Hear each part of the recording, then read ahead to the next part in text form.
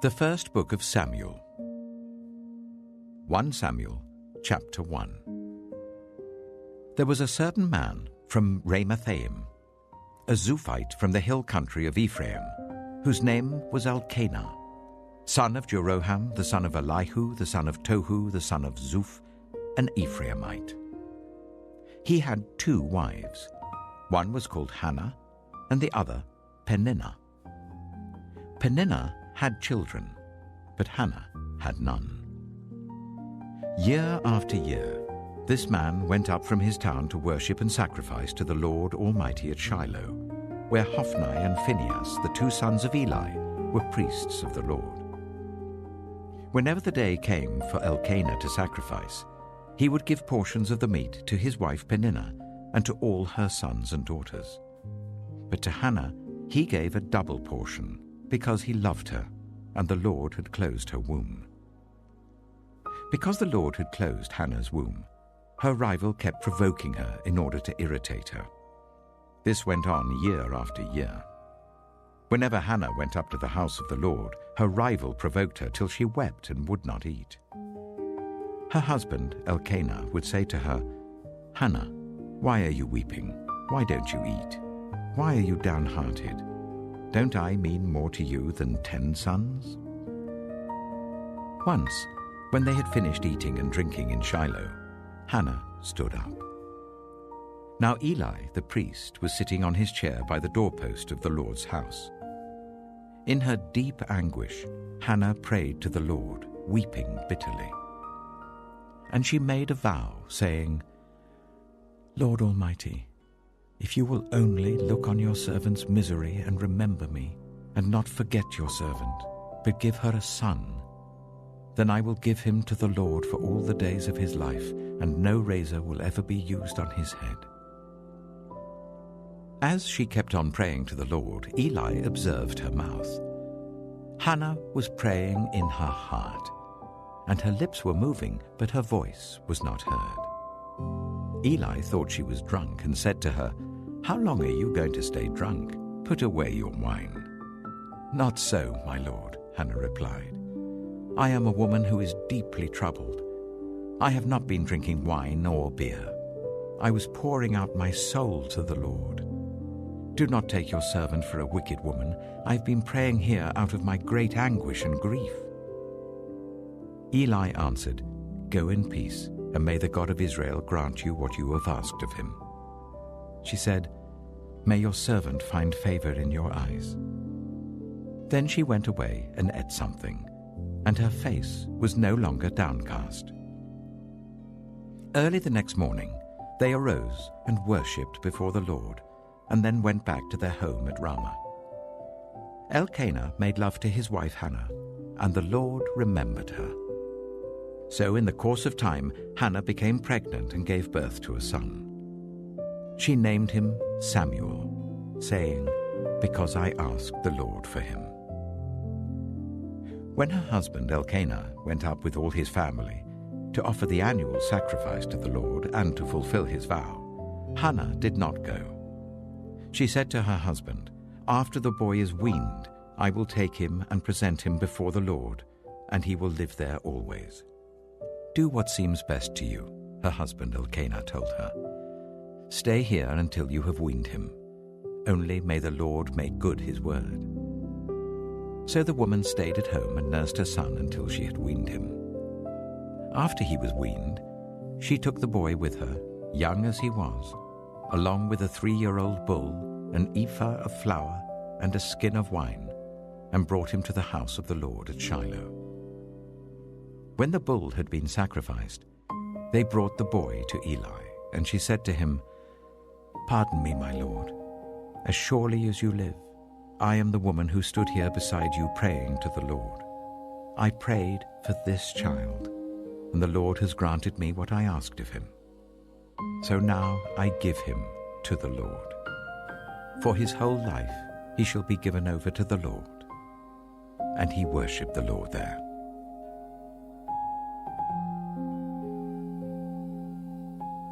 1 Samuel chapter 2.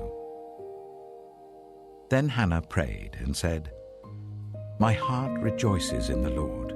In the Lord my horn is lifted high. My mouth boasts over my enemies, for I delight in your deliverance. There is no one holy like the Lord. There is no one besides you. There is no rock like our God. Do not keep talking so proudly, or let your mouth speak such arrogance. For the Lord is a God who knows, and by him deeds are weighed. The bows of the warriors are broken, but those who stumbled are armed with strength. Those who were full hire themselves out for food, but those who were hungry are hungry no more. She who was barren has borne 7 children, but she who has had many sons pines away. The Lord brings death and makes alive. He brings down to the grave and raises up. The Lord sends poverty and wealth. He humbles and he exalts. He raises the poor from the dust and lifts the needy from the ash heap. He seats them with princes and makes them inherit a throne of honor. For the foundations of the earth are the Lord's. On them he has set the world. He will guard the feet of his faithful servants, but the wicked will be silenced in the place of darkness. It is not by strength that one prevails. Those who oppose the Lord will be broken. The Most High will thunder from heaven. The Lord will judge the ends of the earth. He will give strength to his king and exalt the horn of his anointed. Then Elkanah went home to Ramah, but the boy ministered before the Lord under Eli the priest. Eli's sons were scoundrels. They had no regard for the Lord. Now it was the practice of the priests that whenever any of the people offered a sacrifice, the priest's servant would come with a 3-pronged fork in his hand while the meat was being boiled, and would plunge the fork into the pan or kettle or cauldron or pot. Whatever the fork brought up, the priest would take for himself. This is how they treated all the Israelites who came to Shiloh. But even before the fat was burned, the priest's servant would come and say to the person who was sacrificing, "Give the priest some meat to roast. He won't accept boiled meat from you, but only raw." If the person said to him, "Let the fat be burned first, and then take whatever you want," the servant would answer, "No, hand it over now. If you don't, I'll take it by force." This sin of the young men was very great in the Lord's sight, for they were treating the Lord's offering with contempt. But Samuel was ministering before the Lord, a boy wearing a linen ephod. Each year his mother made him a little robe and took it to him when she went up with her husband to offer the annual sacrifice. Eli would bless Elkanah and his wife, saying, "May the Lord give you children by this woman to take the place of the one she prayed for and gave to the Lord." Then they would go home. And the Lord was gracious to Hannah. She gave birth to 3 sons and 2 daughters. Meanwhile, the boy Samuel grew up in the presence of the Lord. Now Eli, who was very old, heard about everything his sons were doing to all Israel, and how they slept with the women who served at the entrance to the tent of meeting. So he said to them, "Why do you do such things? I hear from all the people about these wicked deeds of yours. No, my sons, the report I hear spreading among the Lord's people is not good. If one person sins against another, God may mediate for the offender. But if anyone sins against the Lord, who will intercede for them?" His sons, however, did not listen to their father's rebuke, for it was the Lord's will to put them to death. And the boy Samuel continued to grow in stature and in favor with the Lord and with people. Now a man of God came to Eli and said to him, "This is what the Lord says. Did I not clearly reveal myself to your ancestors' family when they were in Egypt under Pharaoh? I chose your ancestor out of all the tribes of Israel to be my priest, to go up to my altar, to burn incense, and to wear an ephod in my presence. I also gave your ancestors' family all the food offerings presented by the Israelites. Why do you scorn my sacrifice and offering that I prescribed for my dwelling? Why do you honor your sons more than me, by fattening yourselves on the choice parts of every offering made by my people Israel? Therefore the Lord, the God of Israel, declares, I promised that members of your family would minister before me forever. But now the Lord declares, far be it from me. Those who honor me, I will honor, but those who despise me will be disdained. The time is coming when I will cut short your strength and the strength of your priestly house, so that no one in it will reach old age, and you will see distress in my dwelling. Although good will be done to Israel, no one in your family line will ever reach old age. Every one of you that I do not cut off from serving at my altar, I will spare only to destroy your sight and sap your strength, and all your descendants will die in the prime of life. And what happens to your 2 sons, Hophni and Phinehas, will be assigned to you. They will both die on the same day. I will raise up for myself a faithful priest, who will do according to what is in my heart and mind. I will firmly establish his priestly house, and they will minister before my anointed one always. Then everyone left in your family line will come and bow down before him for a piece of silver and a loaf of bread, and plead, appoint me to some priestly office so that I can have food to eat.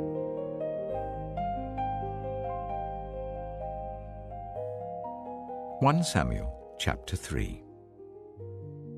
The boy Samuel ministered before the Lord under Eli.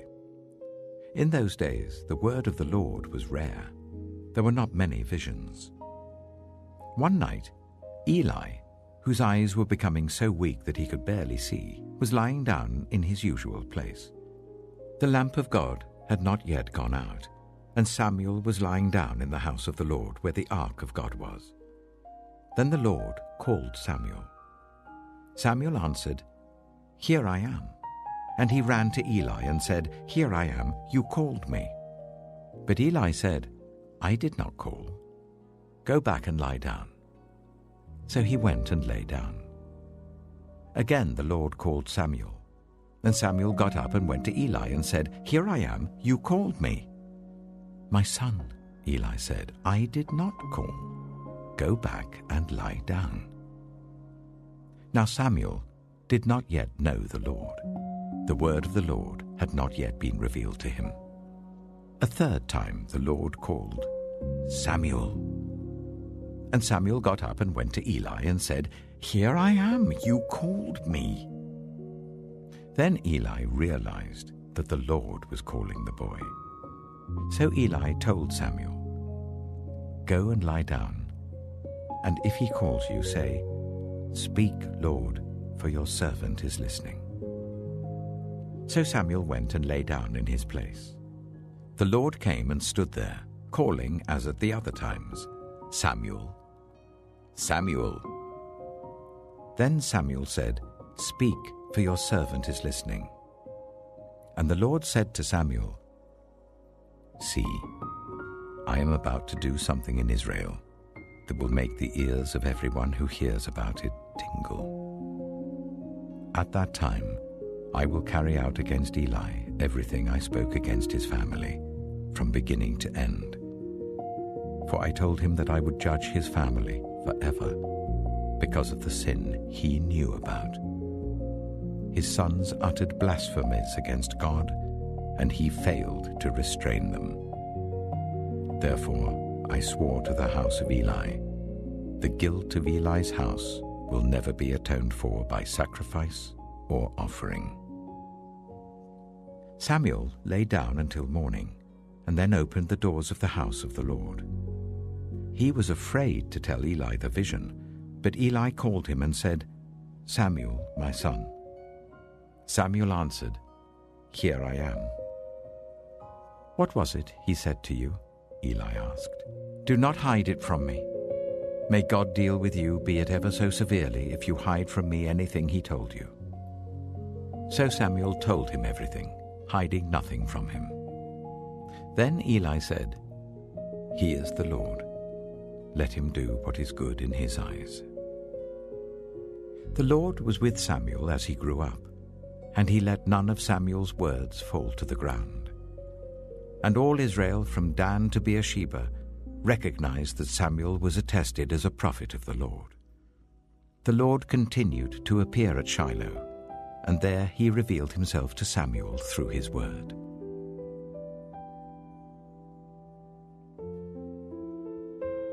Samuel chapter 4. And Samuel's word came to all Israel. Now the Israelites went out to fight against the Philistines. The Israelites camped at Ebenezer, and the Philistines at Aphek.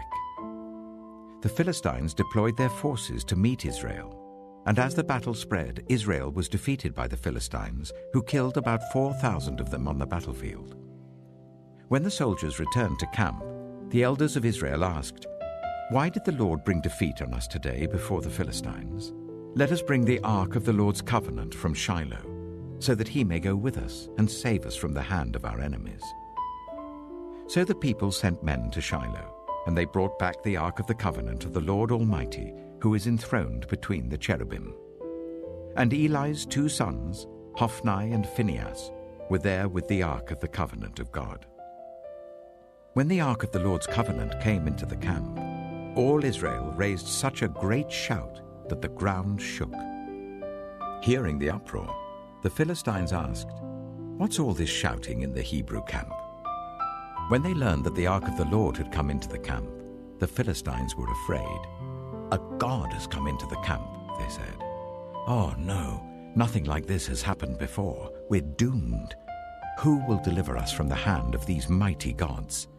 They are the gods who struck the Egyptians with all kinds of plagues in the wilderness. Be strong, Philistines. Be men, or you will be subject to the Hebrews as they have been to you. Be men and fight." So the Philistines fought, and the Israelites were defeated, and every man fled to his tent. The slaughter was very great. Israel lost 30,000 foot soldiers. The ark of God was captured, and Eli's 2 sons, Hophni and Phinehas, died. That same day, a Benjaminite ran from the battle line and went to Shiloh with his clothes torn and dust on his head. When he arrived, there was Eli sitting on his chair by the side of the road, watching, because his heart feared for the ark of God. When the man entered the town and told what had happened, the whole town sent up a cry. Eli heard the outcry and asked, "What is the meaning of this uproar?" The man hurried over to Eli, who was 98 years old, and whose eyes had failed so that he could not see. He told Eli, "I have just come from the battle line. I fled from it this very day." Eli asked, "What happened, my son?" The man who brought the news replied, "Israel fled before the Philistines, and the army has suffered heavy losses. Also your 2 sons, Hophni and Phinehas, are dead, and the ark of God has been captured." When he mentioned the ark of God, Eli fell backwards off his chair by the side of the gate. His neck was broken, and he died, for he was an old man, and he was heavy. He had led Israel for 40 years. His daughter-in-law, the wife of Phinehas, was pregnant and near the time of delivery. When she heard the news that the ark of God had been captured and that her father-in-law and her husband were dead, she went into labor and gave birth, but was overcome by her labor pains. As she was dying, the women attending her said, "Don't despair, you've given birth to a son." But she did not respond or pay any attention. She named the boy Ichabod, saying, "The glory has departed from Israel," because of the capture of the ark of God and the deaths of her father-in-law and her husband. She said, "The glory has departed from Israel, for the ark of God has been captured."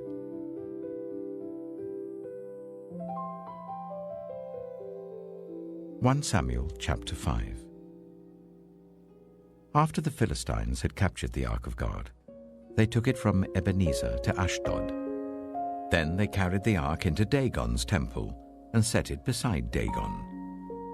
When the people of Ashdod rose early the next day, there was Dagon, fallen on his face on the ground before the ark of the Lord. They took Dagon and put him back in his place. But the following morning when they rose, there was Dagon, fallen on his face on the ground before the ark of the Lord. His head and hands had been broken off and were lying on the threshold. Only his body remained. That is why to this day, neither the priests of Dagon nor any others who enter Dagon's temple at Ashdod step on the threshold. The Lord's hand was heavy on the people of Ashdod and its vicinity.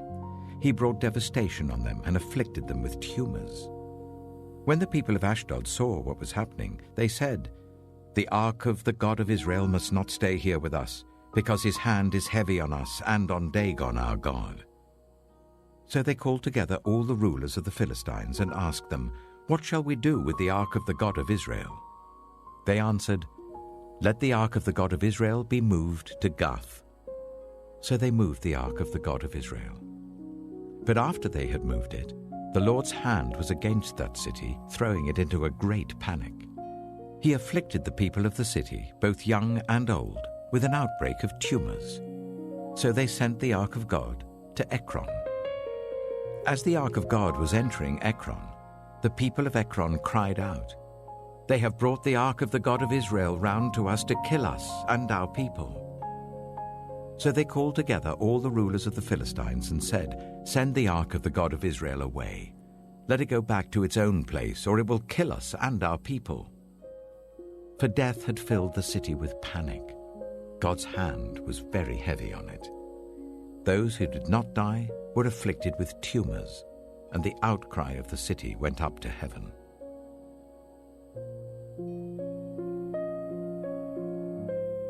One Samuel chapter 6. When the ark of the Lord had been in Philistine territory for 7 months, the Philistines called for the priests and the diviners and said, "What shall we do with the ark of the Lord? Tell us how we should send it back to its place." They answered, "If you return the ark of the God of Israel, do not send it back to him without a gift. By all means send a guilt offering to him. Then you will be healed, and you will know why his hand has not been lifted from you." The Philistines asked, "What guilt offering should we send to him?" They replied, 5 gold tumors and 5 gold rats, according to the number of the Philistine rulers, because the same plague has struck both you and your rulers. Make models of the tumors and of the rats that are destroying the country, and give glory to Israel's God. Perhaps he will lift his hand from you and your gods and your land. Why do you harden your hearts as the Egyptians and Pharaoh did? When Israel's God dealt harshly with them, did they not send the Israelites out so that they could go on their way?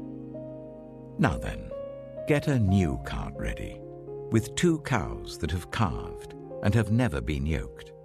Hitch the cows to the cart, but take their calves away and pen them up. Take the ark of the Lord and put it on the cart, and in a chest beside it put the gold objects you are sending back to him as a guilt offering. Send it on its way, but keep watching it. If it goes up to its own territory, towards Beth Shemesh, then the Lord has brought this great disaster on us. But if it does not, then we shall know that it was not his hand that struck us, but that it happened to us by chance." So they did this. They took 2 such cows and hitched them to the cart and penned up their calves. They placed the ark of the Lord on the cart, and along with it the chest containing the gold rats and the models of the tumors. Then the cows went straight up towards Beth Shemesh, keeping on the road and lowing all the way. They did not turn to the right or to the left. The rulers of the Philistines followed them as far as the border of Beth Shemesh. Now the people of Beth Shemesh were harvesting their wheat in the valley, and when they looked up and saw the ark, they rejoiced at the sight. The ark came to the field of Joshua of Beth Shemesh, and there it stopped beside a large rock. The people chopped up the wood of the cart and sacrificed the cows as a burnt offering to the Lord. The Levites took down the ark of the Lord together with the chest containing the gold objects and placed them on the large rock. On that day, the people of Beth-shemesh offered burnt offerings and made sacrifices to the Lord. The 5 rulers of the Philistines saw all this and then returned that same day to Ekron. These are the gold tumors the Philistines sent as a guilt offering to the Lord. 1 each for Ashdod, Gaza, Ashkelon, Gath, and Ekron. And the number of the gold rats was according to the number of Philistine towns belonging to the 5 rulers, the fortified towns with their country villages. The large rock on which the Levites set the ark of the Lord is a witness to this day in the field of Joshua of Beth-shemesh. But God struck down some of the inhabitants of Beth-shemesh, putting 70 of them to death because they looked into the ark of the Lord. The people mourned because of the heavy blow the Lord had dealt them. And the people of Beth-shemesh asked, "Who can stand in the presence of the Lord, this holy God? To whom will the ark go up from here?" Then they sent messengers to the people of Kiriath-jearim, saying, "The Philistines have returned the ark of the Lord. Come down and take it up to your town."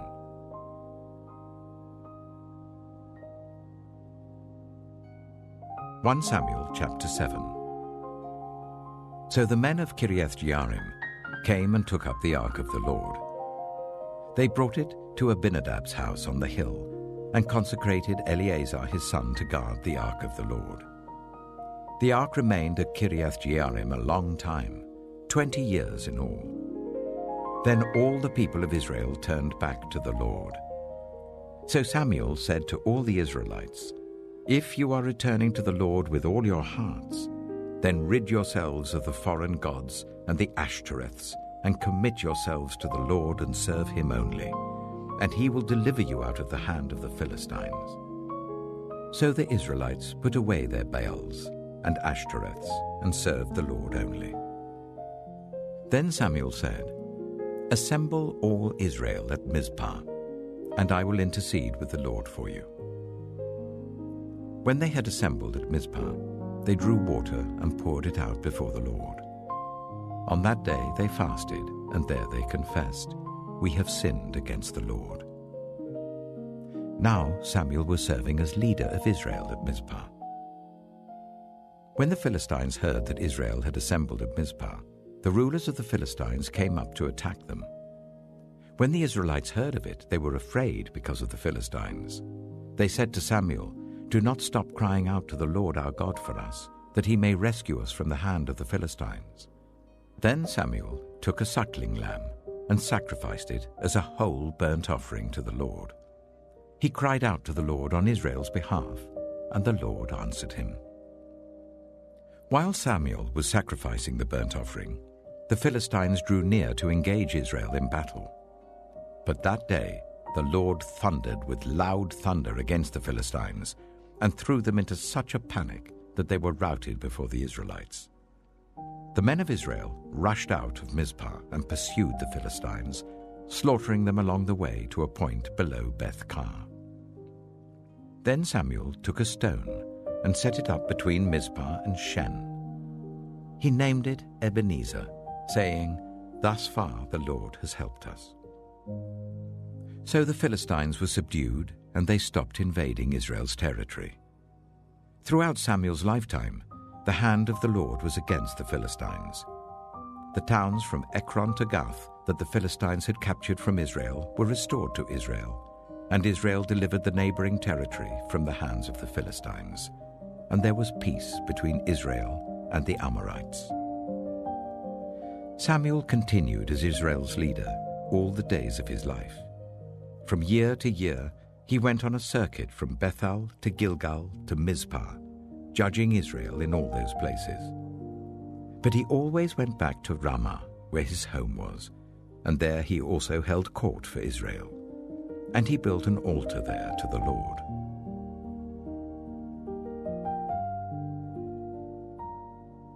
(1 Samuel chapter 8). When Samuel grew old, he appointed his sons as Israel's leaders. The name of his firstborn was Joel, and the name of his second was Abijah, and they served at Beersheba. But his sons did not follow his ways. They turned aside after dishonest gain and accepted bribes and perverted justice. So all the elders of Israel gathered together and came to Samuel at Ramah. They said to him, "You are old, and your sons do not follow your ways. Now appoint a king to lead us, such as all the other nations have." But when they said, "Give us a king to lead us," this displeased Samuel. So he prayed to the Lord. And the Lord told him, "Listen to all that the people are saying to you. It is not you they have rejected, but they have rejected me as their king, as they have done from the day I brought them up out of Egypt until this day, forsaking me and serving other gods. So they are doing to you. Now listen to them, but warn them solemnly, and let them know what the king who will reign over them will claim as his rights." Samuel told all the words of the Lord to the people who were asking him for a king. He said, "This is what the king who will reign over you will claim as his rights. He will take your sons and make them serve with his chariots and horses, and they will run in front of his chariots. Some he will assign to be commanders of thousands and commanders of 50s, and others to plow his ground and reap his harvest, and still others to make weapons of war and equipment for his chariots. He will take your daughters to be perfumers and cooks and bakers. He will take the best of your fields and vineyards and olive groves and give them to his attendants. He will take 1/10 of your grain and of your vintage and give it to his officials and attendants. Your male and female servants and the best of your cattle and donkeys he will take for his own use. He will take 1/10 of your flocks, and you yourselves will become his slaves. When that day comes, you will cry out for relief from the king you have chosen, but the Lord will not answer you in that day." But the people refused to listen to Samuel. "No," they said, "we want a king over us. Then we shall be like all the other nations, with a king to lead us and to go out before us and fight our battles." When Samuel heard all that the people said, he repeated it before the Lord. The Lord answered, "Listen to them and give them a king." Then Samuel said to the Israelites, "Everyone go back to your own town."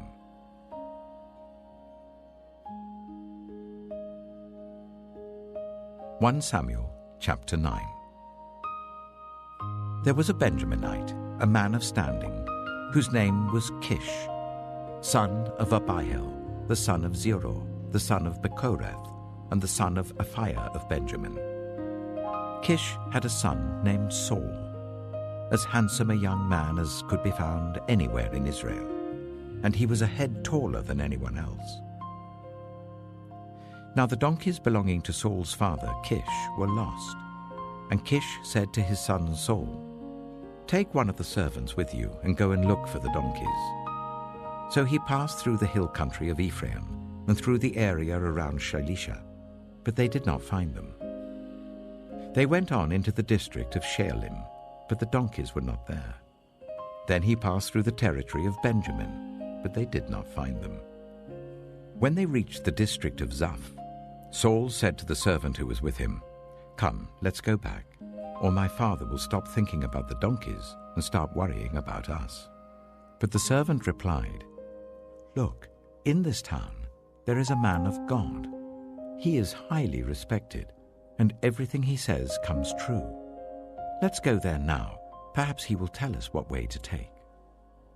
Saul said to his servant, "If we go, what can we give the man? The food in our sacks is gone. We have no gift to take to the man of God. What do we have?" The servant answered him again. "Look," he said, "I have 1/4 of a shekel of silver. I will give it to the man of God so that he will tell us what way to take." Formerly in Israel, if someone went to inquire of God, they would say, "Come, let us go to the seer," because the prophet of today used to be called a seer. "Good," Saul said to his servant. "Come, let's go." So they set out for the town where the man of God was. As they were going up the hill to the town, they met some young women coming out to draw water, and they asked them, "Is the seer here?" "He is," they answered. "He's ahead of you. Hurry now, he has just come to our town today, for the people have a sacrifice at the high place. As soon as you enter the town, you will find him before he goes up to the high place to eat. The people will not begin eating until he comes, because he must bless the sacrifice. Afterwards, those who are invited will eat. Go up now. You should find him about this time." They went up to the town, and as they were entering it, there was Samuel coming towards them on his way up to the high place. Now the day before Saul came, the Lord had revealed this to Samuel. "About this time tomorrow, I will send you a man from the land of Benjamin. Anoint him ruler over my people Israel. He will deliver them from the hand of the Philistines. I have looked on my people, for their cry has reached me." When Samuel caught sight of Saul, the Lord said to him, "This is the man I spoke to you about. He will govern my people." Saul approached Samuel in the gateway and asked, "Would you please tell me where the seer's house is?" "I am the seer," Samuel replied. "Go up ahead of me to the high place, for today you are to eat with me.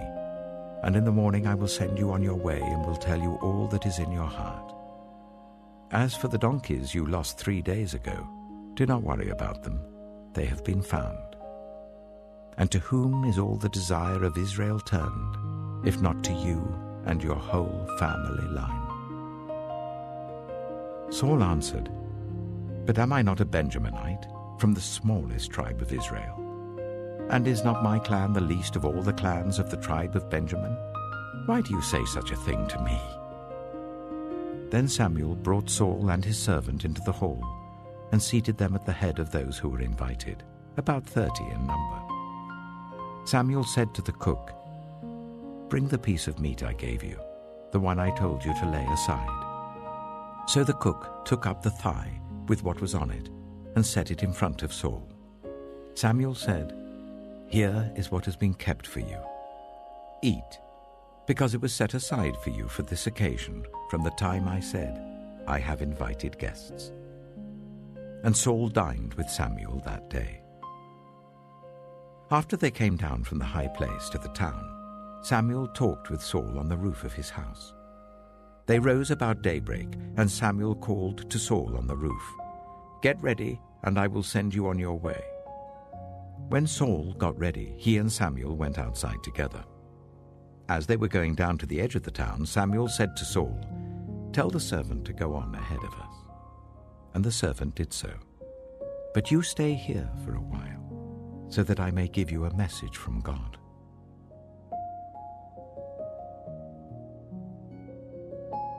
1 Samuel chapter 10.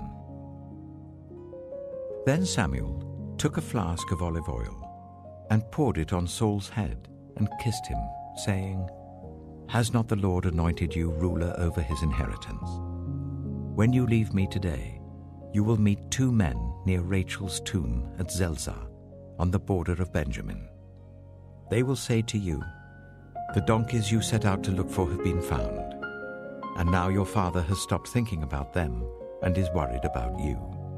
He is asking, 'What shall I do about my son?'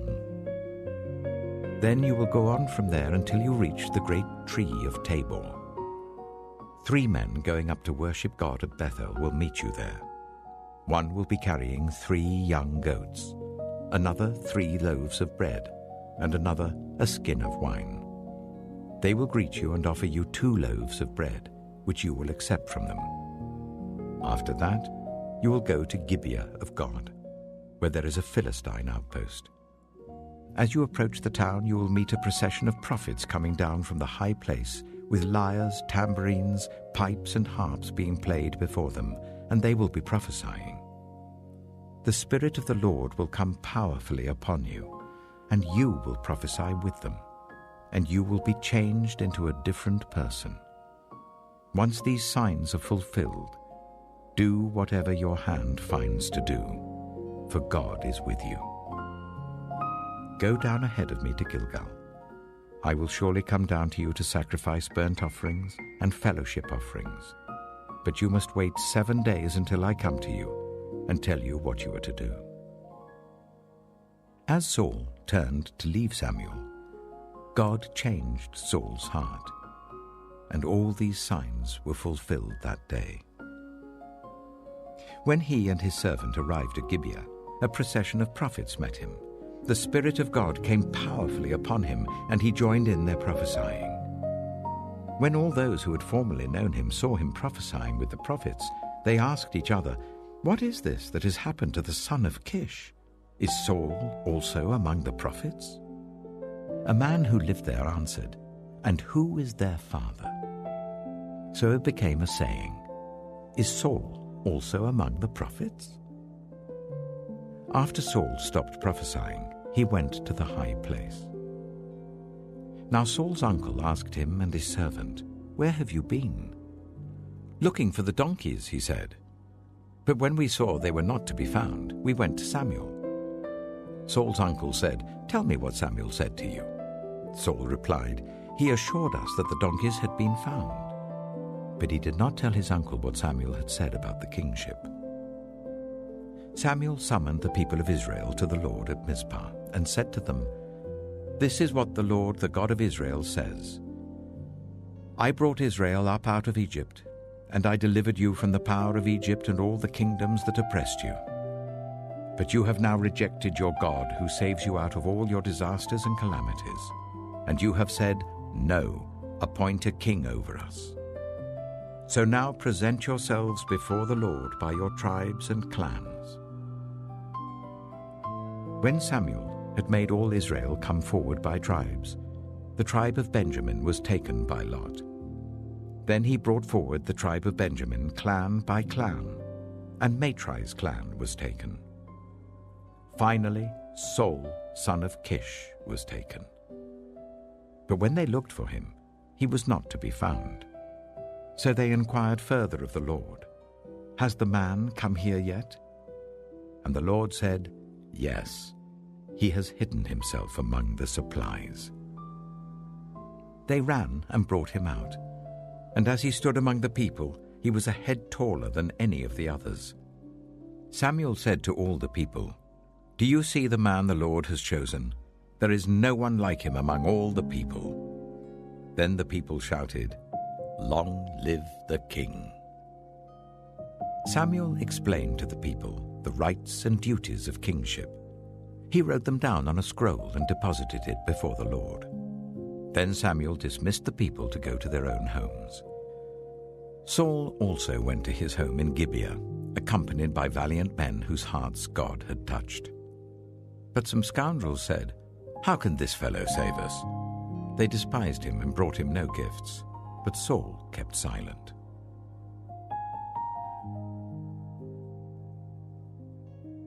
1 Samuel chapter 11. Nahash the Ammonite went up and besieged Jabesh Gilead. And all the men of Jabesh said to him, "Make a treaty with us, and we will be subject to you." But Nahash the Ammonite replied, "I will make a treaty with you only on the condition that I gouge out the right eye of every one of you, and so bring disgrace on all Israel." The elders of Jabesh said to him, "Give us 7 days so that we can send messengers throughout Israel. If no one comes to rescue us, we will surrender to you." When the messengers came to Gibeah of Saul and reported these terms to the people, they all wept aloud. Just then, Saul was returning from the fields behind his oxen. And he asked, "What is wrong with everyone? Why are they weeping?" Then they repeated to him what the men of Jabesh had said. When Saul heard their words, the Spirit of God came powerfully upon him, and he burned with anger. He took a pair of oxen, cut them into pieces, and sent the pieces by messengers throughout Israel, proclaiming, "This is what will be done to the oxen of anyone who does not follow Saul and Samuel." Then the terror of the Lord fell on the people, and they came out together as one. When Saul mustered them at Bezek, the men of Israel numbered 300,000, and those of Judah 30,000. They told the messengers who had come, "Say to the men of Jabesh Gilead, by the time the sun is hot tomorrow, you will be rescued." When the messengers went and reported this to the men of Jabesh, they were elated. They said to the Ammonites, "Tomorrow we will surrender to you, and you can do to us whatever you like." The next day, Saul separated his men into 3 divisions. During the last watch of the night, they broke into the camp of the Ammonites and slaughtered them until the heat of the day. Those who survived were scattered, so that no 2 of them were left together. The people then said to Samuel, "Who was it that asked, 'Shall Saul reign over us?' Turn these men over to us, so that we may put them to death." But Saul said, "No one will be put to death today, for this day the Lord has rescued Israel." Then Samuel said to the people, "Come, let us go to Gilgal, and there renew the kingship." So all the people went to Gilgal and made Saul king in the presence of the Lord. There they sacrificed fellowship offerings before the Lord, and Saul and all the Israelites held a great celebration.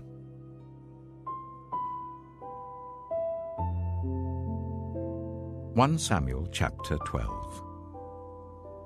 Samuel said to all Israel, "I have listened to everything you said to me, and have set a king over you.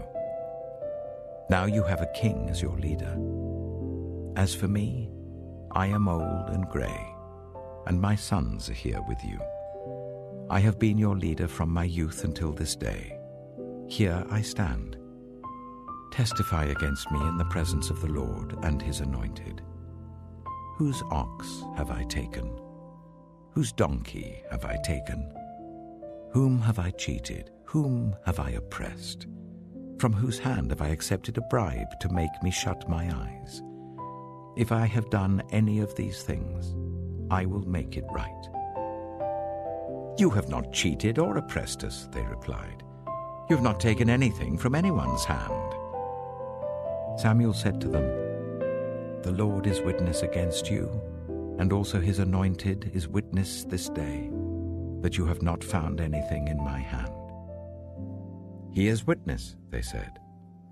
Then Samuel said to the people, "It is the Lord who appointed Moses and Aaron, and brought your ancestors up out of Egypt. Now then, stand here, because I'm going to confront you with evidence before the Lord as to all the righteous acts performed by the Lord for you and your ancestors. After Jacob entered Egypt, they cried to the Lord for help, and the Lord sent Moses and Aaron, who brought your ancestors out of Egypt and settled them in this place. But they forgot the Lord their God. So he sold them into the hands of Sisera, the commander of the army of Hazor, and into the hands of the Philistines and the king of Moab, who fought against them. They cried out to the Lord and said, "We have sinned. We have forsaken the Lord and served the Baals and the Ashtoreths. But now deliver us from the hands of our enemies, and we will serve you."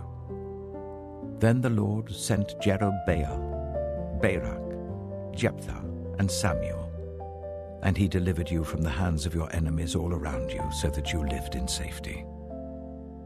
But when you saw that Nahash, king of the Ammonites, was moving against you, you said to me, "No, we want a king to rule over us," even though the Lord your God was your king. Now, here is the king you have chosen, the one you asked for.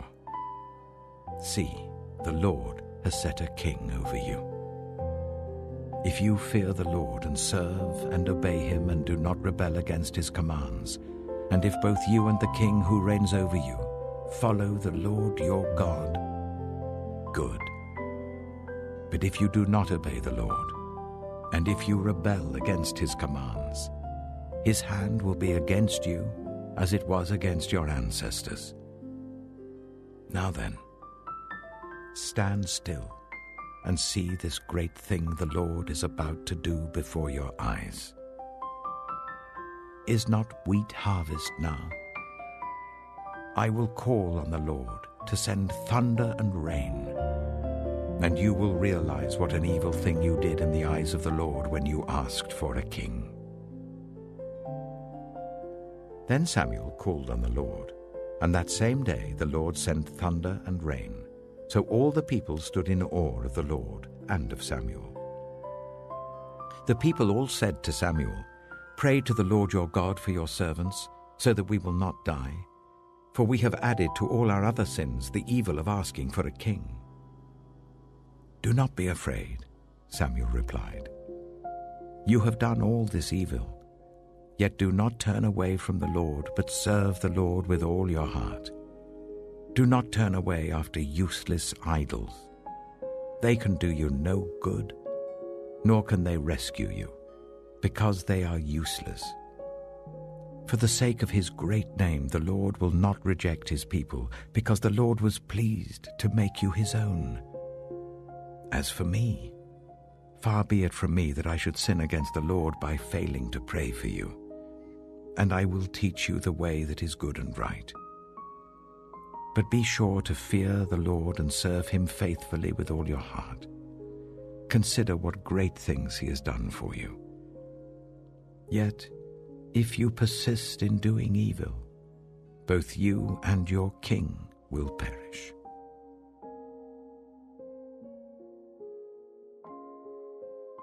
(1 Samuel chapter 13). Saul was 30 years old when he became king, and he reigned over Israel for 42 years. Saul chose 3,000 men from Israel. 2,000 were with him at Michmash in the hill country of Bethel, and 1,000 were with Jonathan at Gibeah in Benjamin. The rest of the men he sent back to their homes. Jonathan attacked the Philistine outpost at Geba, and the Philistines heard about it. Then Saul had the trumpet blown throughout the land and said, "Let the Hebrews hear." So all Israel heard the news. Saul has attacked the Philistine outpost, and now Israel has become obnoxious to the Philistines.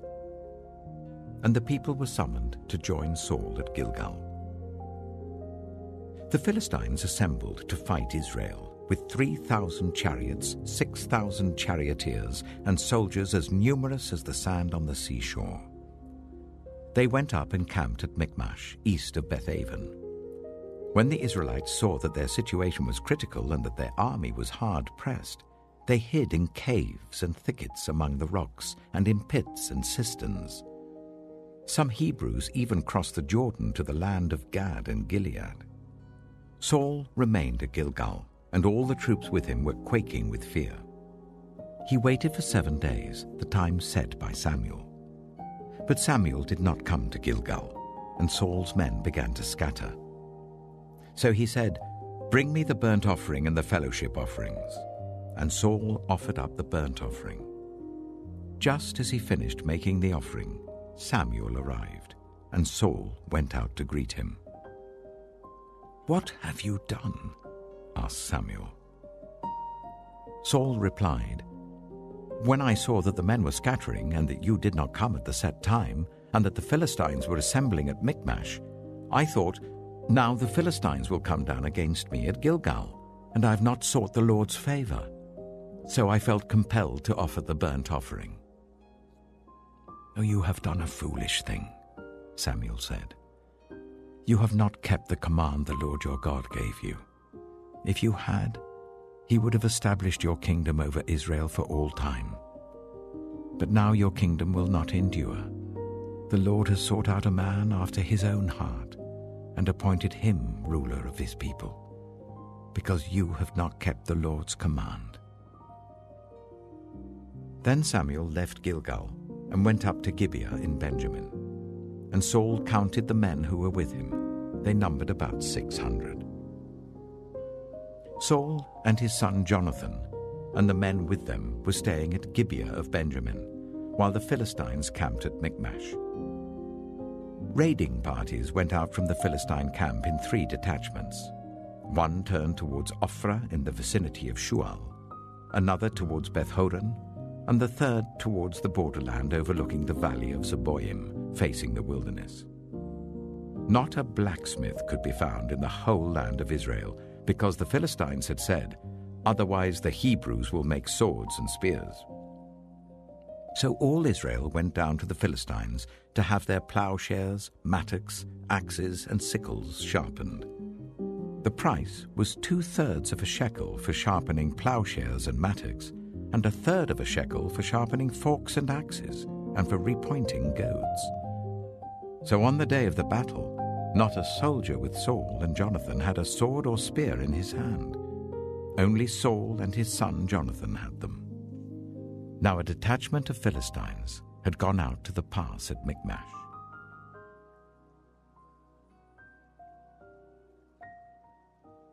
Samuel chapter 14.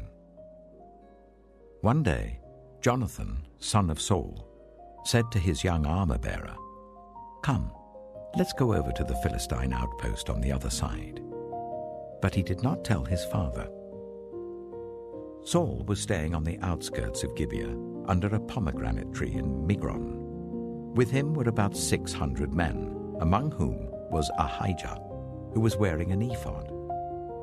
He was a son of Ichabod's brother, Ahitub, son of Phinehas, the son of Eli, the Lord's priest in Shiloh. No one was aware that Jonathan had left.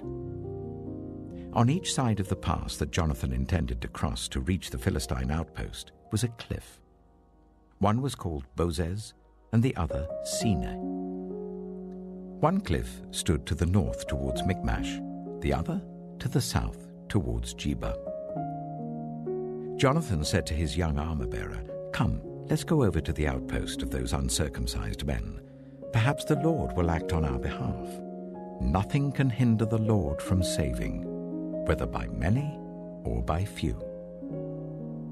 "Do all that you have in mind," his armor-bearer said. "Go ahead. I am with you, heart and soul." Jonathan said, "Come on then. We will cross over towards them and let them see us. If they say to us, 'Wait there until we come to you,' we will stay where we are and not go up to them. But if they say, 'Come up to us,' we will climb up, because that will be our sign that the Lord has given them into our hands." So both of them showed themselves to the Philistine outpost. "Look," said the Philistines, "the Hebrews are crawling out of the holes they were hiding in." The men of the outpost shouted to Jonathan and his armor-bearer, "Come up to us and we'll teach you a lesson." So Jonathan said to his armor-bearer, "Climb up after me. The Lord has given them into the hand of Israel." Jonathan climbed up using his hands and feet, with his armor-bearer right behind him. The Philistines fell before Jonathan, and his armor-bearer followed and killed behind him. In that first attack, Jonathan and his armor-bearer killed some 20 men in an area of about half an acre. Then panic struck the whole army, those in the camp and field and those in the outposts and raiding parties, and the ground shook. It was a panic sent by God.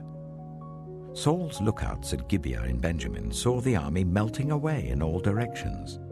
Then Saul said to the men who were with him, "Muster the forces and see who has left us." When they did, it was Jonathan and his armor-bearer who were not there.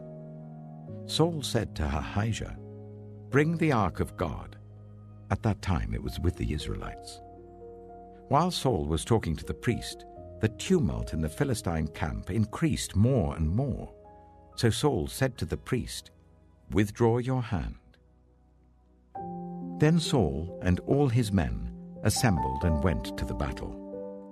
They found the Philistines in total confusion, striking each other with their swords.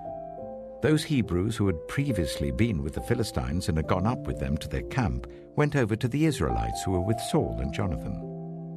When all the Israelites who had hidden in the hill country of Ephraim heard that the Philistines were on the run, they joined the battle in hot pursuit. So on that day the Lord saved Israel, and the battle moved on beyond Beth-aven. Now the Israelites were in distress that day, because Saul had bound the people under an oath, saying, "Cursed be anyone who eats food before evening comes, before I have avenged myself on my enemies." So none of the troops tasted food. The entire army entered the woods, and there was honey on the ground. When they went into the woods, they saw the honey oozing out. Yet no one put his hand to his mouth because they feared the oath. But Jonathan had not heard that his father had bound the people with the oath, so he reached out the end of the staff that was in his hand and dipped it into the honeycomb. He raised his hand to his mouth, and his eyes brightened.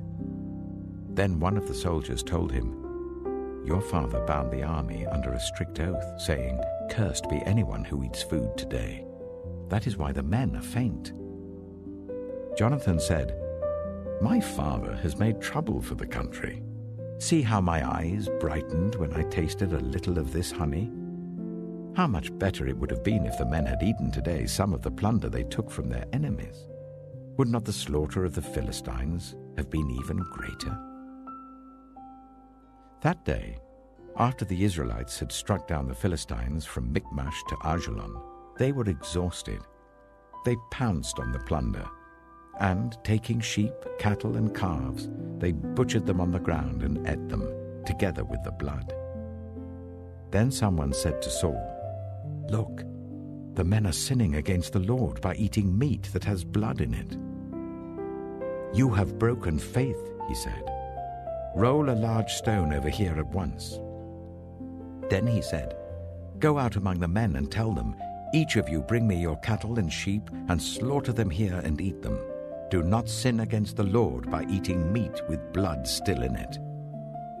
So everyone brought his ox that night and slaughtered it there. Then Saul built an altar to the Lord. It was the first time he had done this. Saul said, "Let us go down and pursue the Philistines by night and plunder them till dawn, and let us not leave one of them alive." "Do whatever seems best to you," they replied. But the priest said, "Let us inquire of God here." So Saul asked God, "Shall I go down and pursue the Philistines? Will you give them into Israel's hand?" But God did not answer him that day. Saul therefore said, "Come here, all you who are leaders of the army, and let us find out what sin has been committed today. As surely as the Lord who rescues Israel lives, even if the guilt lies with my son Jonathan, he must die." But not one of them said a word. Saul then said to all the Israelites, "You stand over there. I and Jonathan my son will stand over here." "Do what seems best to you," they replied. Then Saul prayed to the Lord, the God of Israel, "Why have you not answered your servant today? If the fault is in me or my son Jonathan, respond with Urim. But if the men of Israel are at fault, respond with Thummim." Jonathan and Saul were taken by lot, and the men were cleared. Saul said, "Cast the lot between me and Jonathan my son." And Jonathan was taken. Then Saul said to Jonathan, "Tell me what you have done." So Jonathan told him, "I tasted a little honey with the end of my staff, and now I must die?" Saul said, "May God deal with me, be it ever so severely, if you do not die, Jonathan." But the men said to Saul, "Should Jonathan die? He who has brought about this great deliverance in Israel? Never. As surely as the Lord lives, not a hair of his head shall fall to the ground, for he did this today with God's help." So the men rescued Jonathan, and he was not put to death. Then Saul stopped pursuing the Philistines, and they withdrew to their own land. After Saul had assumed rule over Israel, he fought against their enemies on every side: Moab, the Ammonites, Edom, the kings of Zobah, and the Philistines. Wherever he turned, he inflicted punishment on them. He fought valiantly and defeated the Amalekites, delivering Israel from the hands of those who had plundered them. Saul's sons were Jonathan, Ishvi, and Malchishua. The name of his elder daughter was Merab, and that of the younger was Michal. His wife's name was Ahinoam, daughter of Ahimaaz. The name of the commander of Saul's army was Abner, son of Ner, and Ner was Saul's uncle. Saul's father, Kish, and Abner's father, Ner, were sons of Abiel. All the days of Saul there was bitter war with the Philistines, and whenever Saul saw a mighty or brave man, he took him into his service.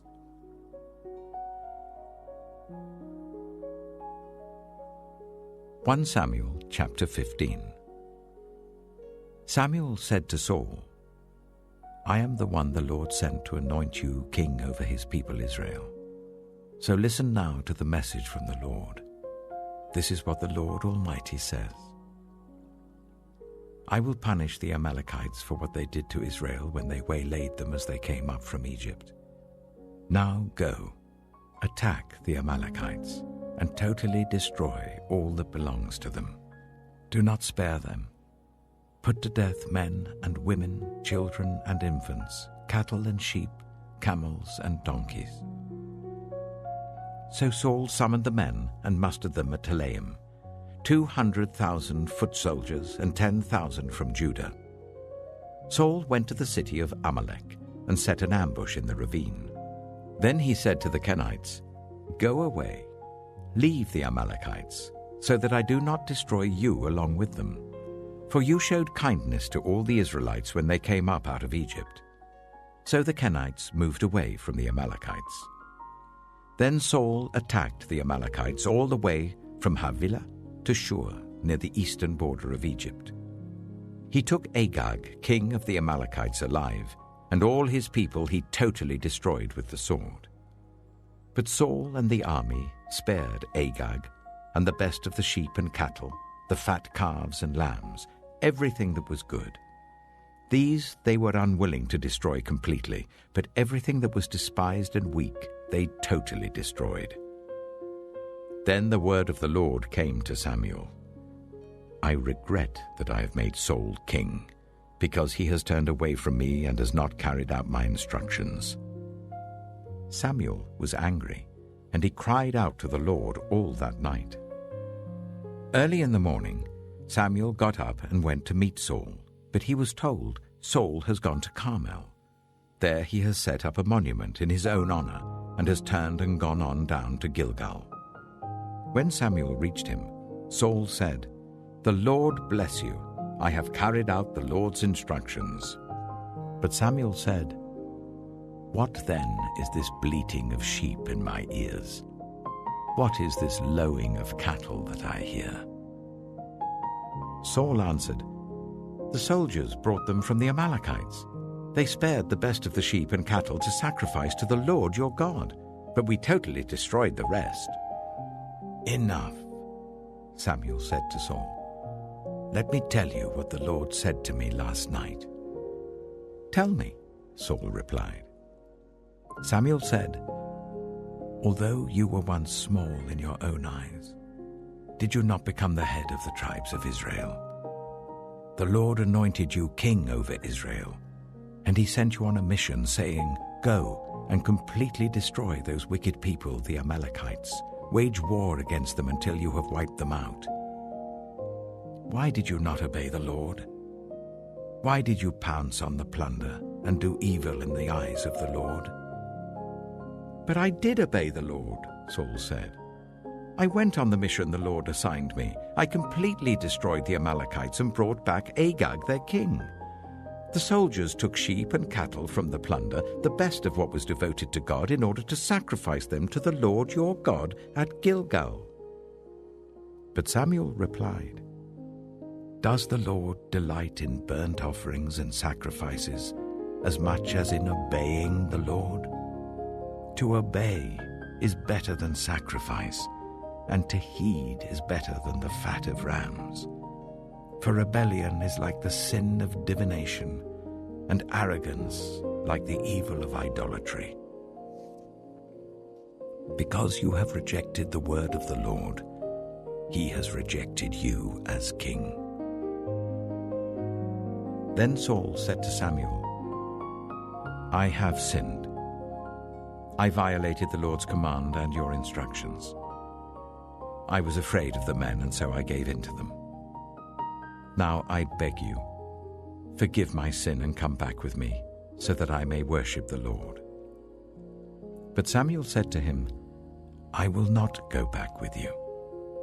You have rejected the word of the Lord, and the Lord has rejected you as king over Israel." As Samuel turned to leave, Saul caught hold of the hem of his robe, and it tore. Samuel said to him, "The Lord has torn the kingdom of Israel from you today, and has given it to one of your neighbors, to one better than you.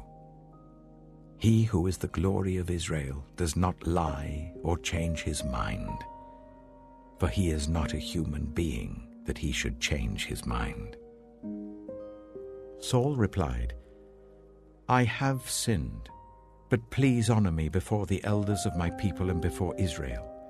Come back with me so that I may worship the Lord your God." So Samuel went back with Saul, and Saul worshipped the Lord. Then Samuel said, "Bring me Agag, king of the Amalekites." Agag came to him in chains, and he thought, "Surely the bitterness of death is past." But Samuel said, "As your sword has made women childless, so will your mother be childless among women." And Samuel put Agag to death before the Lord at Gilgal. Then Samuel left for Ramah, but Saul went up to his home in Gibeah of Saul. Until the day Samuel died, he did not go to see Saul again, though Samuel mourned for him. And the Lord regretted that he had made Saul king over Israel.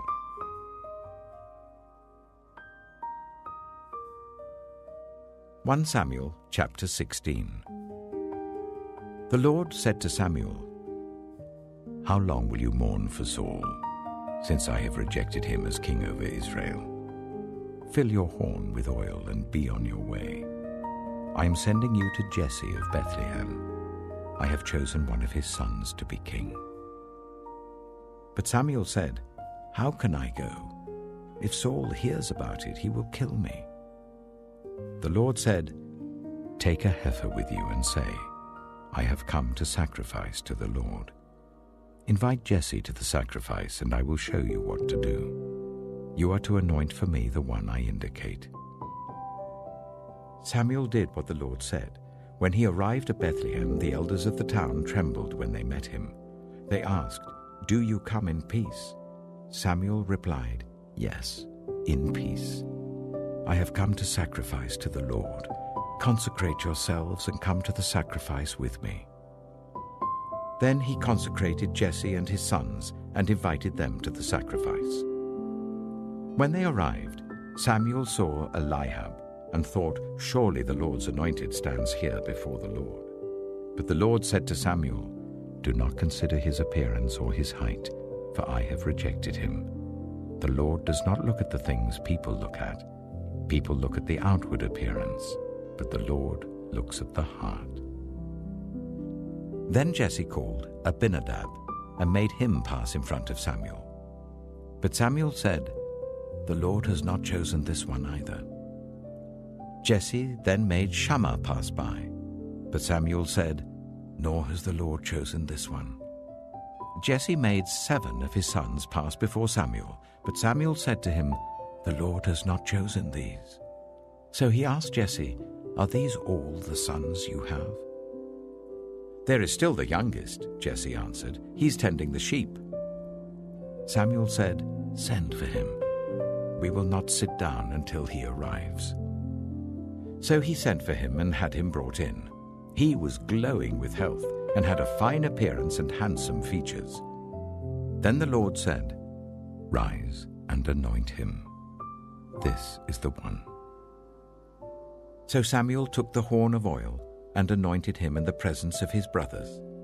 And from that day on, the Spirit of the Lord came powerfully upon David. Samuel then went to Ramah. Now the Spirit of the Lord had departed from Saul, and an evil spirit from the Lord tormented him. Saul's attendants said to him, "See, an evil spirit from God is tormenting you. Let our Lord command his servants here to search for someone who can play the lyre." He will play when the evil spirit from God comes on you, and you will feel better." So Saul said to his attendants, "Find someone who plays well and bring him to me." One of the servants answered, "I've seen a son of Jesse of Bethlehem who knows how to play the lyre. He is a brave man and a warrior. He speaks well and is a fine-looking man, and the Lord is with him." Then Saul sent messengers to Jesse and said, "Send me your son David, who is with the sheep." So Jesse took a donkey loaded with bread, a skin of wine, and a young goat, and sent them with his son David to Saul. David came to Saul and entered his service. Saul liked him very much, and David became one of his armor-bearers. Then Saul sent word to Jesse, saying, "Allow David to remain in my service, for I am pleased with him." Whenever the Spirit from God came on Saul, David would take up his lyre and play. Then relief would come to Saul. He would feel better, and the evil spirit would leave him.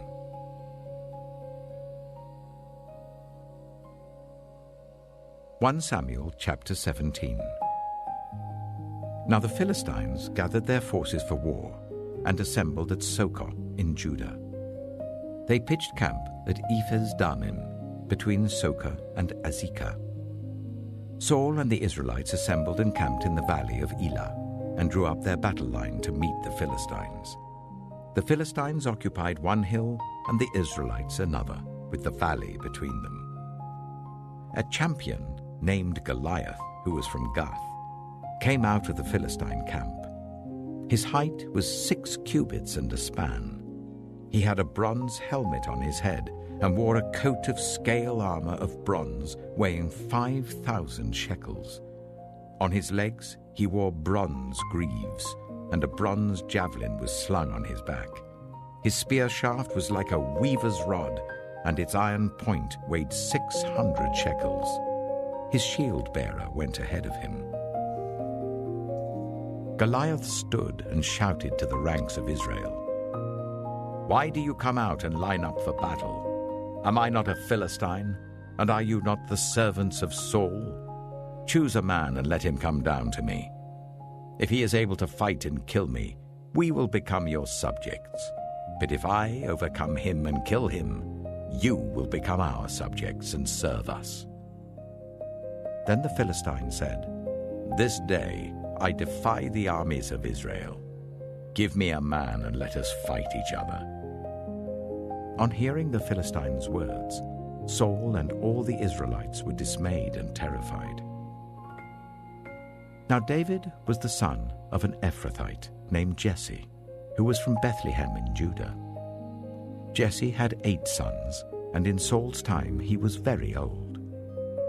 Jesse's 3 eldest sons had followed Saul to the war. The firstborn was Eliab, the second Abinadab, and the third Shammah. David was the youngest. The 3 eldest followed Saul, but David went back and forth from Saul to tend his father's sheep at Bethlehem. For 40 days the Philistine came forward every morning and evening and took his stand. Now Jesse said to his son David, "Take this ephah of roasted grain and these 10 loaves of bread for your brothers and hurry to their camp. Take along these 10 cheeses to the commander of their unit. See how your brothers are and bring back some assurance from them. They are with Saul and all the men of Israel in the valley of Elah, fighting against the Philistines." Early in the morning, David left the flock in the care of a shepherd, loaded up and set out as Jesse had directed. He reached the camp as the army was going out to its battle positions, shouting the war cry. Israel and the Philistines were drawing up their lines facing each other. David left his things with the keeper of supplies, ran to the battle lines, and asked his brothers how they were. As he was talking with them, Goliath, the Philistine champion from Gath, stepped out from his lines and shouted his usual defiance, and David heard it. Whenever the Israelites saw the man, they all fled from him in great fear. Now the Israelites had been saying, "Do you see how this man keeps coming out? He comes out to defy Israel. The king will give great wealth to the man who kills him. He will also give him his daughter in marriage, and will exempt his family from taxes in Israel." David asked the men standing near him, "What will be done for the man who kills this Philistine and removes this disgrace from Israel? Who is this uncircumcised Philistine that he should defy the armies of the living God?" They repeated to him what they had been saying, and told him, "This is what will be done for the man who kills him." When Eliab, David's eldest brother, heard him speaking with the men, he burned with anger at him and asked, "Why have you come down here? And with whom did you leave those few sheep in the wilderness? I know how conceited you are and how wicked your heart is. You came down only to watch the battle." "Now what have I done?" said David. "Can't I even speak?" He then turned away to someone else and brought up the same matter, and the men answered him as before. What David said was overheard and reported to Saul, and Saul sent for him. David said to Saul, "Let no one lose heart on account of this Philistine. Your servant will go and fight him." Saul replied, "You are not able to go out against this Philistine and fight him. You're only a young man, and he has been a warrior from his youth." But David said to Saul, "Your servant has been keeping his father's sheep. When a lion or a bear came and carried off a sheep from the flock, I went after it, struck it, and rescued the sheep from its mouth. When it turned on me, I seized it by its hair, struck it, and killed it. Your servant has killed both the lion and the bear. This uncircumcised Philistine will be like one of them, because he has defied the armies of the living God. The Lord who rescued me from the paw of the lion and the paw of the bear will rescue me from the hand of this Philistine." Saul said to David, "Go, and the Lord be with you." Then Saul dressed David in his own tunic. He put a coat of armor on him and a bronze helmet on his head. David fastened on his sword over the tunic and tried walking around because he was not used to them. "I cannot go in these," he said to Saul, "because I'm not used to them." So he took them off. Then he took his staff in his hand, chose 5 smooth stones from the stream, put them in the pouch of his shepherd's bag, and with his sling in his hand, approached the Philistine. Meanwhile, the Philistine, with his shield-bearer in front of him, kept coming closer to David. He looked David over and saw that he was little more than a boy, glowing with health and handsome, and he despised him. He said to David, "Am I a dog that you come at me with sticks?" And the Philistine cursed David by his gods. "Come here," he said, "and I'll give your flesh to the birds and the wild animals." David said to the Philistine, "You come against me with sword and spear and javelin, but I come against you in the name of the Lord Almighty, the God of the armies of Israel, whom you have defied. This day the Lord will deliver you into my hands, and I'll strike you down and cut off your head. This very day I will give the carcasses of the Philistine army to the birds and the wild animals, and the whole world will know that there is a God in Israel. All those gathered here will know that it is not by sword or spear that the Lord saves, for the battle is the Lord's, and he will give all of you into our hands." As the Philistine moved closer to attack him, David ran quickly towards the battle line to meet him. Reaching into his bag and taking out a stone, he slung it and struck the Philistine on the forehead. The stone sank into his forehead, and he fell face down on the ground. So David triumphed over the Philistine with a sling and a stone. Without a sword in his hand, he struck down the Philistine and killed him. David ran and stood over him. He took hold of the Philistine's sword and drew it from the sheath. After he killed him, he cut off his head with the sword. When the Philistines saw that their hero was dead, they turned and ran. Then the men of Israel and Judah surged forward with a shout and pursued the Philistines to the entrance of Gath and to the gates of Ekron. Their dead were strewn along the Shearaim road to Gath and Ekron. When the Israelites returned from chasing the Philistines, they plundered their camp.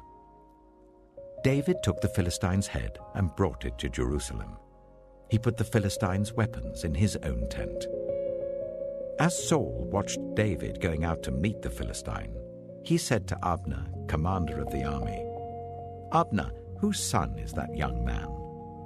Abner replied, "As surely as you live, your majesty, I don't know." The king said, "Find out whose son this young man is." As soon as David returned from killing the Philistine, Abner took him and brought him before Saul, with David still holding the Philistine's head. "Whose son are you, young man?" Saul asked him. David said, "I am the son of your servant Jesse of Bethlehem."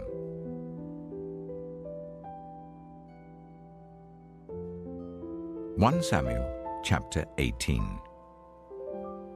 After David had finished talking with Saul, Jonathan became one in spirit with David, and he loved him as himself. From that day, Saul kept David with him and did not let him return home to his family. And Jonathan made a covenant with David because he loved him as himself. Jonathan took off the robe he was wearing and gave it to David, along with his tunic and even his sword, his bow, and his belt. Whatever mission Saul sent him on, David was so successful that Saul gave him a high rank in the army. This pleased all the troops and Saul's officers as well. When the men were returning home after David had killed the Philistine, the women came out from all the towns of Israel to meet King Saul, with singing and dancing, with joyful songs, with tambourines and lyres. As they danced, they sang, "Saul has slain his thousands, and David his tens of thousands." Saul was very angry. This refrain displeased him greatly. "They have credited David with tens of thousands," he thought, "but me with only thousands. What more can he get but the kingdom?" And from that time on, Saul kept a close eye on David. The next day, an evil spirit from God came forcefully on Saul. He was prophesying in his house while David was playing the lyre, as he usually did. Saul had a spear in his hand, and he hurled it, saying to himself, "I'll pin David to the wall." But David eluded him twice. Saul was afraid of David, because the Lord was with David, but had departed from Saul. So he sent David away from him and gave him command over 1,000 men.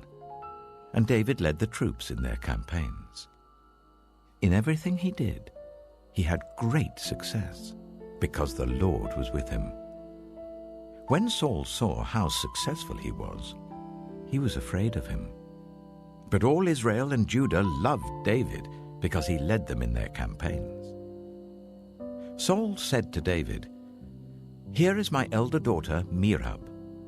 I will give her to you in marriage. Only serve me bravely and fight the battles of the Lord." For Saul said to himself, "I will not raise a hand against him. Let the Philistines do that." But David said to Saul, "Who am I, and what is my family or my clan in Israel, that I should become the king's son-in-law?" So when the time came for Merab, Saul's daughter, to be given to David, she was given in marriage to Adriel of Meholah. Now Saul's daughter, Michal, was in love with David, and when they told Saul about it, he was pleased. "I will give her to him," he thought, "so that she may be a snare to him, and so that the hand of the Philistines may be against him." So Saul said to David, "Now you have a second opportunity to become my son-in-law." Then Saul ordered his attendants, "Speak to David privately and say, 'Look, the king likes you, and his attendants all love you. Now become his son-in-law.'" They repeated these words to David, But David said, "Do you think it is a small matter to become the king's son-in-law? I'm only a poor man and little known." When Saul's servants told him what David had said, Saul replied, "Say to David, the king wants no other price for the bride than 100 Philistine foreskins to take revenge on his enemies." Saul's plan was for David to fall by the hands of the Philistines. When the attendants told David these things, he was pleased to become the king's son-in-law. So before the allotted time elapsed, David took his men with him and went out and killed 200 Philistines and brought back their foreskins. They counted out the full number to the king so that David might become the king's son-in-law. Then Saul gave him his daughter Michal in marriage. When Saul realized that the Lord was with David and that his daughter Michal loved David, Saul became still more afraid of him, and he remained his enemy for the rest of his days. The Philistine commanders continued to go out to battle, and as often as they did, David met with more success than the rest of Saul's officers, and his name became well known.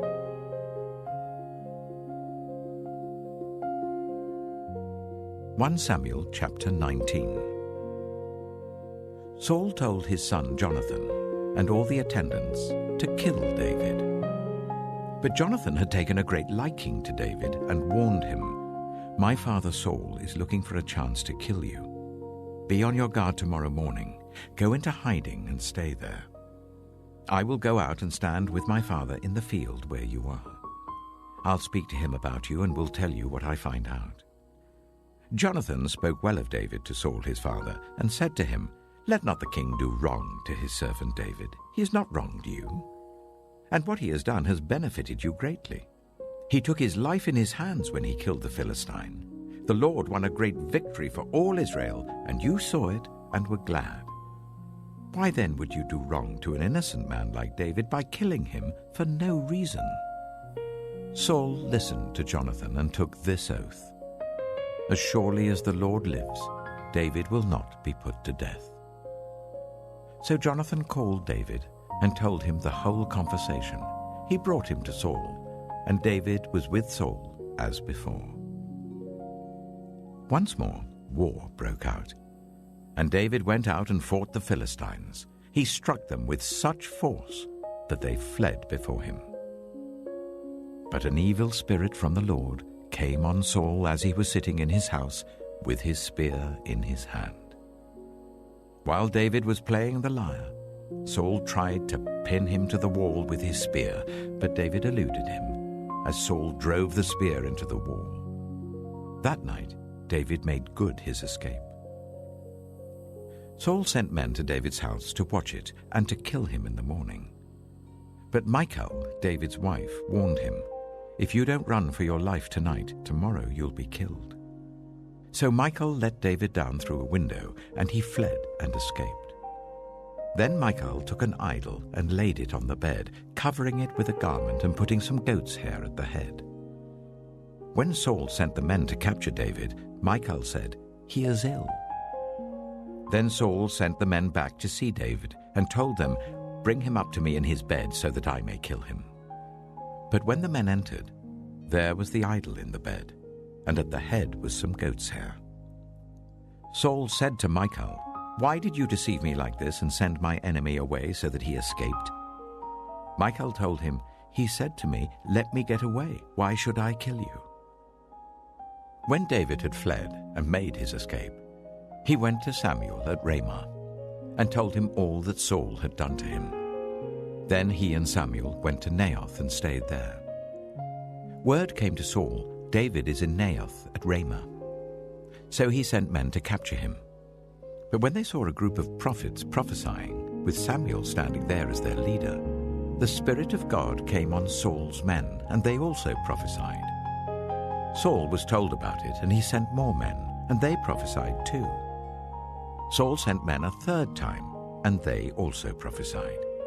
Finally, he himself left for Ramah and went to the great cistern at Seku. And he asked, "Where are Samuel and David?" "Over in Naioth at Ramah," they said. So Saul went to Naioth at Ramah, but the Spirit of God came even on him. And he walked along prophesying until he came to Naioth. He stripped off his garments, and he too prophesied in Samuel's presence. He lay naked all that day and all that night. That is why people say, "Is Saul also among the prophets?"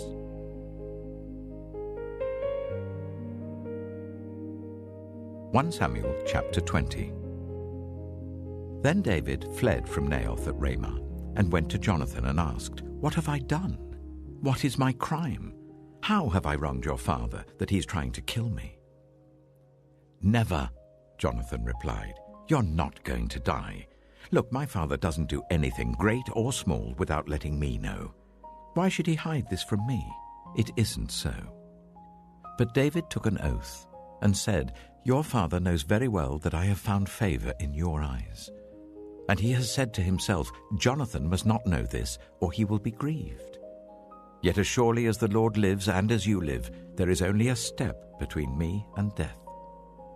Jonathan said to David, "Whatever you want me to do, I'll do for you."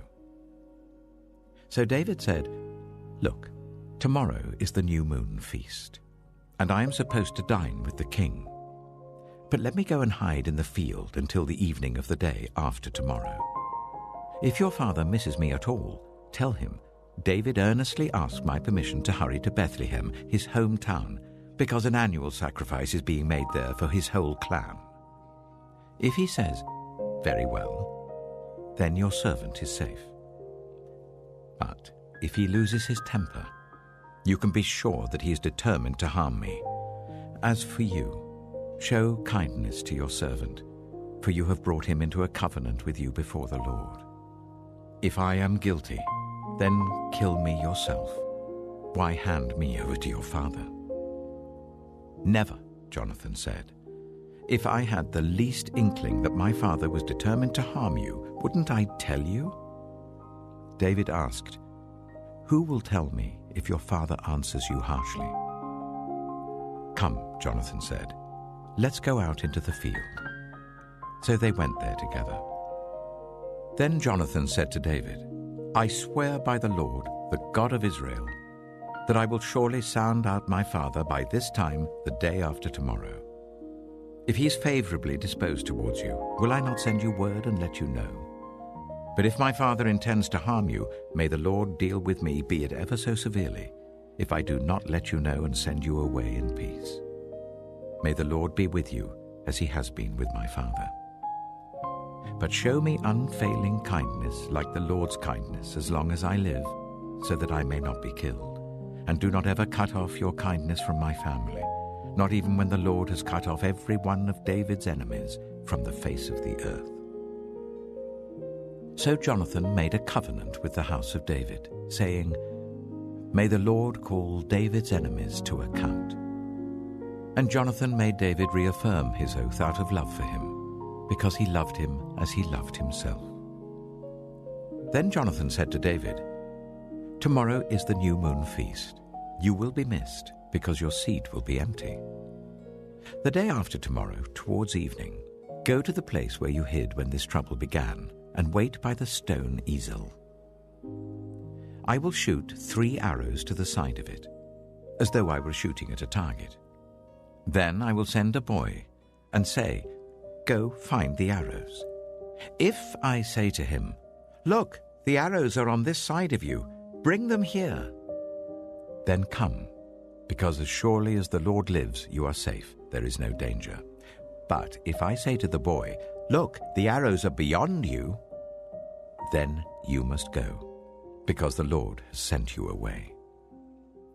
And about the matter you and I discussed, remember, the Lord is witness between you and me forever." So David hid in the field. And when the new moon feast came, the king sat down to eat. He sat in his customary place by the wall, opposite Jonathan, and Abner sat next to Saul, but David's place was empty. Saul said nothing that day, for he thought something must have happened to David to make him ceremonially unclean. Surely he is unclean. But the next day, the second day of the month, David's place was empty again. Then Saul said to his son Jonathan, "Why hasn't the son of Jesse come to the meal, either yesterday or today?" Jonathan answered, "David earnestly asked me for permission to go to Bethlehem. He said, 'Let me go because our family is observing a sacrifice in the town, and my brother has ordered me to be there. If I have found favor in your eyes, let me go to see my brothers.' That is why he has not come to the king's table." Saul's anger flared up at Jonathan, and he said to him, "You son of a perverse and rebellious woman! Don't I know that you have sided with the son of Jesse to your own shame, and to the shame of the mother who bore you? As long as the son of Jesse lives on this earth, neither you nor your kingdom will be established. Now send someone to bring him to me, for he must die." "Why should he be put to death? What has he done?" Jonathan asked his father. But Saul hurled his spear at him to kill him. Then Jonathan knew that his father intended to kill David. Jonathan got up from the table in fierce anger. On that second day of the feast he did not eat, because he was grieved at his father's shameful treatment of David. In the morning, Jonathan went out to the field for his meeting with David. He had a small boy with him, and he said to the boy, "Run and find the arrows I shoot." As the boy ran, he shot an arrow beyond him. When the boy came to the place where Jonathan's arrow had fallen, Jonathan called out after him, "Isn't the arrow beyond you?" Then he shouted, "Hurry, go quickly, don't stop." The boy picked up the arrow and returned to his master. The boy knew nothing about all this, only Jonathan and David knew. Then Jonathan gave his weapons to the boy and said, "Go, carry them back to town." After the boy had gone, David got up from the south side of the stone and bowed down before Jonathan 3 times with his face to the ground. Then they kissed each other and wept together. But David wept the most. Jonathan said to David, "Go in peace, for we have sworn friendship with each other in the name of the Lord, saying, 'The Lord is witness between you and me, and between your descendants and my descendants forever.'" Then David left, and Jonathan went back to the town.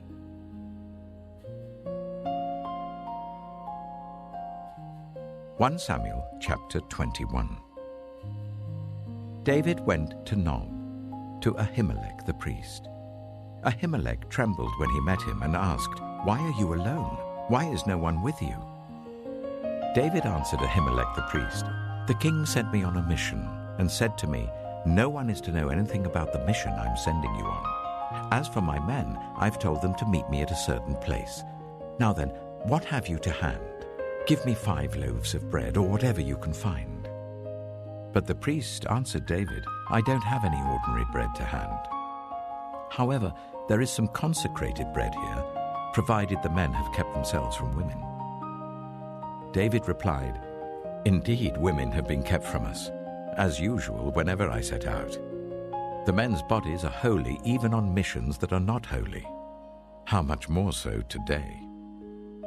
So the priest gave him the consecrated bread, since there was no bread there except the bread of the presence that had been removed from before the Lord and replaced by hot bread on the day it was taken away. Now one of Saul's servants was there that day, detained before the Lord. He was Doeg, the Edomite, Saul's chief shepherd. David asked Ahimelech, "Don't you have a spear or sword here? I haven't brought my sword or any other weapon, because the king's mission was urgent." The priest replied, "The sword of Goliath the Philistine, whom you killed in the valley of Elah, is here.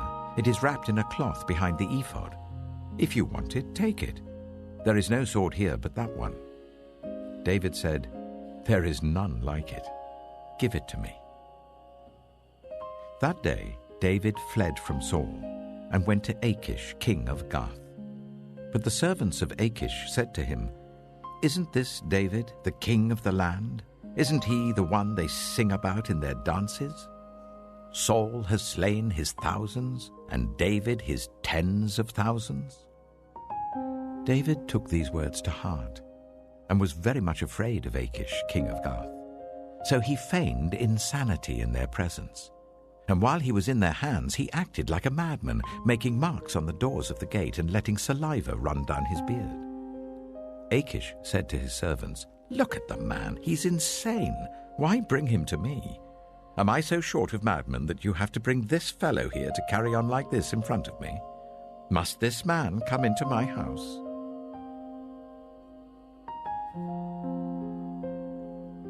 1 Samuel chapter 22.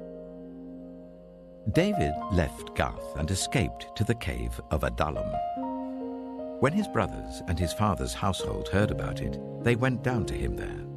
All those who were in distress or in debt or discontented gathered round him, and he became their commander. About 400 men were with him. From there David went to Mizpah in Moab, and said to the king of Moab, "Would you let my father and mother come and stay with you until I learn what God will do for me?" So he left them with the king of Moab, and they stayed with him as long as David was in the stronghold. But the prophet Gad said to David, "Do not stay in the stronghold. Go into the land of Judah." So David left and went to the forest of Hereth. Now Saul heard that David and his men had been discovered, and Saul was seated, spear in hand, under the tamarisk tree on the hill at Gibeah, with all his officials standing at his side. He said to them, "Listen, men of Benjamin. Will the son of Jesse give all of you fields and vineyards? Will he make all of you commanders of thousands and commanders of hundreds? Is that why you've all conspired against me? No one tells me when my son makes a covenant with the son of Jesse. None of you is concerned about me or tells me that my son has incited my servant to lie in wait for me as he does today." But Doeg the Edomite, who was standing with Saul's officials, said, "I saw the son of Jesse come to Ahimelech, son of Ahitub at Nob. Ahimelech inquired of the Lord for him. He also gave him provisions and the sword of Goliath the Philistine." Then the king sent for the priest Ahimelech, son of Ahitub, and all the men of his family who were the priests at Nob, and they all came to the king. Saul said, "Listen now, son of Ahitub." "Yes, my lord," he answered. Saul said to him, "Why have you conspired against me, you and the son of Jesse, giving him bread and a sword, and inquiring of God for him, so that he has rebelled against me and lies in wait for me, as he does today?" Ahimelech answered the king, "Who of all your servants is as loyal as David, the king's son-in-law, captain of your bodyguard, and highly respected in your household? Was that day the first time I inquired of God for him? Of course not. Let not the king accuse your servant or any of his father's family, for your servant knows nothing at all about this whole affair." But the king said, "You shall surely die, Ahimelech, you and your whole family." Then the king ordered the guards at his side, "Turn and kill the priests of the Lord, because they too have sided with David. They knew he was fleeing, yet they did not tell me." But the king's officials were unwilling to raise a hand to strike the priests of the Lord. The king then ordered Doeg, "You turn and strike down the priests." So Doeg the Edomite turned and struck them down. That day he killed 85 men who wore the linen ephod.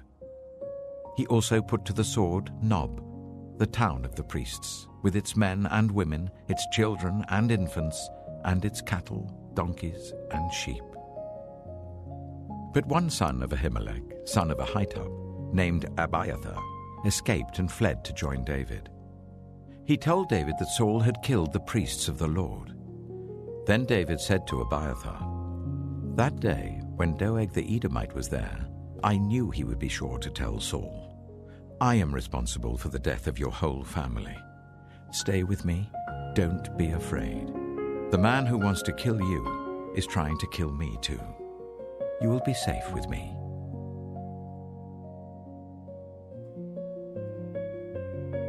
"1 Samuel chapter 23. When David was told, "Look, the Philistines are fighting against Keilah and are looting the threshing floors." He inquired of the Lord, saying, "Shall I go and attack these Philistines?" The Lord answered him, "Go, attack the Philistines, and save Keilah." But David's men said to him, "Here in Judah we are afraid. How much more then if we go to Keilah against the Philistine forces?" Once again David inquired of the Lord, and the Lord answered him, "Go down to Keilah, for I am going to give the Philistines into your hand." So David and his men went to Keilah, fought the Philistines and carried off their livestock. He inflicted heavy losses on the Philistines and saved the people of Keilah. Now Abiathar, son of Ahimelech, had brought the ephod down with him when he fled to David at Keilah. Saul was told that David had gone to Keilah, and he said, "God has delivered him into my hands, for David has imprisoned himself by entering a town with gates and bars." And Saul called up all his forces for battle to go down to Keilah to besiege David with his men. When David learned that Saul was plotting against him, he said to Abiathar the priest, "Bring the ephod." David said, "Lord God of Israel, your servant has heard definitely that Saul plans to come to Keilah and destroy the town on account of me. Will the citizens of Keilah surrender me to him? Will Saul come down as your servant has heard? Lord God of Israel, tell your servant." And the Lord said, "He will." Again David asked, "Will the citizens of Keilah surrender me and my men to Saul?" And the Lord said, "They will." So David and his men, about 600 in number, left Keilah and kept moving from place to place. When Saul was told that David had escaped from Keilah, he did not go there. David stayed in the wilderness strongholds and in the hills of the desert of Ziph. Day after day Saul searched for him, but God did not give David into his hands. While David was at Horesh in the desert of Ziph, he learned that Saul had come out to take his life, and Saul's son Jonathan went to David at Horesh and helped him to find strength in God. "Don't be afraid," he said. "My father Saul will not lay a hand on you. You shall be king over Israel, and I will be second to you. Even my father Saul knows this." The two of them made a covenant before the Lord. Then Jonathan went home, but David remained at Horesh. The Ziphites went up to Saul at Gibeah and said, "Is not David hiding among us in the strongholds at Horesh, on the hill of Keilah, south of Jeshimon? Now, your majesty, come down whenever it pleases you to do so, and we will be responsible for giving him into your hands." Saul replied, "The Lord bless you for your concern for me. Go and get more information. Find out where David usually goes and who has seen him there. They tell me he's very crafty. Find out about all the hiding places he uses and come back to me with definite information. Then I will go with you. If he is in the area, I will track him down among all the clans of Judah." So they set out and went to Ziph ahead of Saul. Now David and his men were in the desert of Maon, in the Arabah south of Jeshimon.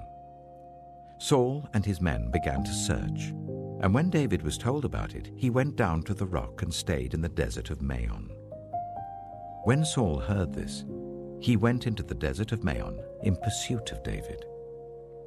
Saul was going along one side of the mountain, and David and his men were on the other side, hurrying to get away from Saul.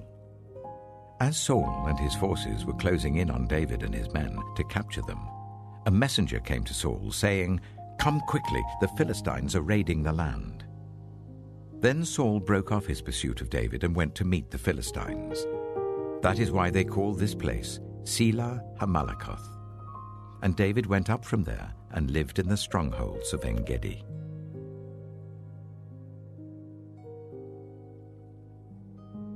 Samuel chapter 24. After Saul returned from pursuing the Philistines, he was told, "David is in the desert of En-gedi."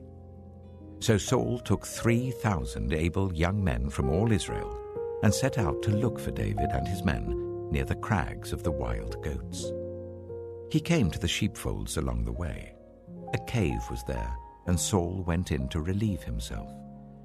David and his men were far back in the cave.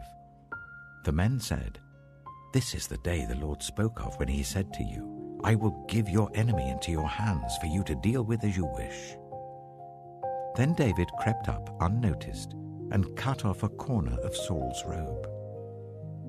Afterwards, David was conscience-stricken for having cut off a corner of his robe. He said to his men, "The Lord forbid that I should do such a thing to my master, the Lord's anointed, or lay my hand on him. For he is the anointed of the Lord." With these words, David sharply rebuked his men and did not allow them to attack Saul. And Saul left the cave and went his way. Then David went out of the cave and called out to Saul, "My lord the king." When Saul looked behind him, David bowed down and prostrated himself with his face to the ground. He said to Saul, "Why do you listen when men say, 'David is bent on harming you'? This day you have seen with your own eyes how the Lord gave you into my hands in the cave.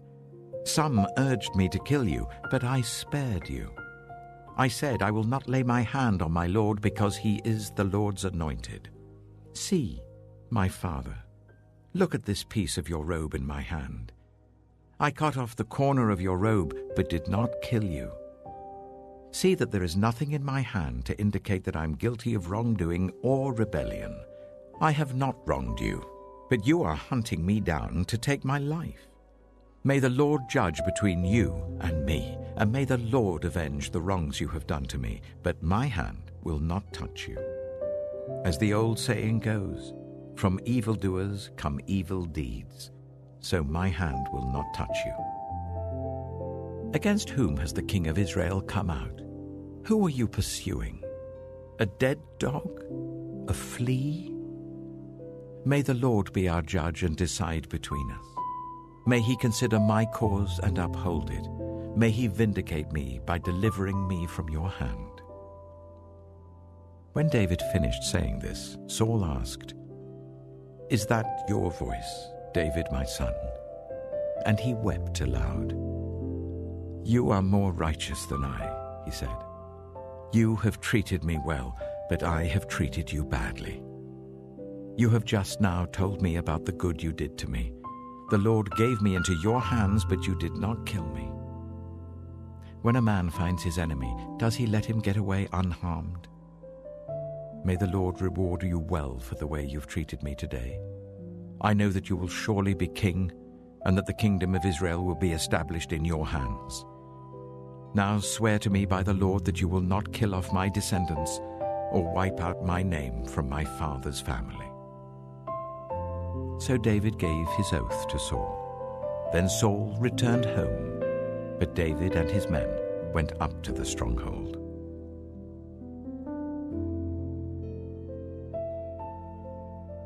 Samuel chapter 25.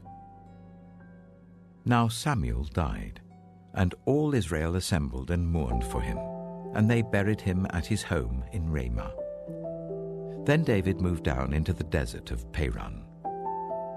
A certain man in Maon, who had property there at Carmel, was very wealthy. He had 1,000 goats and 3,000 sheep, which he was shearing in Carmel. His name was Nabal, and his wife's name was Abigail.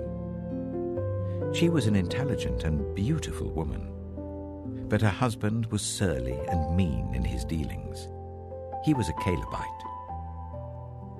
While David was in the wilderness, he heard that Nabal was shearing sheep.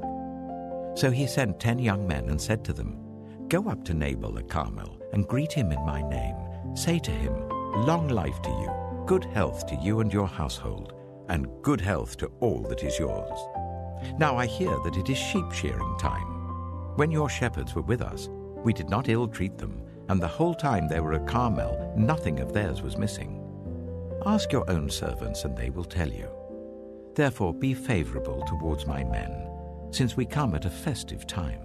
Please give your servants and your son David whatever you can find for them."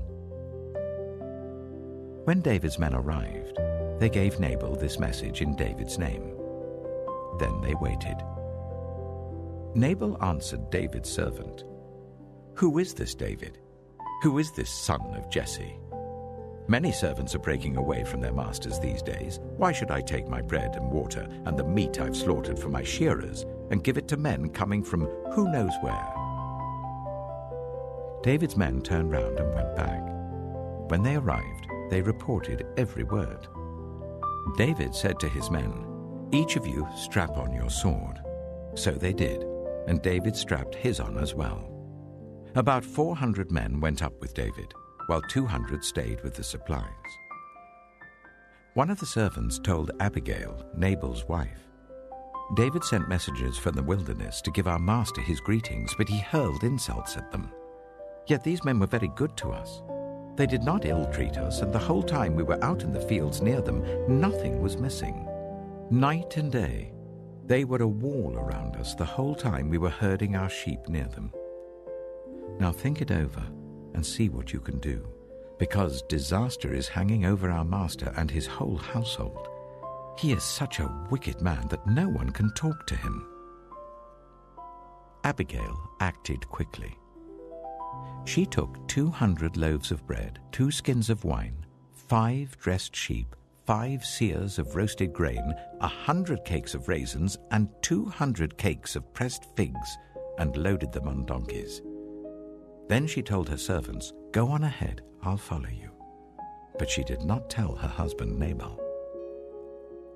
As she came riding on her donkey into a mountain ravine, there were David and his men descending towards her, and she met them.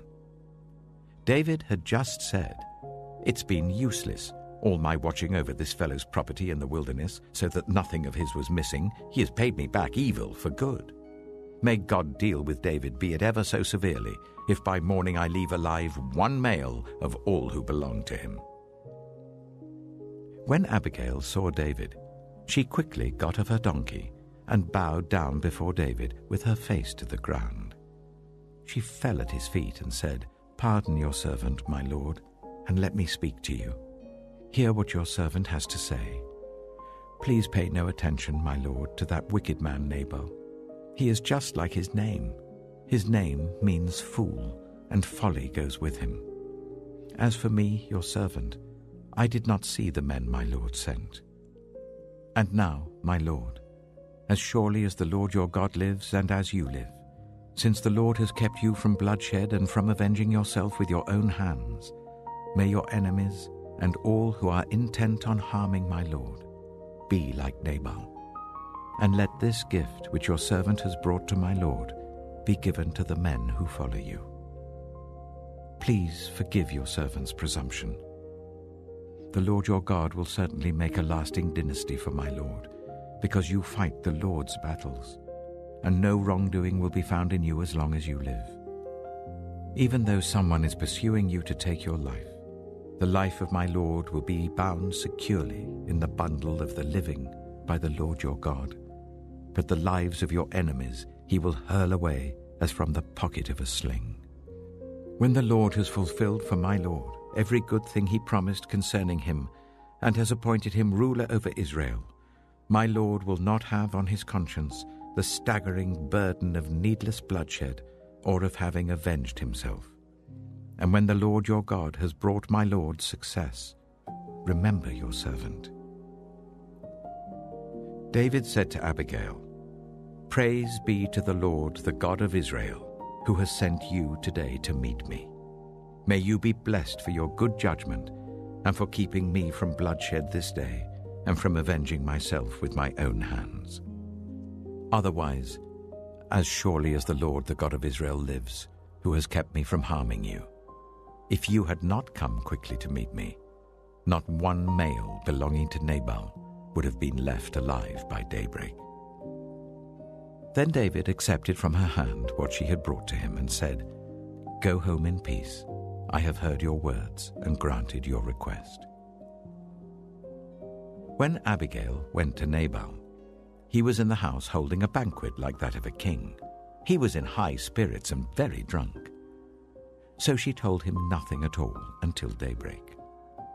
Then, in the morning, when Nabal was sober, His wife told him all these things, and his heart failed him, and he became like a stone.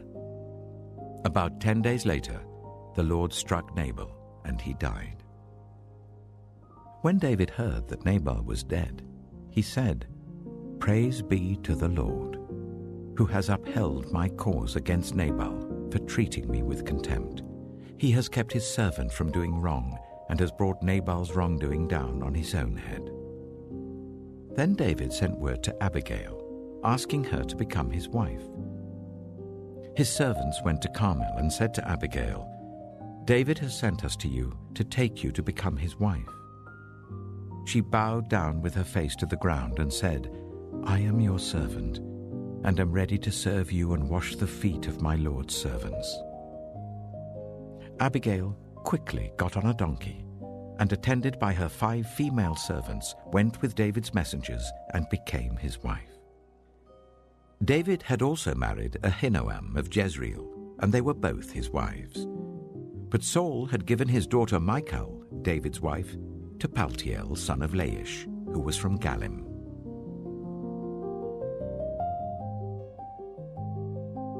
(1 Samuel chapter 26). The Ziphites went to Saul at Gibeah and said, "Is not David hiding on the hill of Hachilah, which faces Jeshimon?" So Saul went down to the desert of Ziph with his 3,000 select Israelite troops to search there for David. Saul made his camp beside the road on the hill of Hachilah facing Jeshimon, but David stayed in the wilderness. When he saw that Saul had followed him there, he sent out scouts and learned that Saul had definitely arrived. Then David set out and went to the place where Saul had camped. He saw where Saul and Abner, son of Ner, the commander of the army, had lain down. Saul was lying inside the camp, with the army camped around him. David then asked Ahimelech the Hittite and Abishai, son of Zeruiah, Joab's brother, "Who will go down into the camp with me to Saul?" "I'll go with you," said Abishai. So David and Abishai went to the army by night, and there was Saul, lying asleep inside the camp with his spear stuck in the ground near his head. Abner and the soldiers were lying round him. Abishai said to David, "Today God has given your enemy into your hands. Now let me pin him to the ground with one thrust of the spear. I won't strike him twice." But David said to Abishai, "Don't destroy him. Who can lay a hand on the Lord's anointed and be guiltless?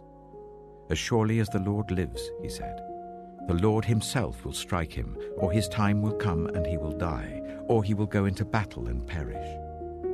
But the Lord forbid that I should lay a hand on the Lord's anointed. Now get the spear and water jug that are near his head, and let's go." So David took the spear and water jug near Saul's head, and they left. No one saw or knew about it, nor did anyone wake up. They were all sleeping, because the Lord had put them into a deep sleep. Then David crossed over to the other side and stood on top of the hill some distance away. There was a wide space between them. He called out to the army and to Abner, son of Ner, "Aren't you going to answer me, Abner?" Abner replied, "Who are you who calls to the king?" David said, "You're a man, aren't you? And who is like you in Israel? Why didn't you guard your lord the king? Someone came to destroy your lord the king. What you have done is not good. As surely as the Lord lives, you and your men must die, because you did not guard your master, the Lord's anointed. Look around you. Where are the king's spear and water jug that were near his head?" Saul recognized David's voice and said, "Is that your voice, David, my son?" David replied, "Yes, it is, my lord the king." And he added, "Why is my lord pursuing his servant? What have I done, and what wrong am I guilty of? Now let my lord the king listen to his servant's words. If the Lord has incited you against me, then may he accept an offering. If, however, people have done it, may they be cursed before the Lord. They have driven me today from my share in the Lord's inheritance and have said, 'Go serve other gods.' Now, do not let my blood fall to the ground far from the presence of the Lord. The king of Israel has come out to look for a flea as one hunts a partridge in the mountains." Then Saul said, "I have sinned. Come back, David, my son.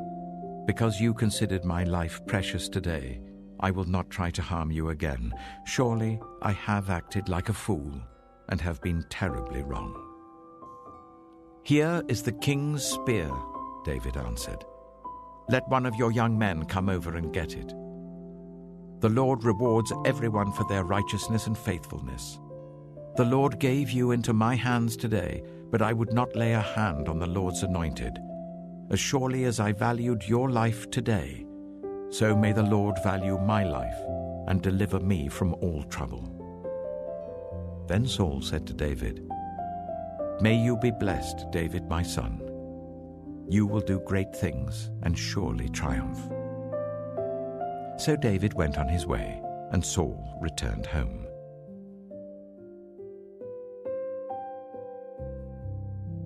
1 Samuel chapter 27. But David thought to himself, "One of these days I shall be destroyed by the hand of Saul.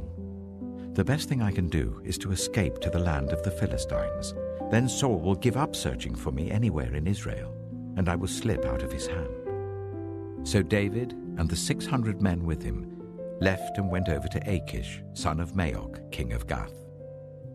David and his men settled in Gath with Achish.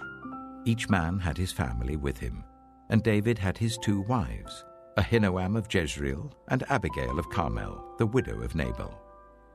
When Saul was told that David had fled to Gath, he no longer searched for him. Then David said to Achish, "If I have found favor in your eyes, let a place be assigned to me in one of the country towns, that I may live there. Why should your servant live in the royal city with you?" So on that day, Achish gave him Ziklag, and it has belonged to the kings of Judah ever since. David lived in Philistine territory for 1 year and 4 months. Now David and his men went up and raided the Geshurites, the Girzites, and the Amalekites. From ancient times, these people had lived in the land extending to Shur and Egypt. Whenever David attacked an area, he did not leave a man or woman alive, but took sheep and cattle, donkeys and camels, and clothes. Then he returned to Achish. When Achish asked, "Where did you go raiding today?" David would say, "Against the Negev of Judah," or "Against the Negev of Jerahmeel," or "Against the Negev of the Kenites." He did not leave a man or woman alive to be brought to Gath, for he thought they might inform on us and say, "This is what David did." And such was his practice as long as he lived in Philistine territory. Achish trusted David and said to himself, "He has become so obnoxious to his people, the Israelites, that he will be my servant for life."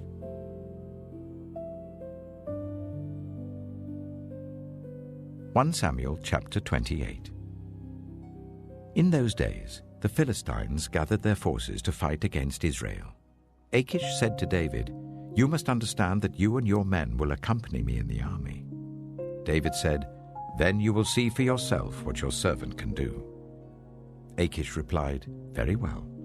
I will make you my bodyguard for life." Now Samuel was dead, and all Israel had mourned for him and buried him in his own town of Ramah. Saul had expelled the mediums and spiritists from the land. The Philistines assembled and came up and set up camp at Shunem, while Saul gathered all Israel and set up camp at Gilboa. When Saul saw the Philistine army, he was afraid. Terror filled his heart. He inquired of the Lord, but the Lord did not answer him by dreams or Urim or prophets. Saul then said to his attendants, "Find me a woman who is a medium, so that I may go and inquire of her." "There is one in Endor," they said. So Saul disguised himself, putting on other clothes, and at night he and 2 men went to the woman. "Consult a spirit for me," he said, "and bring up for me the one I name." But the woman said to him, Surely you know what Saul has done. He has cut off the mediums and spiritists from the land. Why have you set a trap for my life to bring about my death?" Saul swore to her by the Lord, "As surely as the Lord lives, you will not be punished for this." Then the woman asked, "Whom shall I bring up for you?" "Bring up Samuel," he said. When the woman saw Samuel, she cried out at the top of her voice and said to Saul, "Why have you deceived me? You are Saul." The king said to her, "Don't be afraid. What do you see?" The woman said, "I see a ghostly figure coming up out of the earth." "What does he look like?" he asked. "An old man wearing a robe is coming up," she said. Then Saul knew it was Samuel, and he bowed down and prostrated himself with his face to the ground. Samuel said to Saul, "Why have you disturbed me by bringing me up?" "I am in great distress," Saul said. "The Philistines are fighting against me, and God has departed from me. He no longer answers me either by prophets or by dreams.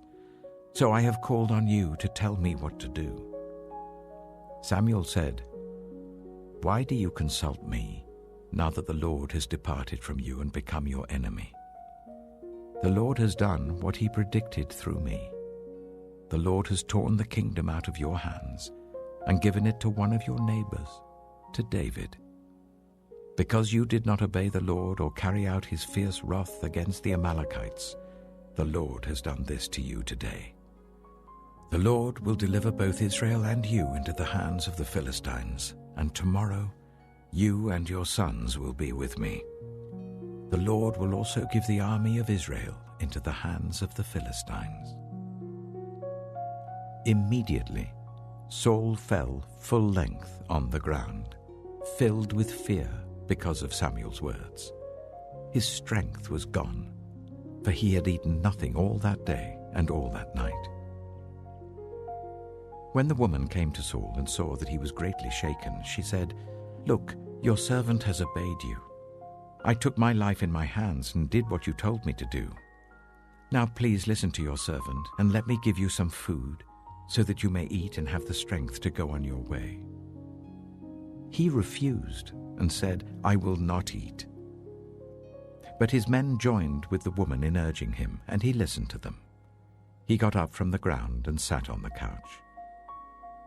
The woman had a fattened calf at the house, which she slaughtered at once.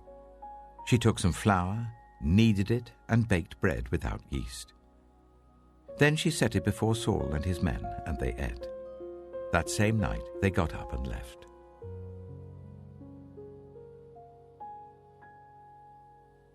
1 Samuel chapter 29. The Philistines gathered all their forces at Aphek, and Israel camped by the spring in Jezreel. As the Philistine rulers marched with their units of hundreds and thousands, David and his men were marching at the rear with Achish. The commanders of the Philistines asked, "What about these Hebrews?" Achish replied, "Is this not David, who was an officer of Saul, king of Israel? He has already been with me for over a year, and from the day he left Saul until now, I have found no fault in him." But the Philistine commanders were angry with Achish and said, "Send the man back, that he may return to the place you assigned him. He must not go with us into battle, or he will turn against us during the fighting. How better could he regain his master's favor than by taking the heads of our own men? Isn't this the David they sang about in their dances? Saul has slain his thousands, and David his tens of thousands."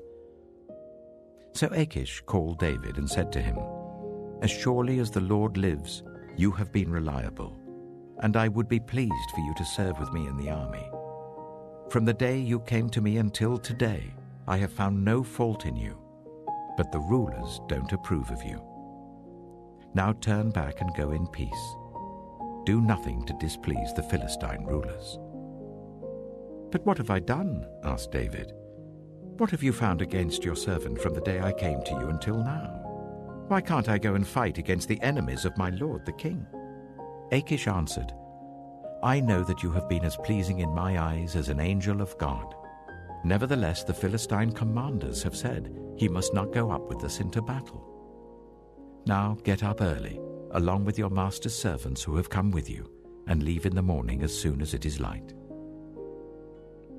So David and his men got up early in the morning to go back to the land of the Philistines, and the Philistines went up to Jezreel.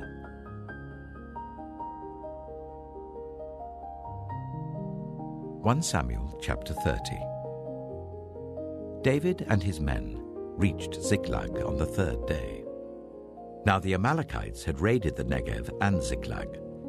They had attacked Ziklag and burned it, and had taken captive the women and everyone else in it, both young and old. They killed none of them, but carried them off as they went on their way. When David and his men reached Ziklag, they found it destroyed by fire, and their wives and sons and daughters taken captive. So David and his men wept aloud until they had no strength left to weep. David's 2 wives had been captured, Ahinoam of Jezreel and Abigail, the widow of Nabal of Carmel. David was greatly distressed because the men were talking of stoning him. Each one was bitter in spirit because of his sons and daughters. But David found strength in the Lord his God.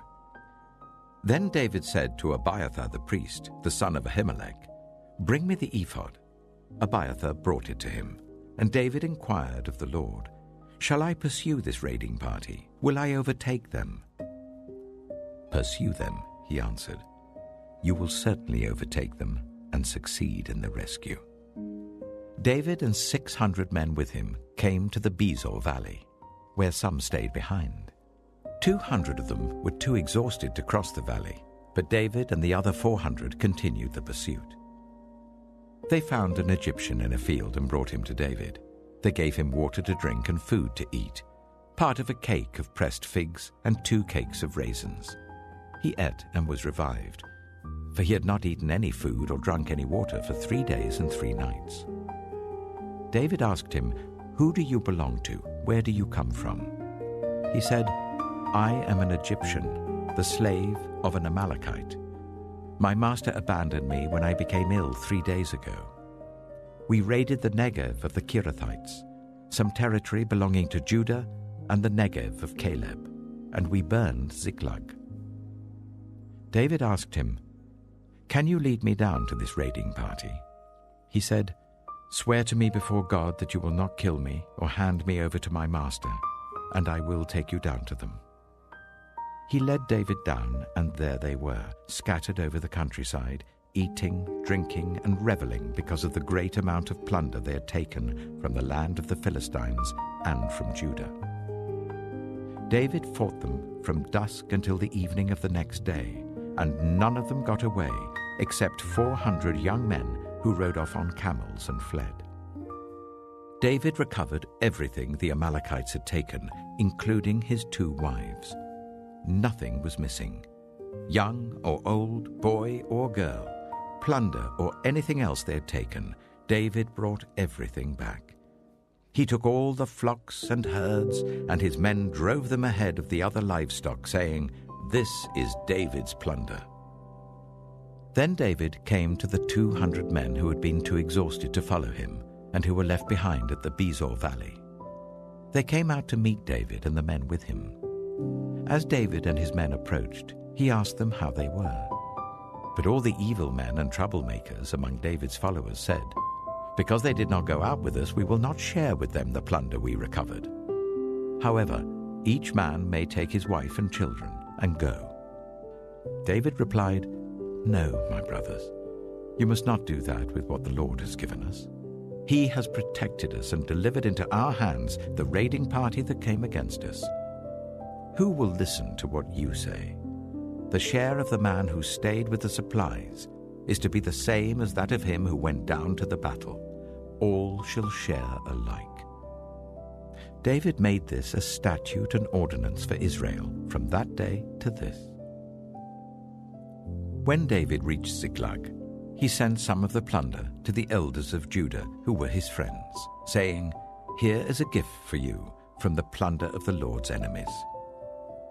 David sent it to those who were in Bethel, Ramoth Negev, and Yattah, to those in Aroer, Siphmoth, and Eshtemoa, and Rachal, to those in the towns of the Jerahmeelites and the Kenites, to those in Hormah, Bor-Ashan, Athak, and Hebron, and to those in all the other places where he and his men had roamed.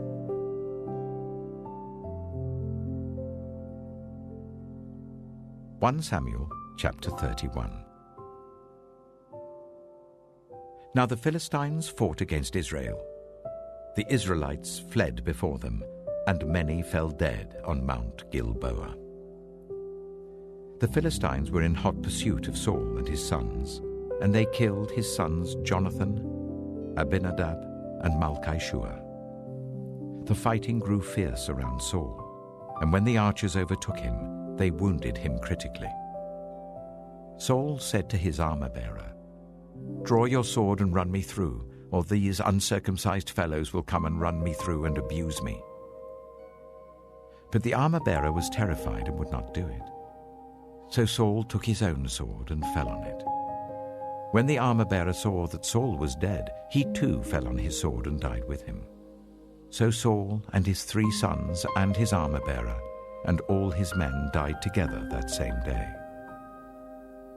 When the Israelites along the valley and those across the Jordan saw that the Israelite army had fled and that Saul and his sons had died, they abandoned their towns and fled. And the Philistines came and occupied them. The next day, when the Philistines came to strip the dead, they found Saul and his 3 sons fallen on Mount Gilboa. They cut off his head and stripped off his armor, and they sent messengers throughout the land of the Philistines to proclaim the news in the temple of their idols and among their people. They put his armor in the temple of the Ashtoreths and fastened his body to the wall of Bethshan. When the people of Jabesh-Gilead heard what the Philistines had done to Saul, all their valiant men marched through the night to Bethshan. They took down the bodies of Saul and his sons from the wall of Bethshan and went to Jabesh, where they burned them.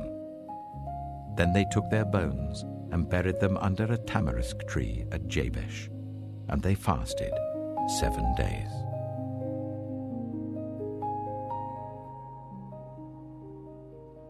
The second book of Samuel. 2 Samuel chapter 1. After the death of Saul, David returned from striking down the Amalekites and stayed in Ziklag 2 days. On the 3rd day, a man arrived from Saul's camp with his clothes torn and dust on his head.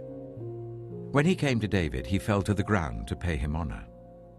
"Where have you come from?" David asked him. He answered, "I have escaped from the Israelite camp." "What happened?" David asked. "Tell me." "The men fled from the battle," he replied. "Many of them fell and died, and Saul and his son Jonathan are dead." Then David said to the young man who brought him the report, "How do you know that Saul and his son Jonathan are dead?" "I happened to be on Mount Gilboa," the young man said, "and there was Saul leaning on his spear with the chariots and their drivers in hot pursuit. When he turned round and saw me, he called out to me, and I said, 'What can I do?'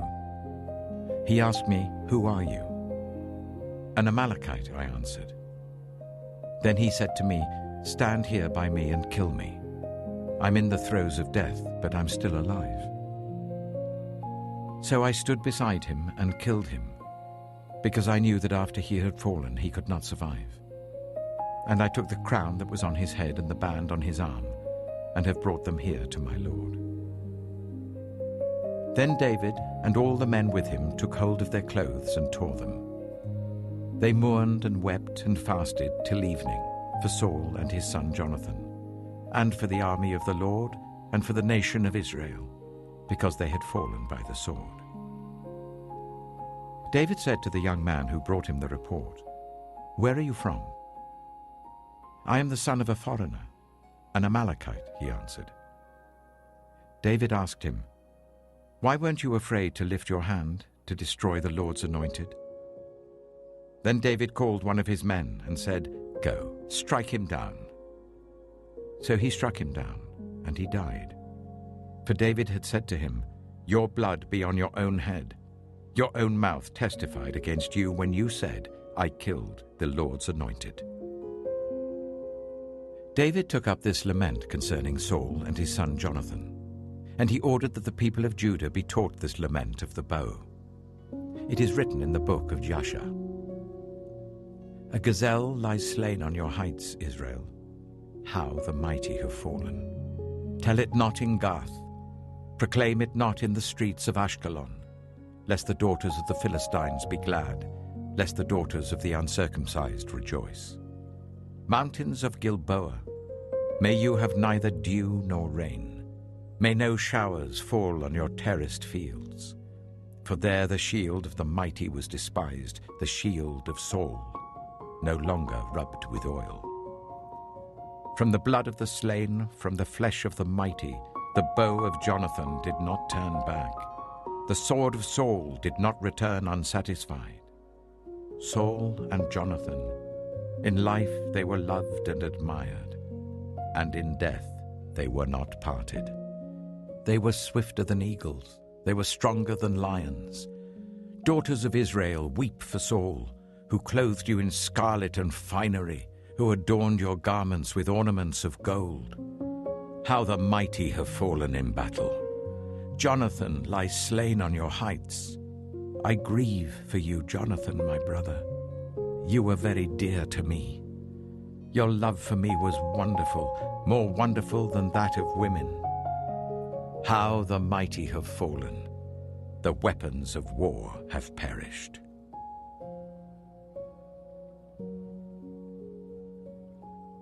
2 Samuel chapter 2. In the course of time, David inquired of the Lord. "Shall I go up to one of the towns of Judah?" he asked. The Lord said, "Go up." David asked, "Where shall I go?" "To Hebron," the Lord answered.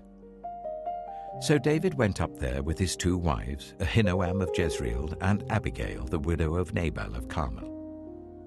David also took the men who were with him, each with his family, and they settled in Hebron and its towns. Then the men of Judah came to Hebron, and there they anointed David king over the tribe of Judah. When David was told that it was the men from Jabesh Gilead who had buried Saul, he sent messengers to them to say to them, "The Lord bless you for showing this kindness to Saul your master by burying him. May the Lord now show you kindness and faithfulness, and I too will show you the same favor because you have done this. Now then, be strong and brave, for Saul your master is dead, and the people of Judah have anointed me king over them." Meanwhile, Abner, son of Ner, the commander of Saul's army, had taken Ishbosheth, son of Saul, and brought him over to Mahanaim. He made him king over Gilead, Ashuri, and Jezreel, and also over Ephraim, Benjamin, and all Israel. Ishbosheth, son of Saul, was 40 years old when he became king over Israel, and he reigned 2 years. The tribe of Judah, however, remained loyal to David. The length of time David was king in Hebron over Judah was 7 years and 6 months. Abner, son of Ner, together with the men of Ishbosheth, son of Saul, left Mahanaim and went to Gibeon. Joab, son of Zeruiah, and David's men went out and met them at the pool of Gibeon. One group sat down on one side of the pool, and one group on the other side. Then Abner said to Joab, "Let's have some of the young men get up and fight hand to hand in front of us." "All right, let them do it," Joab said. So they stood up and were counted, 12 men for Benjamin and Ishbosheth, son of Saul, and 12 for David. Then each man grabbed his opponent by the head and thrust his dagger into his opponent's side, and they fell down together. So that place in Gibeon was called Helkath Hazurim. The battle that day was very fierce, and Abner and the Israelites were defeated by David's men. The 3 sons of Zeruiah were there, Joab, Abishai, and Asahel. Now Asahel was as fleet-footed as a wild gazelle. He chased Abner, turning neither to the right nor to the left as he pursued him. Abner looked behind him and asked, "Is that you, Asahel?" "It is," he answered. Then Abner said to him, "Turn aside to the right or to the left. Take on one of the young men and strip him of his weapons." But Asahel would not stop chasing him.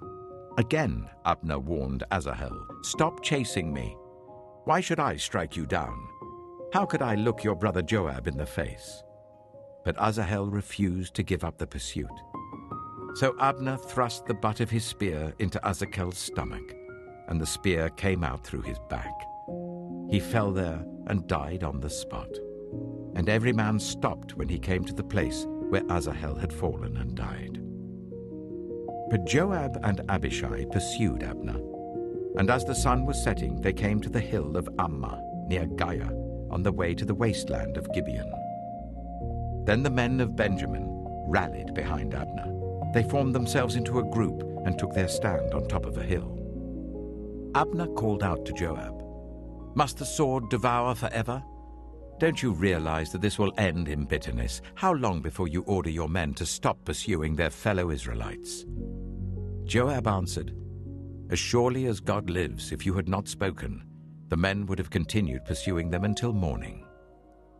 So Joab blew the trumpet, and all the troops came to a halt. They no longer pursued Israel, nor did they fight any more. All that night, Abner and his men marched through the Arabah. They crossed the Jordan, continued through the morning hours, and came to Mahanaim. Then Joab stopped pursuing Abner and assembled the whole army. Besides Asahel, 19 of David's men were found missing. But David's men had killed 360 Benjaminites who were with Abner. They took Asahel and buried him in his father's tomb at Bethlehem. Then Joab and his men marched all night and arrived at Hebron by daybreak.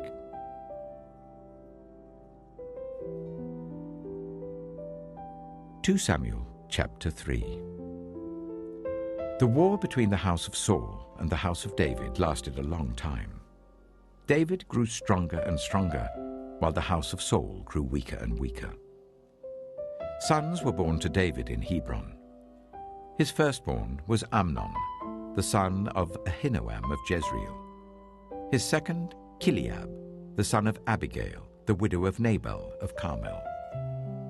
The third, Absalom, the son of Maacah, daughter of Talmai, king of Geshur. The fourth, Adonijah, the son of Haggith. The fifth, Shephatiah, the son of Abital. And the sixth, Ithream, the son of David's wife Eglah. These were born to David in Hebron. During the war between the house of Saul and the house of David, Abner had been strengthening his own position in the house of Saul. Now Saul had had a concubine named Rizpah, daughter of Aiah, and Ishbosheth said to Abner, "Why did you sleep with my father's concubine?" Abner was very angry because of what Ishbosheth had said. So he answered, "Am I a dog's head on Judah's side? This very day I am loyal to the house of your father Saul and to his family and friends. I haven't handed you over to David.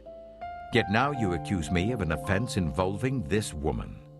May God deal with Abner, be it ever so severely, if I do not do for David what the Lord promised him on oath, and transfer the kingdom from the house of Saul, and establish David's throne over Israel and Judah, from Dan to Beersheba." Ishbosheth did not dare to say another word to Abner, because he was afraid of him. Then Abner sent messengers on his behalf to say to David, "Whose land is it? Make an agreement with me, and I will help you bring all Israel over to you." "Good," said David, "I will make an agreement with you. But I demand one thing of you. Do not come into my presence unless you bring Michal, daughter of Saul, when you come to see me." Then David sent messengers to Ishbosheth, son of Saul, demanding, "Give me my wife Michal, whom I betrothed to myself for the price of 100 Philistine foreskins." So Ishbosheth gave orders and had her taken away from her husband Paltiel, son of Laish. Her husband, however, went with her, weeping behind her all the way to Bahurim. Then Abner said to him, "Go back home." So he went back. Abner conferred with the elders of Israel and said, For some time you have wanted to make David your king. Now do it. For the Lord promised David, 'By my servant David I will rescue my people Israel from the hand of the Philistines and from the hand of all their enemies.'" Abner also spoke to the Benjaminites in person. Then he went to Hebron to tell David everything that Israel and the whole tribe of Benjamin wanted to do. When Abner, who had 20 men with him, came to David at Hebron, David prepared a feast for him and his men. Then Abner said to David, "Let me go at once and assemble all Israel for my lord the king, so that they may make a covenant with you, and that you may rule over all that your heart desires." So David sent Abner away, and he went in peace. Just then, David's men and Joab returned from a raid and brought with them a great deal of plunder. But Abner was no longer with David in Hebron because David had sent him away, and he had gone in peace. When Joab and all the soldiers with him arrived, he was told that Abner, son of Ner, had come to the king, and that the king had sent him away, and that he had gone in peace. So Joab went to the king and said, "What have you done? Look, Abner came to you. Why did you let him go?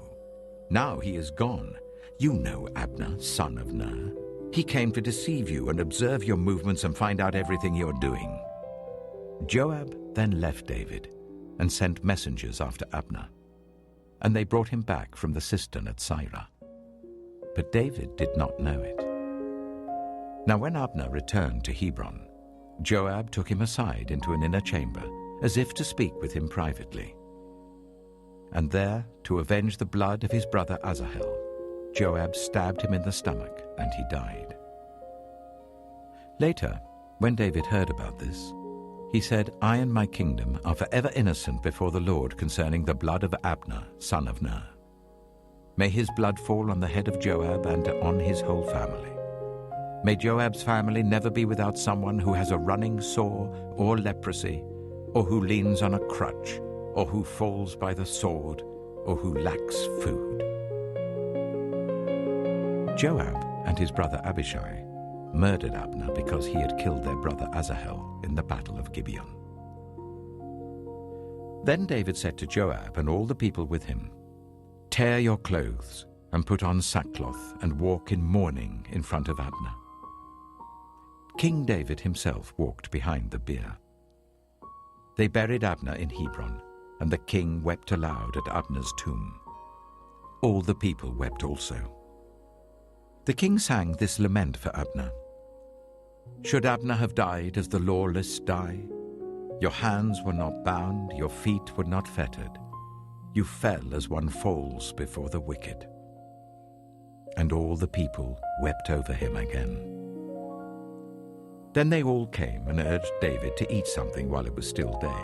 But David took an oath, saying, "May God deal with me, be it ever so severely, if I taste bread or anything else before the sun sets." All the people took note and were pleased. Indeed, everything the king did pleased them. So on that day all the people there and all Israel knew that the king had no part in the murder of Abner, son of Ner. Then the king said to his men, "Do you not realize that a commander and a great man has fallen in Israel this day? And today, though I am the anointed king, I am weak. And these sons of Zeruiah are too strong for me. May the Lord repay the evildoer according to his evil deeds."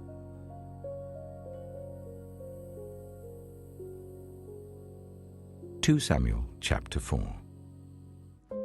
When Ishbosheth, son of Saul, heard that Abner had died in Hebron, he lost courage, and all Israel became alarmed. Now Saul's son had 2 men who were leaders of raiding bands. One was named Baanah, and the other Rechab. They were sons of Rimmon the Beerothite, from the tribe of Benjamin. Beeroth is considered part of Benjamin because the people of Beeroth fled to Gittaim and have resided there as foreigners to this day. Jonathan, son of Saul, had a son who was lame in both feet. He was 5 years old when the news about Saul and Jonathan came from Jezreel. His nurse picked him up and fled, but as she hurried to leave, he fell and became disabled. His name was Mephibosheth. Now Rechab and Baanah, the sons of Rimmon the Beerothite, set out for the house of Ishbosheth. And they arrived there in the heat of the day while he was taking his noonday rest. They went into the inner part of the house as if to get some wheat, and they stabbed him in the stomach. Then Rechab and his brother Baanah slipped away. They had gone into the house while he was lying on the bed in his bedroom. After they stabbed and killed him, they cut off his head. Taking it with them, they traveled all night by way of the Arabah. They brought the head of Ishbosheth to David at Hebron and said to the king, "Here is the head of Ishbosheth, son of Saul, your enemy, who tried to kill you. This day the Lord has avenged my lord the king against Saul and his offspring." David answered Rechab and his brother Baanah, the sons of Rimmon the Beerothite, "As surely as the Lord lives, who has delivered me out of every trouble, when someone told me, 'Saul is dead,' and thought he was bringing good news, I seized him and put him to death in Ziklag. That was the reward I gave him for his news. How much more, when wicked men have killed an innocent man in his own house and on his own bed? Should I not now demand his blood from your hand and rid the earth of you?" So David gave an order to his men, and they killed them. They cut off their hands and feet and hung the bodies by the pool in Hebron. But they took the head of Ishbosheth and buried it in Abner's tomb at Hebron.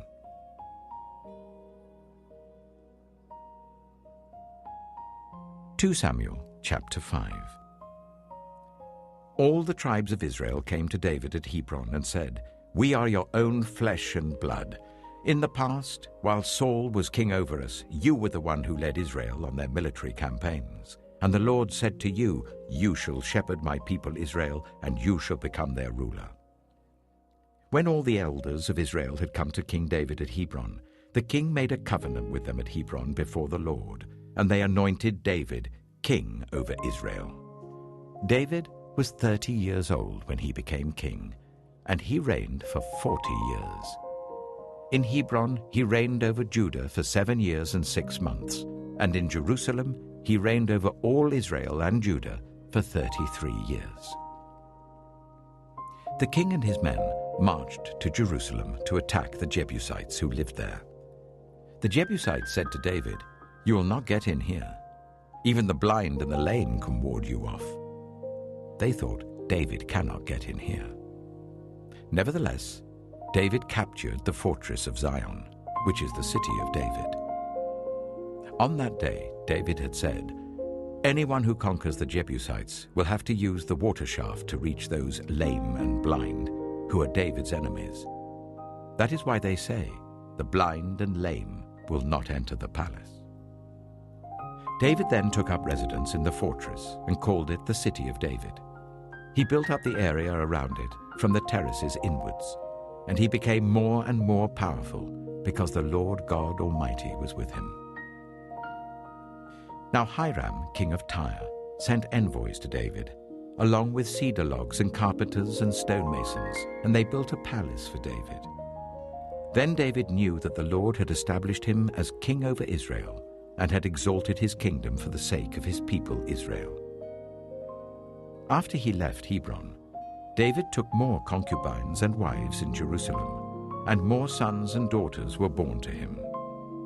These are the names of the children born to him there: Shammua, Shobab, Nathan, Solomon, Ibhar, Elishua, Nepheg, Japhiah, Elishama, Eliada, and Eliphelet. When the Philistines heard that David had been anointed king over Israel, they went up in full force to search for him. But David heard about it and went down to the stronghold. Now the Philistines had come and spread out in the valley of Rephaim. So David inquired of the Lord, "Shall I go and attack the Philistines? Will you deliver them into my hands?" The Lord answered him, "Go, for I will surely deliver the Philistines into your hands."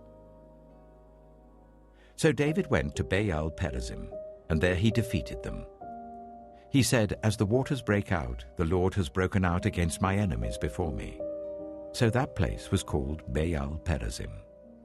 The Philistines abandoned their idols there, and David and his men carried them off. Once more the Philistines came up and spread out in the valley of Rephaim. So David inquired of the Lord, and he answered, "Do not go straight up, but circle round behind them and attack them in front of the poplar trees. As soon as you hear the sound of marching in the tops of the poplar trees, move quickly, because that will mean the Lord has gone out in front of you to strike the Philistine army." So David did as the Lord commanded him, and he struck down the Philistines all the way from Gibeon to Gezer.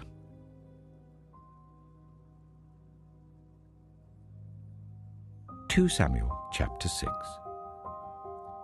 David again brought together all the able young men of Israel, 30,000. He and all his men went to Baalah in Judah to bring up from there the ark of God, which is called by the name of the Lord Almighty, who is enthroned between the cherubim on the ark. They set the ark of God on a new cart and brought it from the house of Abinadab, which was on the hill. Uzzah and Ahio, sons of Abinadab, were guiding the new cart with the ark of God on it, and Ahio was walking in front of it. David and all Israel was celebrating with all their might before the Lord, with castanets, harps, lyres, tambourines, rattles, and cymbals. When they came to the threshing floor of Nakon, Uzzah reached out and took hold of the ark of God because the oxen stumbled. The Lord's anger burned against Uzzah because of his irreverent act. Therefore God struck him down, and he died there beside the ark of God. Then David was angry because the Lord's wrath had broken out against Uzzah, and to this day that place is called Perez Uzzah. David was afraid of the Lord that day and said, "How can the ark of the Lord ever come to me?" He was not willing to take the ark of the Lord to be with him in the city of David. Instead, he took it to the house of Obed-Edom, the Gittite. The ark of the Lord remained in the house of Obed-Edom the Gittite for 3 months, and the Lord blessed him and his entire household. Now King David was told, "The Lord has blessed the household of Obed-Edom and everything he has because of the ark of God." So David went to bring up the ark of God from the house of Obed-Edom to the city of David with rejoicing. When those who were carrying the ark of the Lord had taken 6 steps, he sacrificed a bull and a fattened calf. Wearing a linen ephod, David was dancing before the Lord with all his might, while he and all Israel were bringing up the ark of the Lord with shouts and the sound of trumpets. As the ark of the Lord was entering the city of David, Michal, daughter of Saul, watched from a window, and when she saw King David leaping and dancing before the Lord, she despised him in her heart. They brought the ark of the Lord and set it in its place inside the tent that David had pitched for it, and David sacrificed burnt offerings and fellowship offerings before the Lord. After he had finished sacrificing the burnt offerings and fellowship offerings, he blessed the people in the name of the Lord Almighty. Then he gave a loaf of bread, a cake of dates, and a cake of raisins to each person in the whole crowd of Israelites, both men and women, and all the people went to their homes. When David returned home to bless his household, Michal, daughter of Saul, came out to meet him and said, "How the king of Israel has distinguished himself today, going around half naked in full view of the slave girls of his servants, as any vulgar fellow would." David said to Michal, "It was before the Lord, who chose me rather than your father or anyone from his house when he appointed me ruler over the Lord's people Israel. I will celebrate before the Lord. I will become even more undignified than this. I will be humiliated in my own eyes. But by these slave girls you spoke of, I will be held in honor." And Michal, daughter of Saul, had no children to the day of her death.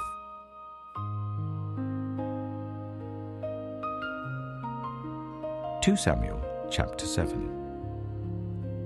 After the king was settled in his palace, and the Lord had given him rest from all his enemies around him, he said to Nathan the prophet, Here I am, living in a house of cedar, while the ark of God remains in a tent." Nathan replied to the king, "Whatever you have in mind, go ahead and do it, for the Lord is with you." But that night the word of the Lord came to Nathan, saying, "Go and tell my servant David, this is what the Lord says. Are you the one to build me a house to dwell in? I have not dwelt in a house from the day I brought the Israelites up out of Egypt to this day. I have been moving from place to place with a tent as my dwelling. Wherever I have moved with all the Israelites, did I ever say to any of their rulers, whom I commanded to shepherd my people Israel, 'Why have you not built me a house of cedar?' Now then, tell my servant David, this is what the Lord Almighty says. I took you from the pasture, from tending the flock, and appointed you ruler over my people Israel. I have been with you wherever you have gone, and I have cut off all your enemies from before you. Now I will make your name great, like the names of the greatest men on earth. And I will provide a place for my people Israel, and will plant them so that they can have a home of their own and no longer be disturbed. Wicked people shall not oppress them any more, as they did at the beginning, and have done ever since the time I appointed leaders over my people Israel. I will also give you rest from all your enemies. The Lord declares to you that the Lord himself will establish a house for you. When your days are over and you rest with your ancestors, I will raise up your offspring to succeed you, your own flesh and blood, and I will establish his kingdom. He is the one who will build a house for my name, and I will establish the throne of his kingdom forever. I will be his father, and he shall be my son. When he does wrong, I will punish him with the rod wielded by men, with floggings inflicted by human hands. But my love will never be taken away from him, as I took it away from Saul, whom I removed from before you. Your house and your kingdom shall endure forever before me. Your throne shall be established forever." Nathan reported to David all the words of this entire revelation. Then King David went in and sat before the Lord, and he said, "Who am I, sovereign Lord? And what is my family, that you have brought me this far? And as if this were not enough in your sight, sovereign Lord, you have also spoken about the future of the house of your servant, and this decree, sovereign Lord, is for a mere human. What more can David say to you? For you know your servant, sovereign Lord. For the sake of your word and according to your will, you have done this great thing and made it known to your servant. How great you are, sovereign Lord! There is no one like you, and there is no God but you, as we have heard with our own ears. And who is like your people Israel, the one nation on earth that God went out to redeem as a people for himself, and to make a name for himself, and to perform great and awesome wonders by driving out nations and their gods from before your people, whom you redeemed from Egypt? You have established your people Israel as your very own forever, and you, Lord, have become their God. And now, Lord God, keep forever the promise you have made concerning your servant and his house. Do as you promised, so that your name will be great forever. Then people will say, the Lord Almighty is God over Israel, and the house of your servant David will be established in your sight. Lord Almighty, God of Israel, you have revealed this to your servant, saying, I will build a house for you. So your servant has found courage to pray this prayer to you. Sovereign Lord, you are God. Your covenant is trustworthy, and you have promised these good things to your servant.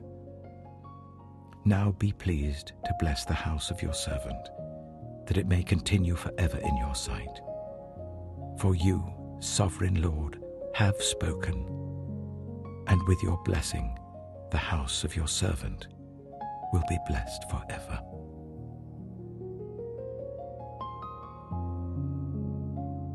(2 Samuel chapter 8).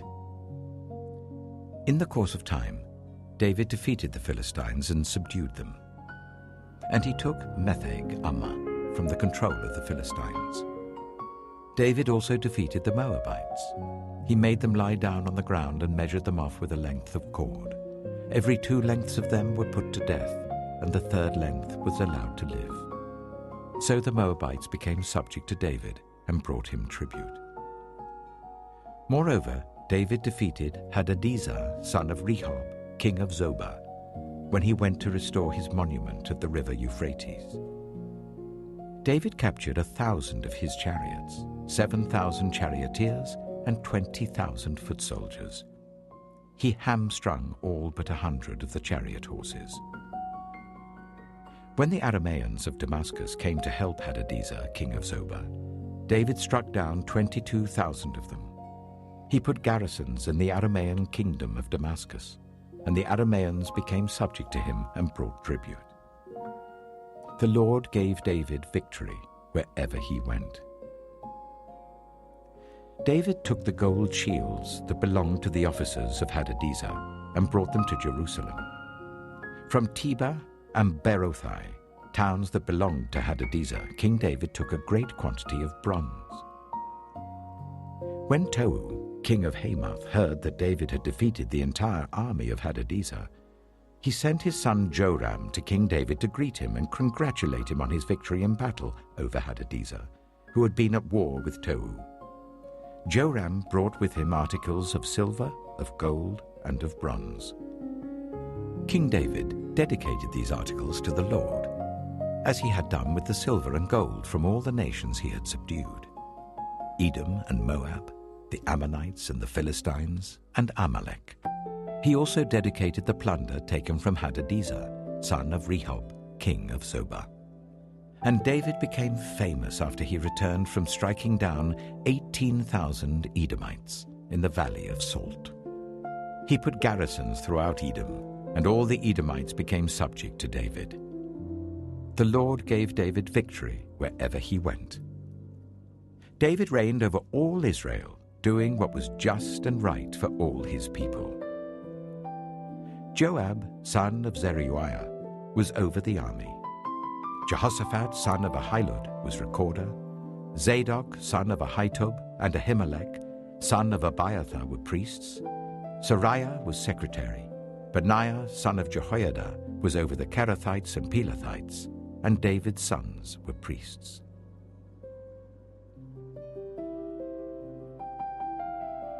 (2 Samuel chapter 9). David asked, "Is there anyone still left of the house of Saul to whom I can show kindness for Jonathan's sake?" Now there was a servant of Saul's household named Ziba. They summoned him to appear before David, and the king said to him, "Are you Ziba?" "At your service," he replied. The king asked, "Is there no one still alive from the house of Saul to whom I can show God's kindness?" Ziba answered the king, "There is still a son of Jonathan. He is lame in both feet." "Where is he?" the king asked. Ziba answered, "He is at the house of Machir, son of Amiel, in Lo-debar." So King David had him brought from Lo-debar, from the house of Machir, son of Amiel. When Mephibosheth, son of Jonathan, the son of Saul, came to David, he bowed down to pay him honor. David said, "Mephibosheth." "At your service," he replied. "Don't be afraid," David said to him, "for I will surely show you kindness for the sake of your father Jonathan. I will restore to you all the land that belonged to your grandfather Saul, and you will always eat at my table." Mephibosheth bowed down and said, "What is your servant that you should notice a dead dog like me?" Then the king summoned Ziba, Saul's steward, and said to him, I have given your master's grandson everything that belonged to Saul and his family. You and your sons and your servants are to farm the land for him and bring in the crops, so that your master's grandson may be provided for. And Mephibosheth, grandson of your master, will always eat at my table." Now Ziba had 15 sons and 20 servants. Then Ziba said to the king, "Your servant will do whatever my lord the king commands his servant to do." So Mephibosheth ate at David's table like one of the king's sons. Mephibosheth had a young son named Micah, and all the members of Ziba's household were servants of Mephibosheth. And Mephibosheth lived in Jerusalem because he always ate at the king's table. He was lame in both feet.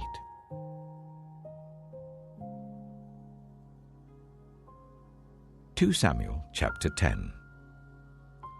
In the course of time, the king of the Ammonites died, and his son Hanun succeeded him as king. David thought, "I will show kindness to Hanun, son of Nahash, just as his father showed kindness to me." So David sent a delegation to express his sympathy to Hanun concerning his father. When David's men came to the land of the Ammonites, the Ammonite commanders said to Hanun their lord, "Do you think David is honoring your father by sending envoys to you to express sympathy? Hasn't David sent them to you only to explore the city and spy it out and overthrow it?" So Hanun seized David's envoys, shaved off half of each man's beard, cut off their garments at the buttocks, and sent them away. When David was told about this, he sent messengers to meet the men, for they were greatly humiliated. The king said, "Stay at Jericho till your beards have grown, and then come back." When the Ammonites realized that they had become obnoxious to David, they hired 20,000 Aramean foot soldiers from Beth Rehob and Zobah, as well as the king of Maacah with 1,000 men, and also 12,000 men from Tob. On hearing this, David sent Joab out with the entire army of fighting men. The Ammonites came out and drew up in battle formation at the entrance of their city gate, while the Arameans of Zobah and Rehob and the men of Tob and Maacah were by themselves in the open country. Joab saw that there were battle lines in front of him and behind him. So he selected some of the best troops in Israel and deployed them against the Arameans.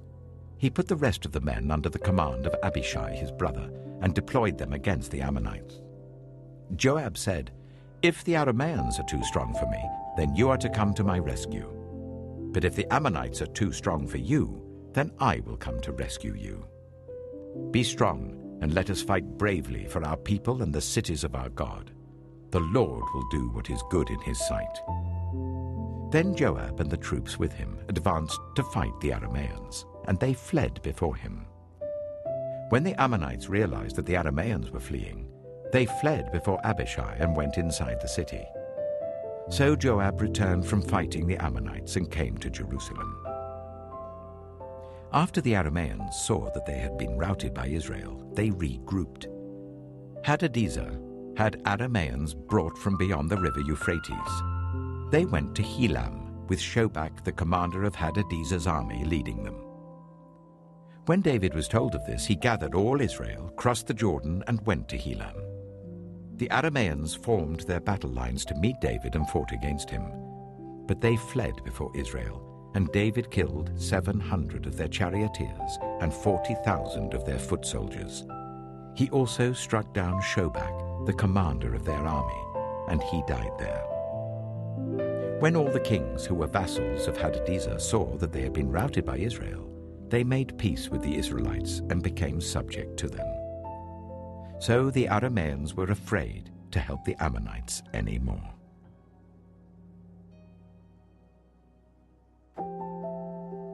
(2 Samuel chapter 11). In the spring, at the time when kings go off to war, David sent Joab out with the king's men and the whole Israelite army. They destroyed the Ammonites and besieged Rabbah, but David remained in Jerusalem. One evening, David got up from his bed and walked around on the roof of the palace. From the roof, he saw a woman washing. The woman was very beautiful. and David sent someone to find out about her. The man said, "She is Bathsheba, the daughter of Eliam, and the wife of Uriah the Hittite." Then David sent messengers to get her. She came to him, and he slept with her. Now she was purifying herself from her monthly uncleanness. Then she went back home. The woman conceived and sent word to David, saying, "I am pregnant." So David sent this word to Joab, "Send me Uriah the Hittite." And Joab sent him to David. When Uriah came to him, David asked him how Joab was, how the soldiers were, and how the war was going. Then David said to Uriah, "Go down to your house and wash your feet." So Uriah left the palace, and a gift from the king was sent after him. But Uriah slept at the entrance to the palace with all his master's servants, and did not go down to his house. David was told Uriah did not go home. So he asked Uriah, "Haven't you just come from a military campaign? Why didn't you go home?" Uriah said to David, "The ark and Israel and Judah are staying in tents, and my commander Joab and my lord's men are camped in the open country. How could I go to my house to eat and drink and make love to my wife? As surely as you live, I will not do such a thing." Then David said to him, "Stay here one more day, and tomorrow I will send you back." So Uriah remained in Jerusalem that day and the next. At David's invitation, he ate and drank with him, and David made him drunk. But in the evening, Uriah went out to sleep on his mat among his master's servants. He did not go home. In the morning, David wrote a letter to Joab and sent it with Uriah. In it he wrote, "Put Uriah out in front, where the fighting is fiercest. Then withdraw from him, so that he will be struck down and die." So while Joab had the city under siege, he put Uriah at a place where he knew the strongest defenders were. When the men of the city came out and fought against Joab, some of the men in David's army fell. Moreover, Uriah the Hittite died. Joab sent David a full account of the battle. He instructed the messenger, "When you have finished giving the king this account of the battle, the king's anger may flare up, and he may ask you, 'Why did you get so close to the city to fight? Didn't you know they would shoot arrows from the wall? Who killed Abimelech, son of Jerubesheth? Didn't a woman drop an upper millstone on him from the wall so that he died in Thebez? Why did you get so close to the wall?' If he asks you this, then say to him, 'Moreover, your servant Uriah the Hittite is dead.'" The messenger set out, and when he arrived, he told David everything Joab had sent him to say. The messenger said to David, "The men overpowered us and came out against us in the open, but we drove them back to the entrance of the city gate. Then the archers shot arrows at your servants from the wall, and some of the king's men died. Moreover, your servant Uriah the Hittite is dead." David told the messenger, "Say this to Joab, 'Don't let this upset you. The sword devours one as well as another. Press the attack against the city and destroy it.'" Say this to encourage Joab. When Uriah's wife heard that her husband was dead, she mourned for him. After the time of mourning was over, David had her brought to his house, and she became his wife and bore him a son. But the thing David had done displeased the Lord.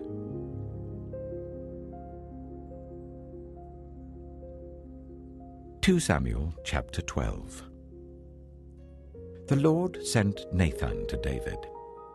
When he came to him, he said, "There were 2 men in a certain town, one rich and the other poor.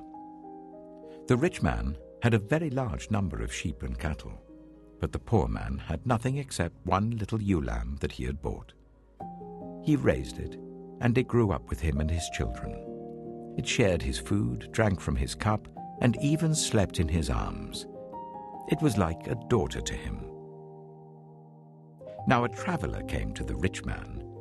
But the rich man refrained from taking one of his own sheep or cattle to prepare a meal for the traveler who had come to him. Instead, he took the ewe lamb that belonged to the poor man and prepared it for the one who had come to him. David burned with anger against the man and said to Nathan, "As surely as the Lord lives, the man who did this must die. He must pay for that lamb 4 times over because he did such a thing and had no pity." Then Nathan said to David, "You are the man. This is what the Lord, the God of Israel, says.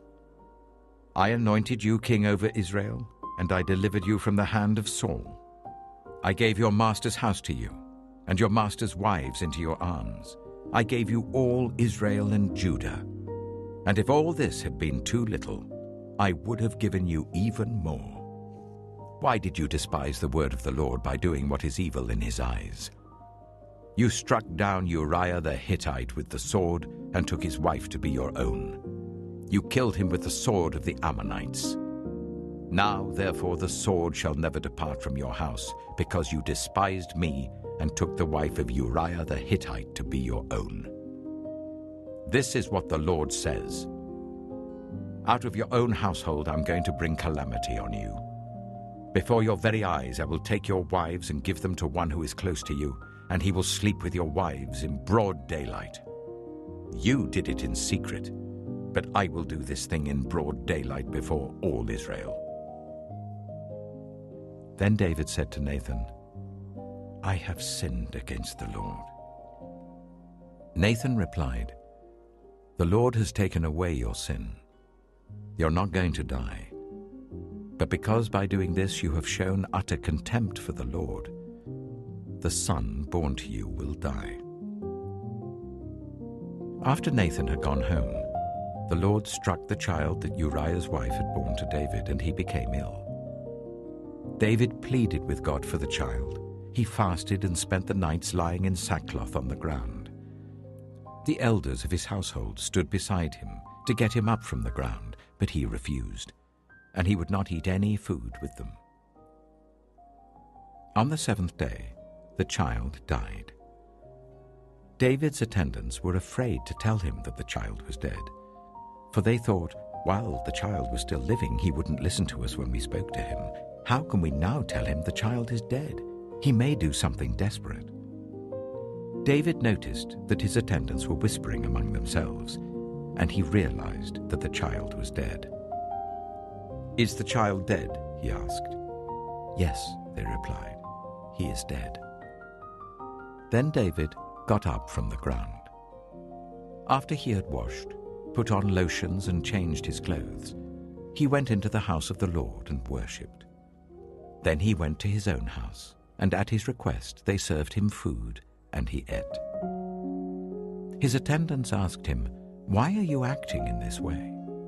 While the child was alive, you fasted and wept, but now that the child is dead, you get up and eat." He answered, "While the child was alive, I fasted and wept. I thought, who knows? The Lord may be gracious to me and let the child live. But now that he is dead, why should I go on fasting? Can I bring him back again? I will go to him, but he will not return to me." Then David comforted his wife Bathsheba, and he went to her and made love to her. She gave birth to a son, and they named him Solomon. The Lord loved him, and because the Lord loved him, he sent word through Nathan the prophet to name him Jedidiah. Meanwhile, Joab fought against Rabbah of the Ammonites and captured the royal citadel. Joab then sent messengers to David saying, "I have fought against Rabbah and taken its water supply. Now muster the rest of the troops and besiege the city and capture it. Otherwise I shall take the city, and it will be named after me." So David mustered the entire army and went to Rabbah, and attacked and captured it. David took the crown from their king's head, and it was placed on his own head. It weighed a talent of gold, and it was set with precious stones. David took a great quantity of plunder from the city, and brought out the people who were there, consigning them to labor with saws and with iron picks and axes, and he made them work at brickmaking. David did this to all the Ammonite towns. Then he and his entire army returned to Jerusalem.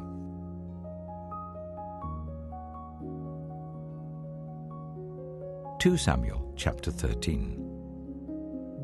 In the course of time, Amnon, son of David, fell in love with Tamar, the beautiful sister of Absalom, son of David. Amnon became so obsessed with his sister Tamar that he made himself ill.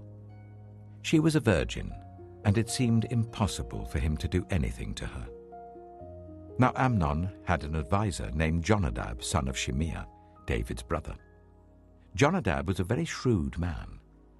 He asked Amnon, "Why do you, the king's son, look so haggard morning after morning? Won't you tell me?" Amnon said to him, "I'm in love with Tamar, my brother Absalom's sister."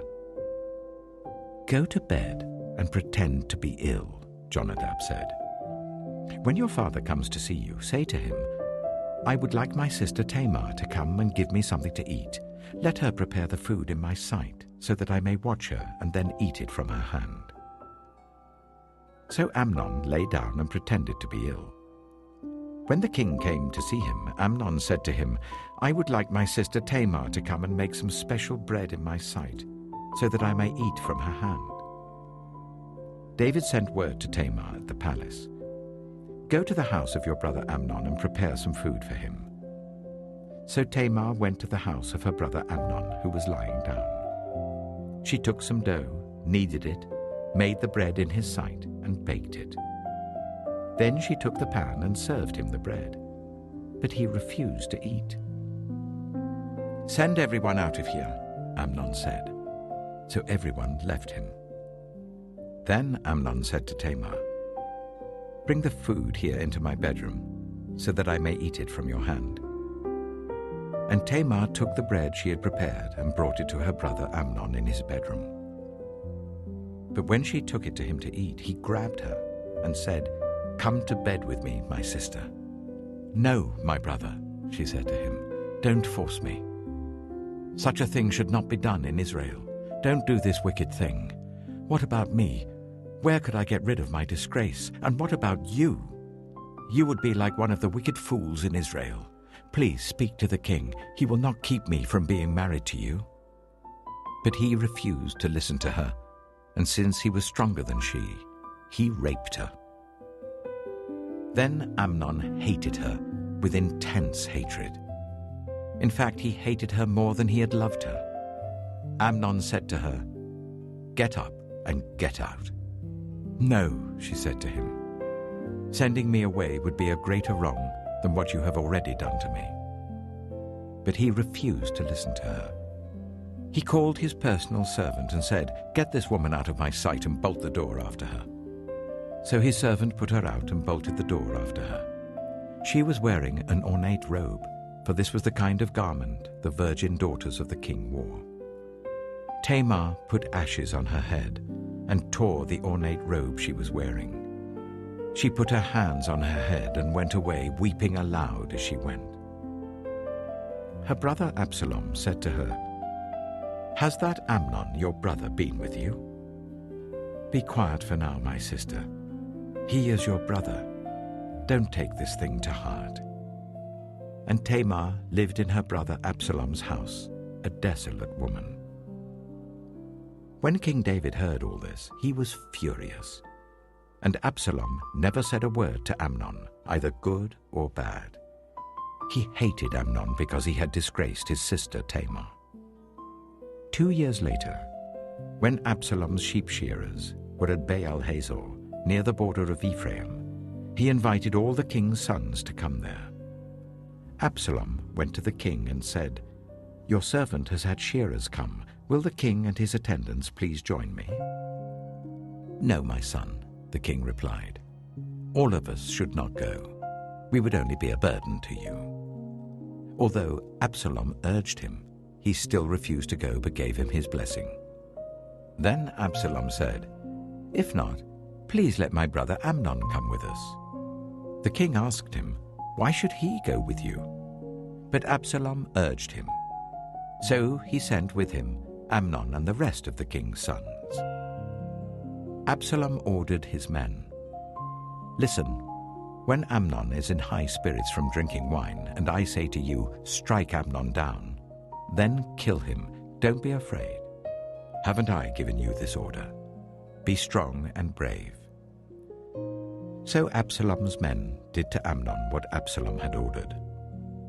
Then all the king's sons got up, mounted their mules, and fled. While they were on their way, the report came to David, "Absalom has struck down all the king's sons. Not one of them is left." The king stood up, tore his clothes, and lay down on the ground, and all his attendants stood by with their clothes torn.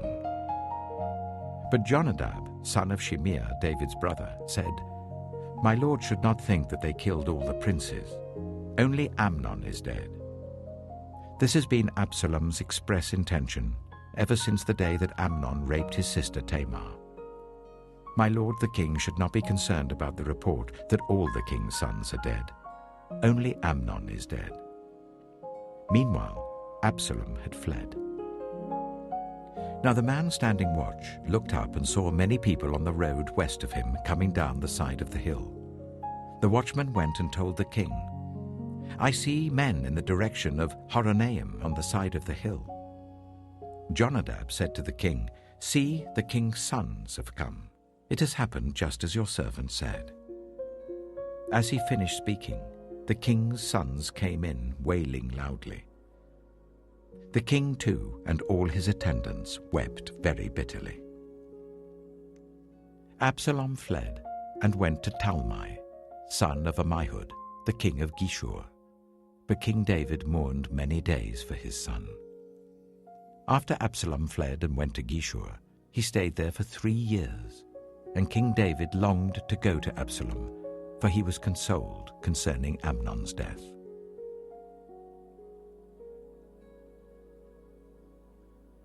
Samuel chapter 14. Joab, son of Zeruiah, knew that the king's heart longed for Absalom. So Joab sent someone to Tekoa, and had a wise woman brought from there. He said to her, "Pretend you are in mourning. Dress in mourning clothes and don't use any cosmetic lotions. Act like a woman who has spent many days grieving for the dead. Then go to the king and speak these words to him." And Joab put the words in her mouth. When the woman from Tekoa went to the king, she fell with her face to the ground to pay him honor, and she said, "Help me, your majesty." The king asked her, "What is troubling you?" She said, "I am a widow. My husband is dead. I, your servant, had 2 sons. They got into a fight with each other in the field, and no one was there to separate them. One struck the other and killed him. Now the whole clan has risen up against your servant. They say, 'Hand over the one who struck his brother down, so that we may put him to death for the life of his brother whom he killed. Then we will get rid of the heir as well.' They would put out the only burning coal I have left, leaving my husband neither name nor descendant on the face of the earth." The king said to the woman, "Go home, and I will issue an order on your behalf." But the woman from Tekoa said to him, "Let my lord the king pardon me and my family, and let the king and his throne be without guilt." The king replied, "If anyone says anything to you, bring them to me, and they will not bother you again."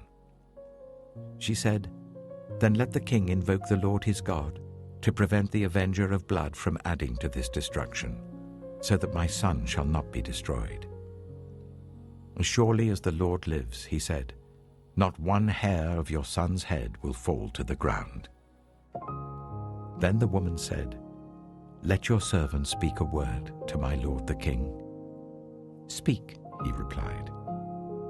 The woman said, "Why then have you devised a thing like this against the people of God?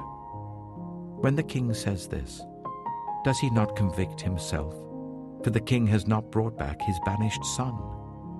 Like water spilled on the ground which cannot be recovered, so we must die. But that is not what God desires. Rather, he devises ways so that a banished person does not remain banished from him. And now I have come to say this to my lord the king, because the people have made me afraid. Your servant thought, I will speak to the king. Perhaps he will grant his servant's request. Perhaps the king will agree to deliver his servant from the hand of the man who is trying to cut off both me and my son from God's inheritance. And now your servant says, may the word of my lord the king secure my inheritance, for my lord the king is like an angel of God in discerning good and evil. May the Lord your God be with you. Then the king said to the woman, don't keep from me the answer to what I am going to ask you. Let my lord the king speak, the woman said. The king asked, isn't the hand of Joab with you in all this? The woman answered, as surely as you live, my lord the king, no one can turn to the right or to the left from anything my lord the king says. Yes, it was your servant Joab who instructed me to do this, and who put all these words into the mouth of your servant. Your servant Joab did this to change the present situation. My lord has wisdom like that of an angel of God. He knows everything that happens in the land. The king said to Joab, very well, I will do it. Go, bring back the young man Absalom. Joab fell with his face to the ground to pay him honor, and he blessed the king. Joab said, today your servant knows that he has found favor in your eyes, my lord the king, because the king has granted his servant's request. Then Joab went to Geshur and brought Absalom back to Jerusalem. But the king said, he must go to his own house, he must not see my face. So Absalom went to his own house and did not see the face of the king. In all Israel, there was not a man so highly praised for his handsome appearance as Absalom. From the top of his head to the sole of his foot, there was no blemish in him. Whenever he cut the hair of his head, he used to cut his hair once a year because it became too heavy for him, he would weigh it, and its weight was 200 shekels by the royal standard. 3 sons and a daughter were born to Absalom. His daughter's name was Tamar, and she became a beautiful woman. Absalom lived for 2 years in Jerusalem without seeing the king's face. Then Absalom sent for Joab in order to send him to the king, but Joab refused to come to him. So he sent a second time, but he refused to come.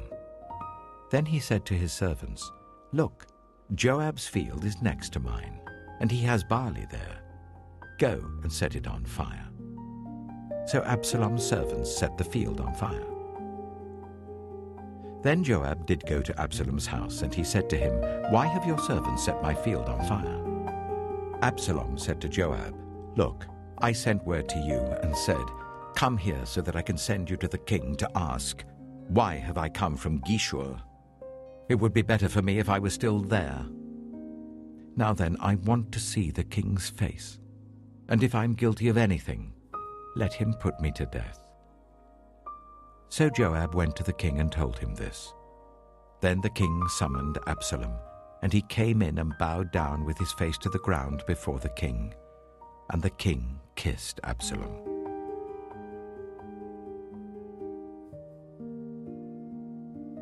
2 Samuel chapter 15. In the course of time, Absalom provided himself with a chariot and horses, and with 50 men to run ahead of him. He would get up early and stand by the side of the road leading to the city gate. Whenever anyone came with a complaint to be placed before the king for a decision, Absalom would call out to him, what town are you from?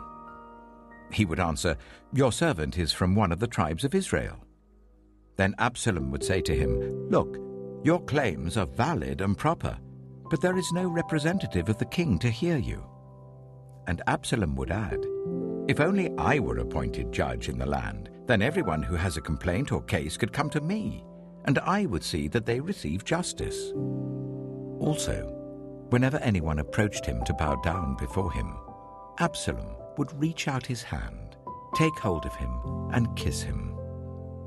Absalom behaved in this way towards all the Israelites who came to the king asking for justice, and so he stole the hearts of the people of Israel. At the end of 4 years, Absalom said to the king, let me go to Hebron and fulfill a vow I made to the Lord. While your servant was living in Geshur in Aram, I made this vow. If the Lord takes me back to Jerusalem, I will worship the Lord in Hebron. The king said to him, Go in peace. So he went to Hebron. Then Absalom sent secret messengers throughout the tribes of Israel to say, As soon as you hear the sound of the trumpets, then say, Absalom is king in Hebron. 200 men from Jerusalem had accompanied Absalom.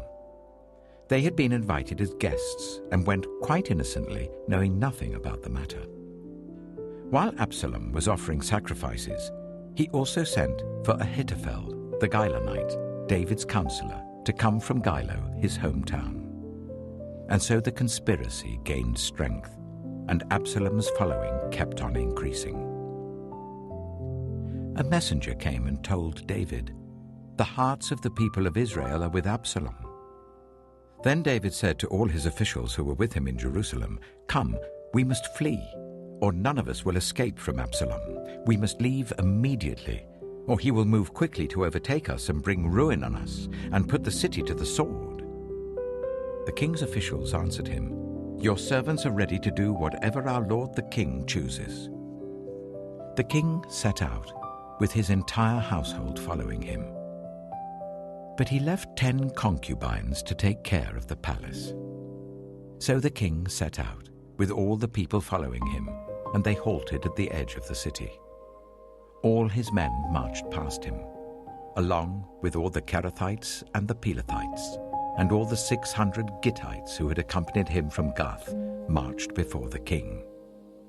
The king said to Ittai the Gittite, Why should you come along with us? Go back and stay with King Absalom. You are a foreigner, an exile from your homeland. You came only yesterday. And today shall I make you wander about with us, when I do not know where I'm going? Go back and take your people with you. May the Lord show you kindness and faithfulness. But Ittai replied to the king, As surely as the Lord lives and as my lord the king lives, wherever my lord the king may be, whether it means life or death, there will your servant be. David said to Ittai, Go ahead, march on. So Ittai the Gittite marched on with all his men and the families that were with him. The whole countryside wept aloud as all the people passed by. The king also crossed the Kidron Valley, and all the people moved on towards the wilderness. Zadok was there too, and all the Levites who were with him were carrying the Ark of the Covenant of God. They set down the Ark of God, and Abiathar offered sacrifices until all the people had finished leaving the city. Then the king said to Zadok, Take the Ark of God back into the city. If I find favor in the Lord's eyes, he will bring me back and let me see it and his dwelling place again. But if he says I am not pleased with you, then I am ready. Let him do to me whatever seems good to him. The king also said to Zadok the priest, Do you understand? Go back to the city with my blessing. Take your son Ahimaaz with you, and also Abiathar's son Jonathan. You and Abiathar return with your 2 sons. I will wait at the fords in the wilderness until word comes from you to inform me. So Zadok and Abiathar took the Ark of God back to Jerusalem and stayed there. But David continued up the Mount of Olives, weeping as he went. His head was covered and he was barefoot. All the people with him covered their heads too and were weeping as they went up. Now David had been told Ahithophel is among the conspirators with Absalom. So David prayed, Lord, turn Ahithophel's counsel into foolishness. When David arrived at the summit, where people used to worship God, Hushai the Archite was there to meet him, his robe torn and dust on his head. David said to him, If you go with me, you will be a burden to me. But if you return to the city and say to Absalom, Your Majesty, I will be your servant. I was your father's servant in the past, but now I will be your servant. Then you can help me by frustrating Ahithophel's advice. Won't the priests Zadok and Abiathar be there with you? Tell them anything you hear in the king's palace. Their 2 sons, Ahimaaz, son of Zadok, and Jonathan, son of Abiathar, are there with them. Send them to me with anything you hear." So Hushai, David's confidant, arrived at Jerusalem as Absalom was entering the city.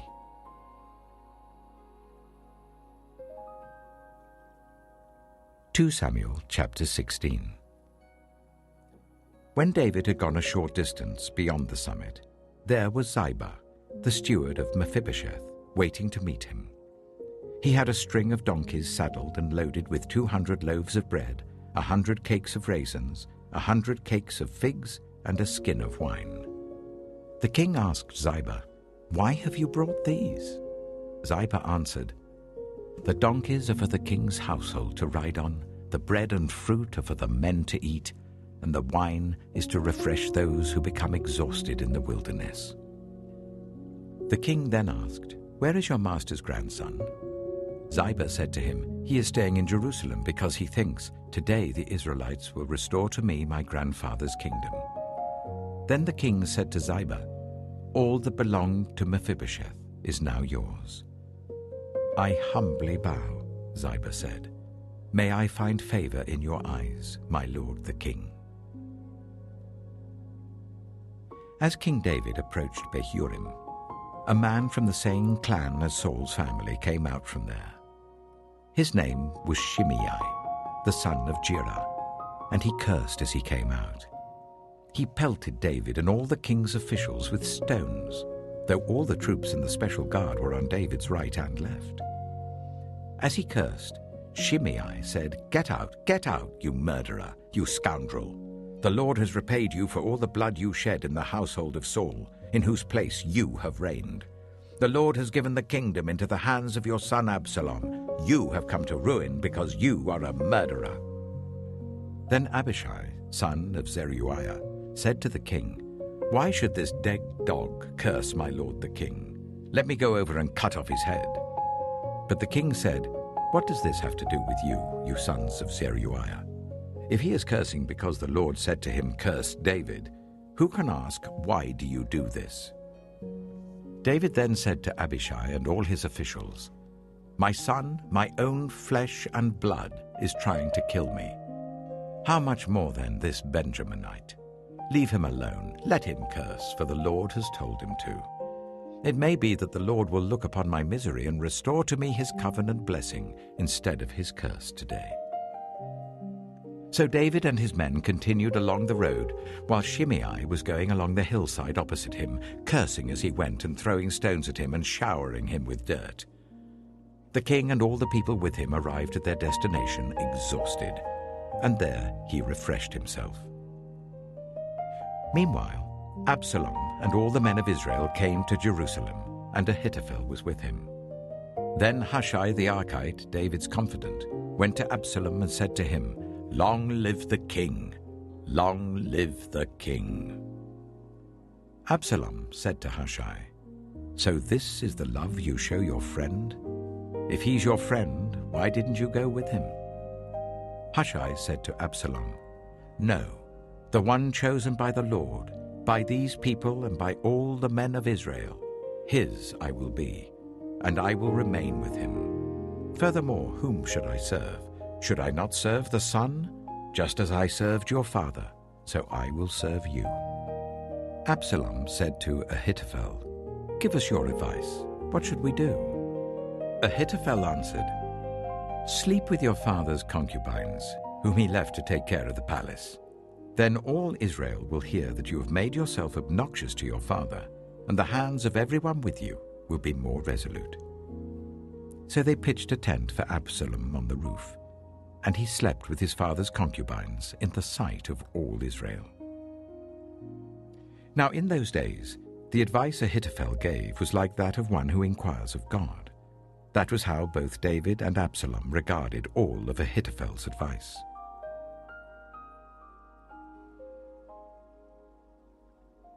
Two Samuel chapter 17. Ahithophel said to Absalom, "I would choose 12,000 men and set out tonight in pursuit of David. I would attack him while he is weary and weak.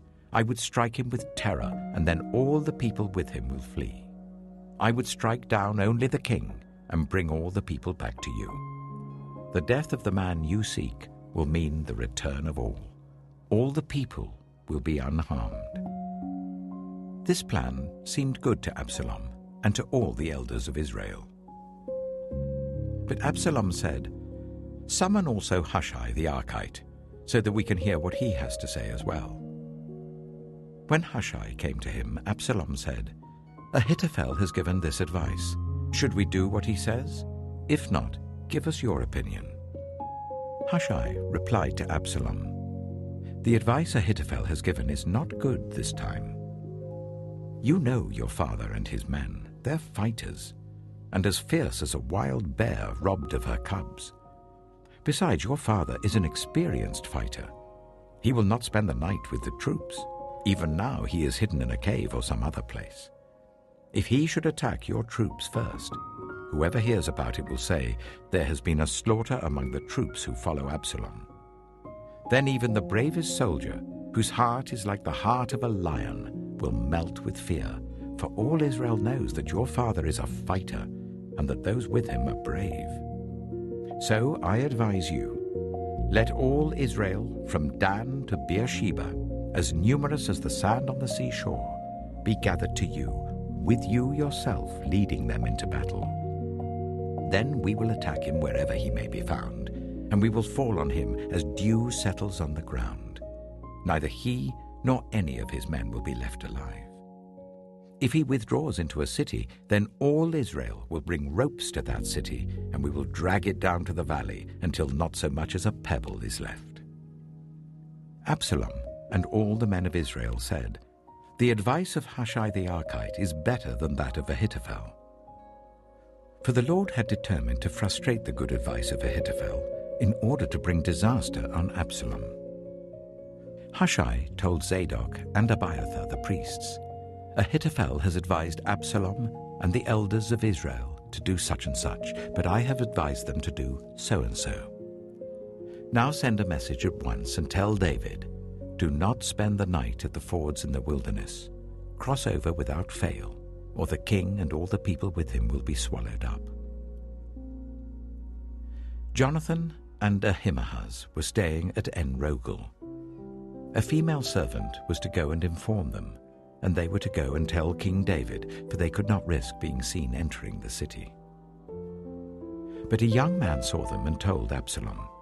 So the two of them left at once and went to the house of a man in Bahurim. He had a well in his courtyard, and they climbed down into it. His wife took a covering and spread it out over the opening of the well and scattered corn over it. No one knew anything about it. When Absalom's men came to the woman of the house, they asked, "Where are Ahimaaz and Jonathan?" The woman answered them, "They crossed over the brook." The men searched but found no one, so they returned to Jerusalem. After they had gone, the two climbed out of the well and went to inform King David. They said to him, "Set out and cross the river at once. Ahithophel has advised such and such against you." So David and all the people with him set out and crossed the Jordan.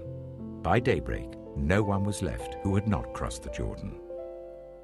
When Ahithophel saw that his advice had not been followed, he saddled his donkey and set out for his house in his hometown. He put his house in order and then hanged himself. So he died and was buried in his father's tomb. David went to Mahanaim, and Absalom crossed the Jordan with all the men of Israel. Absalom had appointed Amasa over the army in place of Joab. Amasa was the son of Jether, an Ishmaelite who had married Abigail, the daughter of Nahash, the sister of Zeruiah, the mother of Joab. The Israelites and Absalom camped in the land of Gilead. When David came to Mahanaim, Shobai, son of Nahash from Rabbah of the Ammonites, and Machir, son of Amiel from Lo-debar, and Barzillai the Gilead from Rogelim, brought bedding and bowls and articles of pottery. They also brought wheat and barley, flour and roasted grain, beans and lentils, honey and curds, sheep and cheese from cow's milk for David and his people to eat. For they said, "The people have become exhausted and hungry and thirsty in the wilderness."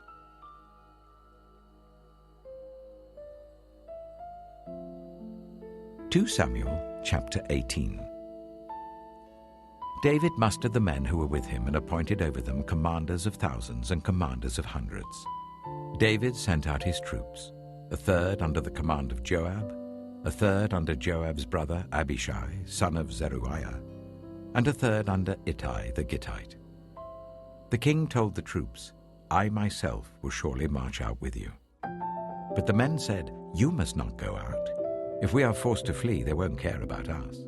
Even if half of us die, they won't care. But you are worth 10,000 of us. It would be better now for you to give us support from the city." The king answered, "I will do whatever seems best to you." So the king stood beside the gate while all his men marched out in units of hundreds and of thousands. The king commanded Joab, Abishai, and Ittai, "Be gentle with the young man Absalom for my sake."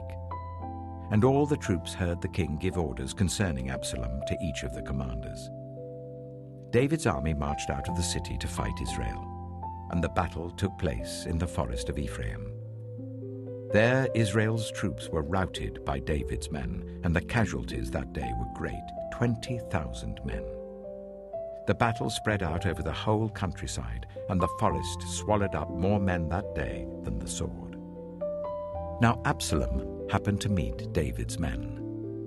He was riding his mule, and as the mule went under the thick branches of a large oak, Absalom's hair got caught in the tree. He was left hanging in midair while the mule he was riding kept on going. When one of the men saw what had happened, he told Joab, "I have just seen Absalom hanging in an oak tree." Joab said to the man who had told him this, "What? You saw him? Why didn't you strike him to the ground right there? Then I would have had to give you 10 shekels of silver and a warrior's belt." But the man replied, "Even if 1,000 shekels were weighed out into my hands, I would not lay a hand on the king's son. In our hearing, the king commanded you and Abishai and Ittai, protect the young man Absalom for my sake. And if I had put my life in jeopardy, and nothing is hidden from the king, you would have kept your distance from me." Joab said, "I'm not going to wait like this for you." So he took 3 javelins in his hand and plunged them into Absalom's heart while Absalom was still alive in the oak tree. And 10 of Joab's armor-bearers surrounded Absalom, struck him, and killed him. Then Joab sounded the trumpet, and the troops stopped pursuing Israel, for Joab halted them. They took Absalom, threw him into a big pit in the forest, and piled up a large heap of rocks over him. Meanwhile, all the Israelites fled to their homes. During his lifetime, Absalom had taken a pillar and erected it in the king's valley as a monument to himself, for he thought, "I have no son to carry on the memory of my name." He named the pillar after himself, and it is called Absalom's monument to this day. Now Ahimaaz, son of Zadok, said, "Let me run and take the news to the king that the Lord has vindicated him by delivering him from the hand of his enemies." "You are not the one to take the news today," Joab told him. "You may take the news another time, but you must not do so today, because the king's son is dead." Then Joab said to the Cushite, "Go tell the king what you have seen." The Cushite bowed down before Joab and ran off. Ahimaaz, son of Zadok, again said to Joab, "Come what may, please let me run behind the Cushite." But Joab replied, "My son, why do you want to go? You don't have any news that will bring you a reward." He said, "Come what may, I want to run." So Joab said, "Run." Then Ahimaaz ran by the way of the plain and outran the Cushite. While David was sitting between the inner and outer gates, the watchman went up to the roof of the gateway by the wall. As he looked out, he saw a man running alone. The watchman called out to the king and reported it. The king said, "If he is alone, he must have good news." And the runner came closer and closer. Then the watchman saw another runner, and he called down to the gatekeeper, "Look, another man running alone." The king said, "He must be bringing good news too." The watchman said, "It seems to me that the first one runs like Ahimaaz, son of Zadok." "He's a good man," the king said. "He comes with good news." Then Ahimaaz called out to the king, "All is well." He bowed down before the king with his face to the ground and said, "Praise be to the Lord your God. He has delivered up those who lifted their hands against my lord the king." The king asked, "Is the young man Absalom safe?" Ahimaaz answered, "I saw great confusion, just as Joab was about to send the king's servant and me, your servant, but I don't know what it was." The king said, "Stand aside and wait here." So he stepped aside and stood there. Then the Cushite arrived and said, "My lord the king, hear the good news. The Lord has vindicated you today by delivering you from the hand of all who rose up against you." The king asked the Cushite, "Is the young man Absalom safe?" The Cushite replied, "May the enemies of my lord the king and all who rise up to harm you be like that young man." The king was shaken.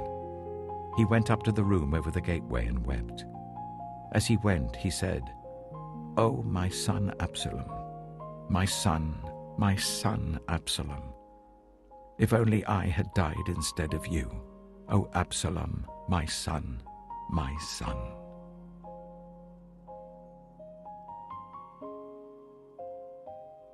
2 Samuel chapter 19. Joab was told, "The king is weeping and mourning for Absalom." And for the whole army, the victory that day was turned into mourning, because on that day the troops heard it said, "The king is grieving for his son."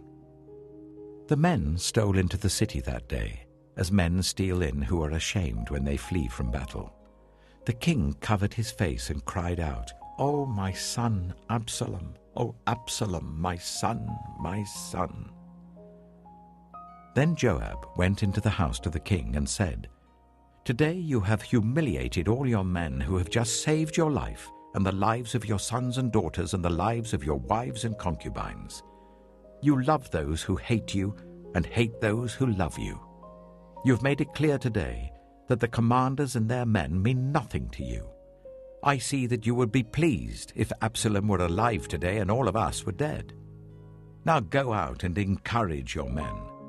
I swear by the Lord that if you don't go out, not a man will be left with you by nightfall. This will be worse for you than all the calamities that have come on you from your youth till now." So the king got up and took his seat in the gateway. When the men were told the king is sitting in the gateway, they all came before him. Meanwhile, the Israelites had fled to their homes. Throughout the tribes of Israel, all the people were arguing among themselves, saying, "The king delivered us from the hand of our enemies. He is the one who rescued us from the hand of the Philistines. But now he has fled the country to escape from Absalom, and Absalom, whom we anointed to rule over us, has died in battle. So why do you say nothing about bringing the king back?" King David sent this message to Zadok and Abiathar, the priests. "Ask the elders of Judah, why should you be the last to bring the king back to his palace, since what is being said throughout Israel has reached the king at his quarters? You are my relatives, my own flesh and blood. So why should you be the last to bring back the king? And say to Amasa, are you not my own flesh and blood? May God deal with me, be it ever so severely, if you are not the commander of my army for life, in place of Joab." He won over the hearts of the men of Judah, so that they were all of one mind. They sent word to the king, "Return, you and all your men." Then the king returned and went as far as the Jordan. Now the men of Judah had come to Gilgal to go out and meet the king and bring him across the Jordan. Shimei, son of Gera, the Benjamite from Bahurim, hurried down with the men of Judah to meet King David. With him were 1,000 Benjaminites, along with Ziba, the steward of Saul's household, and his 15 sons and 20 servants. They rushed to the Jordan where the king was. They crossed at the ford to take the king's household over and to do whatever he wished. When Shimei, son of Gera, crossed the Jordan, he fell prostrate before the king and said to him, "May my lord not hold me guilty. Do not remember how your servant did wrong on the day my lord the king left Jerusalem. May the king put it out of his mind. For I, your servant, know that I have sinned. But today I have come here as the first from the tribes of Joseph to come down and meet my lord the king." Then Abishai, son of Zeruiah, said, "Shouldn't Shimei be put to death for this? He cursed the Lord's anointed." David replied, "What does this have to do with you, you sons of Zeruiah? What right do you have to interfere? Should anyone be put to death in Israel today? Don't I know that today I am king over Israel?" So the king said to Shimei, "You shall not die." And the king promised him on oath. Mephibosheth, Saul's grandson, also went down to meet the king. He had not taken care of his feet or trimmed his moustache or washed his clothes from the day the king left until the day he returned safely. When he came from Jerusalem to meet the king asked him, "Why didn't you go with me, Mephibosheth?" He said, "My lord the king, since I, your servant, am lame, I said, I will have my donkey saddled and will ride on it, so that I can go with the king. But Ziba, my servant, betrayed me, and he has slandered your servant to my lord the king. My lord the king is like an angel of God, so do whatever you wish. All my grandfather's descendants deserved nothing but death from my lord the king, but you gave your servant a place among those who eat at your table. So what right do I have to make any more appeals to the king?" The king said to him, "Why say more? I order you and Ziba to divide the land." Mephibosheth said to the king, "Let him take everything, now that my lord the king has returned home safely." Barzillai the Gileadite also came down from Rogelim to cross the Jordan with the king and to send him on his way from there. Now Barzillai was very old, 80 years of age. He had provided for the king during his stay in Mahanaim, for he was a very wealthy man. The king said to Barzillai, "Cross over with me and stay with me in Jerusalem, and I will provide for you." But Barzillai answered the king, "How many more years shall I live, that I should go up to Jerusalem with the king? I am now 80 years old. Can I tell the difference between what is enjoyable and what is not? Can your servant taste what he eats and drinks? Can I still hear the voices of male and female singers? Why should your servant be an added burden to my lord the king? Your servant will cross over the Jordan with the king for a short distance, but why should the king reward me in this way? Let your servant return, that I may die in my own town near the tomb of my father and mother. But here is your servant Kimham. Let him cross over with my lord the king. Do for him whatever you wish." The king said, "Kimham shall cross over with me, and I will do for him whatever you wish. And anything you desire from me, I will do for you." So all the people crossed the Jordan, and then the king crossed over. The king kissed Barzillai and bade him farewell, and Barzillai returned to his home. When the king crossed over to Gilgal, Kimham crossed with him. All the troops of Judah and half the troops of Israel had taken the king over. Soon all the men of Israel were coming to the king and saying to him, "Why did our brothers, the men of Judah, steal the king away and bring him and his household across the Jordan, together with all his men?" All the men of Judah answered the men of Israel, "We did this because the king is closely related to us. Why are you angry about it? Have we eaten any of the king's provisions? Have we taken anything for ourselves?" Then the men of Israel answered the men of Judah, "We have 10 shares in the king, so we have a greater claim on David than you have. Why then do you treat us with contempt? Weren't we the first to speak of bringing back our king?" But the men of Judah pressed their claims even more forcefully than the men of Israel.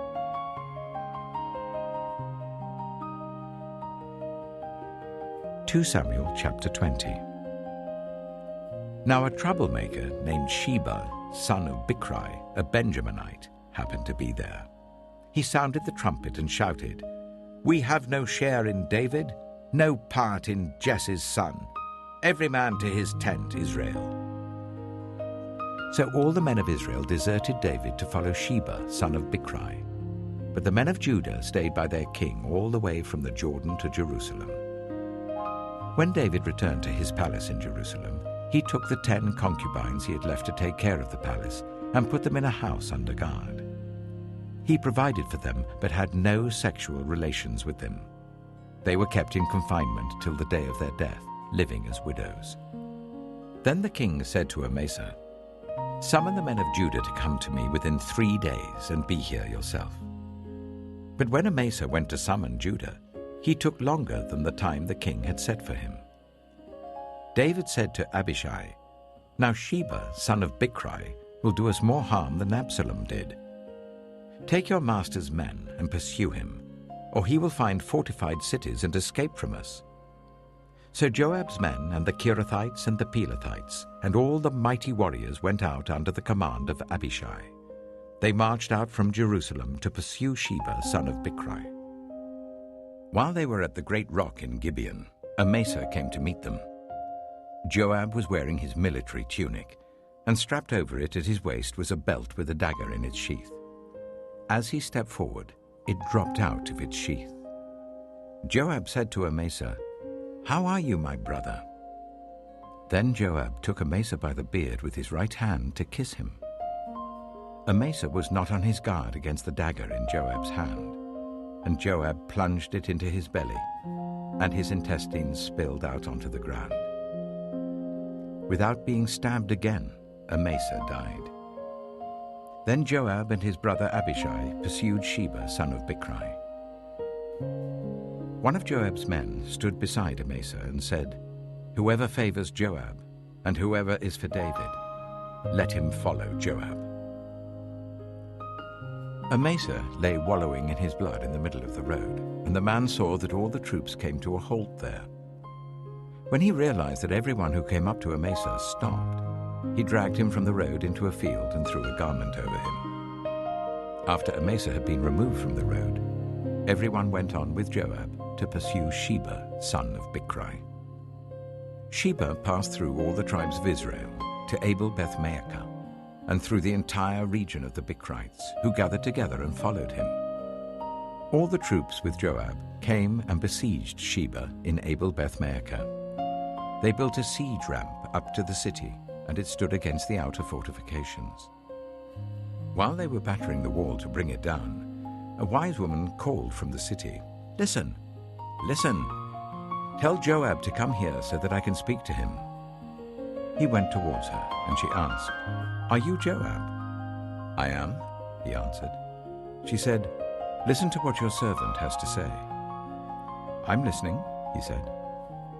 She continued, "Long ago they used to say, 'Get your answer at Abel,' and that settled it.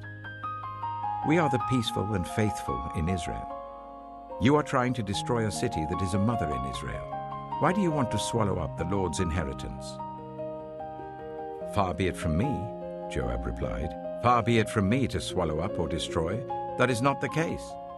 A man named Sheba, son of Bichri, from the hill country of Ephraim, has lifted up his hand against the king, against David. Hand over this one man, and I'll withdraw from the city." The woman said to Joab, "His head will be thrown to you from the wall." Then the woman went to all the people with her wise advice, and they cut off the head of Sheba, son of Bichri, and threw it to Joab. So he sounded the trumpet, and his men dispersed from the city, each returning to his home. And Joab went back to the king in Jerusalem.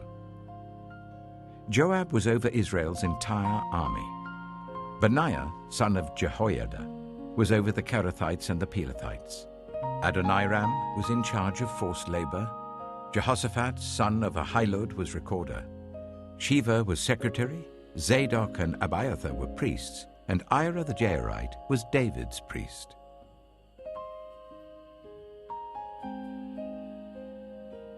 2 Samuel chapter 21.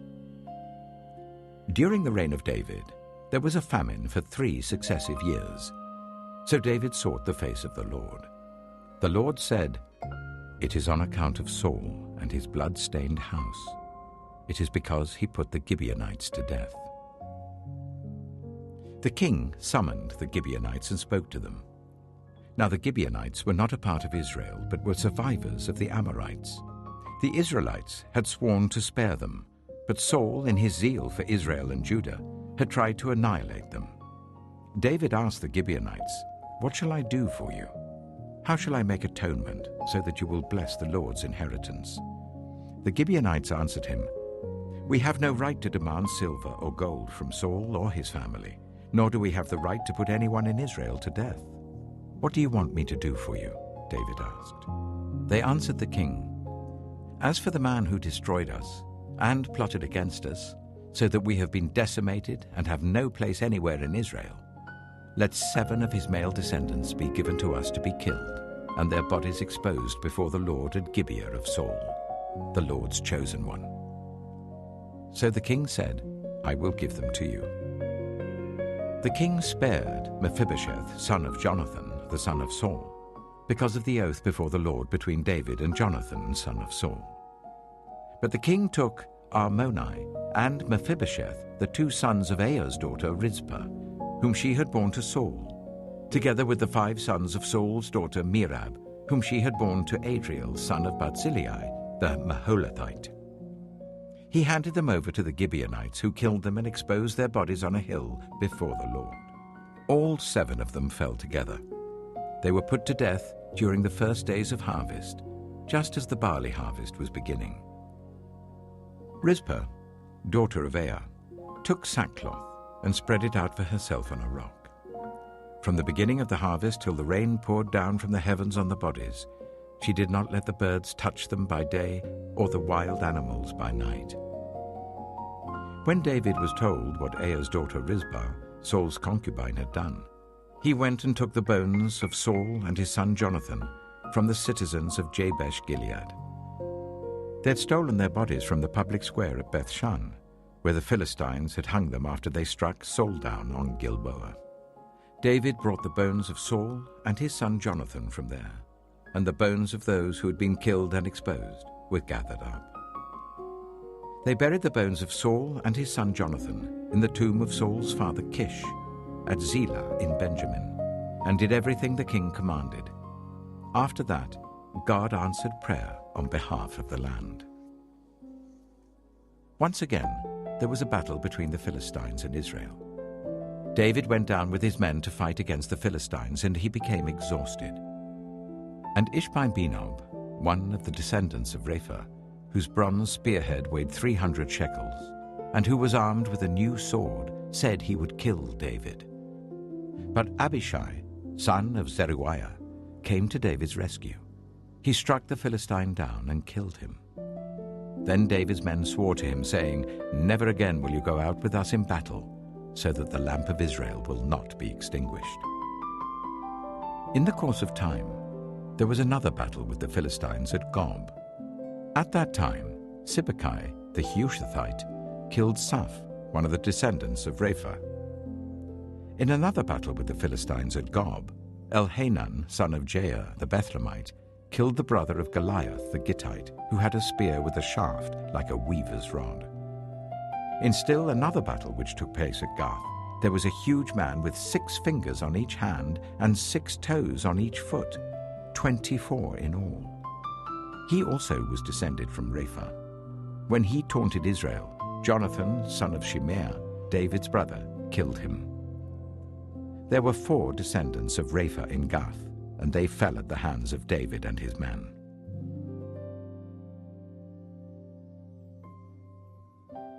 (2 Samuel chapter 22). David sang to the Lord the words of this song when the Lord delivered him from the hand of all his enemies and from the hand of Saul. He said, "The Lord is my rock, my fortress and my deliverer. My God is my rock in whom I take refuge, my shield and the horn of my salvation. He is my stronghold, my refuge and my Savior. From violent people you save me. I called to the Lord who is worthy of praise, and have been saved from my enemies. The waves of death swirled about me, the torrents of destruction overwhelmed me. The cords of the grave coiled around me, the snares of death confronted me. In my distress I called to the Lord. I called out to my God. From his temple he heard my voice. My cry came to his ears. The earth trembled and quaked. The foundations of the heavens shook. They trembled because he was angry. Smoke rose from his nostrils. Consuming fire came from his mouth. Burning coals blazed out of it. He parted the heavens and came down. Dark clouds were under his feet. He mounted the cherubim and flew. He soared on the wings of the wind. He made darkness his canopy around him, the dark rain clouds of the sky. Out of the brightness of his presence, bolts of lightning blazed forth. The Lord thundered from heaven. The voice of the Most High resounded. He shot his arrows and scattered the enemy. With great bolts of lightning he routed them.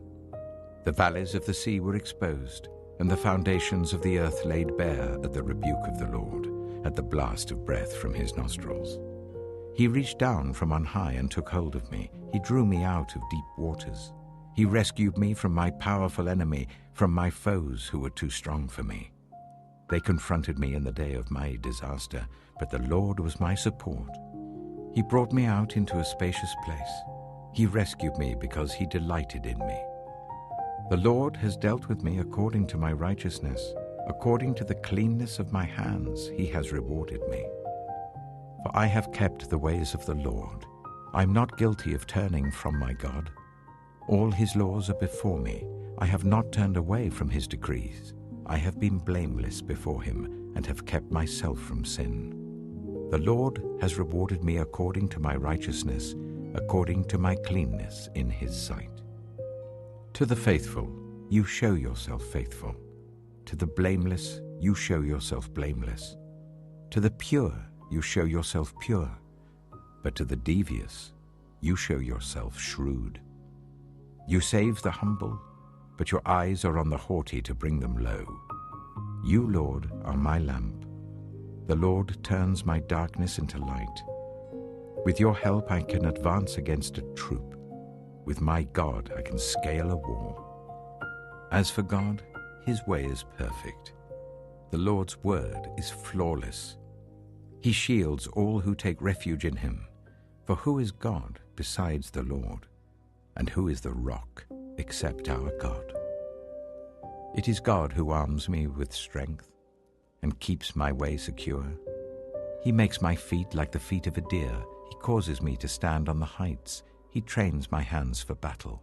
My arms can bend a bow of bronze. You make your saving help my shield. Your help has made me great.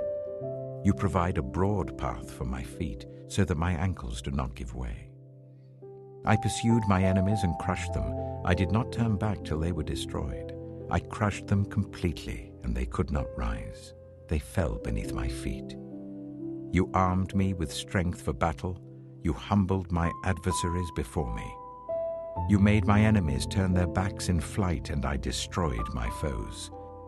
They cried for help, but there was no one to save them. To the Lord, but he did not answer. I beat them as fine as the dust of the earth. I pounded and trampled them like mud in the streets. You have delivered me from the attacks of the peoples. You have preserved me as the head of nations. People I did not know now serve me. Foreigners cower before me. As soon as they hear of me, they obey me. They all lose heart. They come trembling from their strongholds. The Lord lives. Praise be to my rock. Exalted be my God, the rock, my Savior. He is the God who avenges me, who puts the nations under me, who sets me free from my enemies. You exalted me above my foes. From a violent man you rescued me. Therefore I will praise you, Lord, among the nations. I will sing the praises of your name. He gives his king great victories. He shows unfailing kindness to his anointed, to David, and his descendants forever.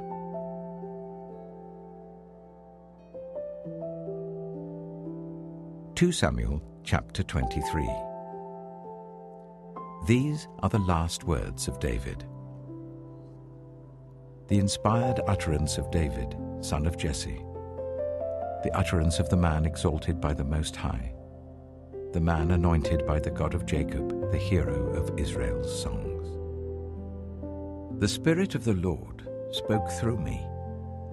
His word was on my tongue. The God of Israel spoke. The Rock of Israel said to me, when one rules over people in righteousness, when he rules in the fear of God, he is like the light of morning at sunrise on a cloudless morning, like the brightness after rain that brings grass from the earth. If my house were not right with God, surely he would not have made with me an everlasting covenant, arranged and secured in every part. Surely he would not bring to fruition my salvation and grant me my every desire. But evil men are all to be cast aside like thorns, which are not gathered with the hand. Whoever touches thorns uses a tool of iron or the shaft of a spear. They are burned up where they lie. These are the names of David's mighty warriors. Josheb-Bashebeth, a Tachimonite, was chief of the three. He raised his spear against 800 men whom he killed in one encounter. Next to him was Eleazar, son of Dodai the Ahohite. As one of the three mighty warriors, he was with David when they taunted the Philistines gathered at Pas-Dammim for battle. Then the Israelites retreated, but Eleazar stood his ground and struck down the Philistines till his hand grew tired and froze to the sword. The Lord brought about a great victory that day. The troops returned to Eleazar, but only to strip the dead. Next to him was Shammah, son of Agi, the Hararite. When the Philistines banded together at a place where there was a field full of lentils, Israel's troops fled from them. But Shammah took his stand in the middle of the field. He defended it and struck the Philistines down, and the Lord brought about a great victory. During harvest time, 3 of the 30 chief warriors came down to David at the cave of Adullam, while a band of Philistines were encamped in the valley of Rephaim. At that time, David was in the stronghold, and the Philistine garrison was at Bethlehem. David longed for water and said, "Oh, that someone would get me a drink of water from the well near the gate of Bethlehem." So the 3 mighty warriors broke through the Philistine lines, drew water from the well near the gate of Bethlehem, and carried it back to David. But he refused to drink it. Instead, he poured it out before the Lord. "Far be it from me, Lord, to do this," he said. "Is it not the blood of men who went at the risk of their lives?" And David would not drink it. Such were the exploits of the 3 mighty warriors. Abishai, the brother of Joab, son of Zeruiah, was chief of the 3. He raised his spear against 300 men, whom he killed, and so he became as famous as the 3. Was he not held in greater honor than the 3? He became their commander, even though he was not included among them. Benaiah, son of Jehoiada, a valiant fighter from Kabzeel, performed great exploits. He struck down Moab's 2 mightiest warriors. He also went down into a pit on a snowy day and killed a lion. And he struck down a huge Egyptian. Although the Egyptian had a spear in his hand, Benaiah went against him with a club. He snatched the spear from the Egyptian's hand and killed him with his own spear.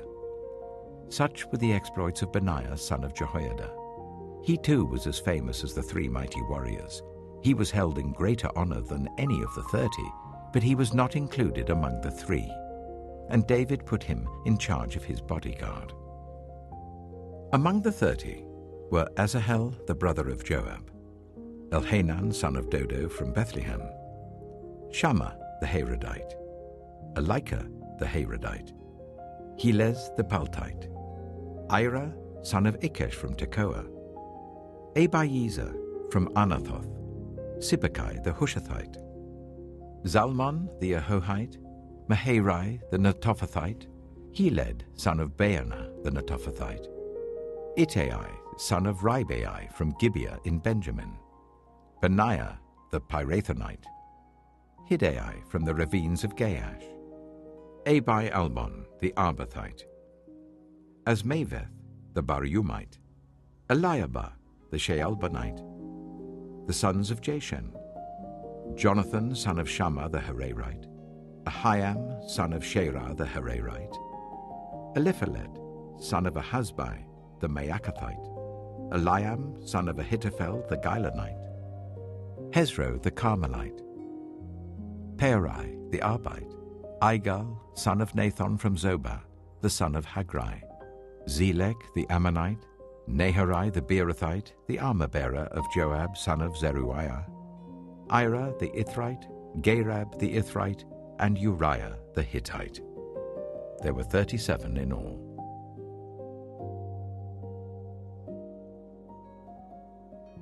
Samuel chapter 24. Again the anger of the Lord burned against Israel, and he incited David against them, saying, "Go and take a census of Israel and Judah." So the king said to Joab and the army commanders with him, "Go throughout the tribes of Israel from Dan to Beersheba, and enroll the fighting men, so that I may know how many there are." But Joab replied to the king, "May the Lord your God multiply the troops 100 times over, and may the eyes of my lord the king see it. But why does my lord the king want to do such a thing?" The king's word, however, overruled Joab and the army commanders. So they left the presence of the king to enroll the fighting men of Israel. After crossing the Jordan, they camped near Aroer, south of the town in the gorge, and then went through Gad and on to Jazer. They went to Gilead and the region of Tatim Hodshai, and on to Dan Jair, and around towards Sidon. Then they went towards the fortress of Tyre, and all the towns of the Hivites and Canaanites. Finally, they went on to Beersheba in the Negev of Judah. After they had gone through the entire land, they came back to Jerusalem at the end of 9 months and 20 days. Joab reported the number of the fighting men to the king. In Israel, there were 800,000 able-bodied men who could handle a sword, and in Judah, 500,000. David was conscience-stricken after he had counted the fighting men, and he said to the Lord, "I have sinned greatly in what I have done. Now, Lord, I beg you, take away the guilt of your servant. I've done a very foolish thing." Before David got up the next morning, the word of the Lord had come to Gad, the prophet, David's seer. "Go and tell David, this is what the Lord says. I'm giving you 3 options. Choose one of them for me to carry out against you." So Gad went to David and said to him, "Shall there come on you 3 years of famine in your land, or 3 months of fleeing from your enemies while they pursue you, or 3 days of plague in your land? Now then, think it over and decide how I should answer the one who sent me." David said to Gad, "I am in deep distress. Let us fall into the hands of the Lord, for his mercy is great, but do not let me fall into human hands." So the Lord sent a plague on Israel from that morning until the end of the time designated, and 70,000 of the people from Dan to Beersheba died. When the angel stretched out his hand to destroy Jerusalem, the Lord relented concerning the disaster, and said to the angel who was afflicting the people, "Enough, withdraw your hand."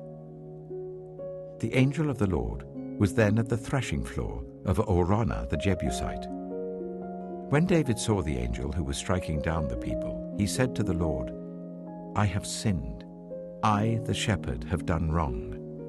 These are but sheep. What have they done? Let your hand fall on me and my family." On that day, Gad went to David and said to him, "Go up and build an altar to the Lord on the threshing floor of Araunah the Jebusite." So David went up as the Lord had commanded through Gad. When Araunah looked and saw the king and his officials coming towards him, he went out and bowed down before the king with his face to the ground.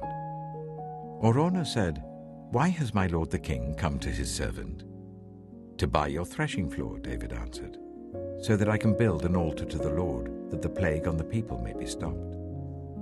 Araunah said to David, "Let my lord the king take whatever he wishes and offer it up.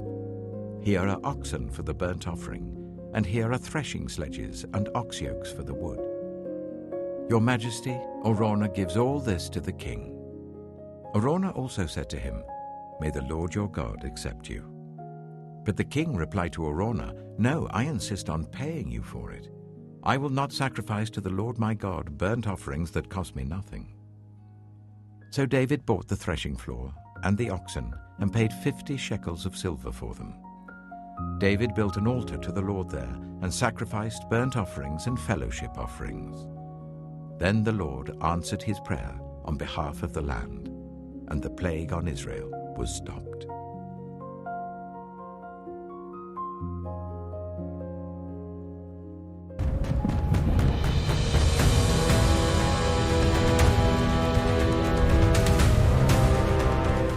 The complete book of Tobit. Fully explained. The Book of Tobit is believed to have been composed between the 8th and 2nd century BC, though scholars differ on whether it was originally written in Aramaic, Hebrew, or Greek. For centuries, the text was known primarily through Greek manuscripts, including those found in the Septuagint, LXX, the Greek translation of the Hebrew scriptures widely used in the early church. In a major archaeological discovery, Aramaic and Hebrew fragments of Tobit were found among the Dead Sea Scrolls at Qumran, Cave 4, confirming that the book was read and revered by Jewish communities prior to the time of Christ. This discovery also affirmed its ancient origins and widespread circulation. Who was Tobit? Tobit, the central figure of the book, was a devout Jew from the tribe of Naphtali, deported to Nineveh during the Assyrian exile. Despite living in a pagan empire, he remained faithful to the law of Moses, performing acts of charity, such as giving alms, burying the dead, and abstaining from unclean foods, even when it cost him his social standing and safety. Blinded by a strange accident and burdened by suffering, Tobit offers heartfelt prayers to God. At the same time, far away in Media, a young woman named Sarah also prays in despair after losing 7 husbands to a demon. Their stories, woven together by divine providence and angelic intervention, reveal God's unseen hand in human affairs. Why is Tobit not in the Protestant Bible? The Book of Tobit is not included in the Hebrew Masoretic text, which became the basis for the Protestant Old Testament during the Reformation. Martin Luther and other reformers limited the Old Testament canon to books found in the Hebrew Bible, excluding Tobit and other deuterocanonical writings. However, Tobit was considered scripture by early Christians, including church fathers like Augustine, Jerome, and Origen, and was included in the Septuagint, which was the Old Testament used by Jesus and the apostles. As a result, it remains part of the Catholic and Eastern Orthodox Bibles, where it is honored for its moral teachings, theological depth, and spiritual insight. Why is it in the Catholic Bible?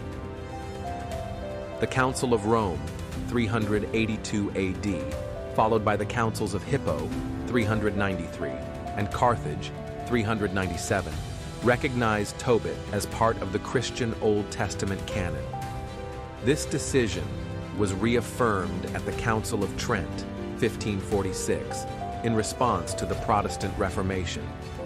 The Catholic Church upheld Tobit not only because of its ancient usage, but also due to its theological themes of divine providence, fidelity, prayer, and angelic assistance. The Book of Tobit is more than an ancient Jewish tale.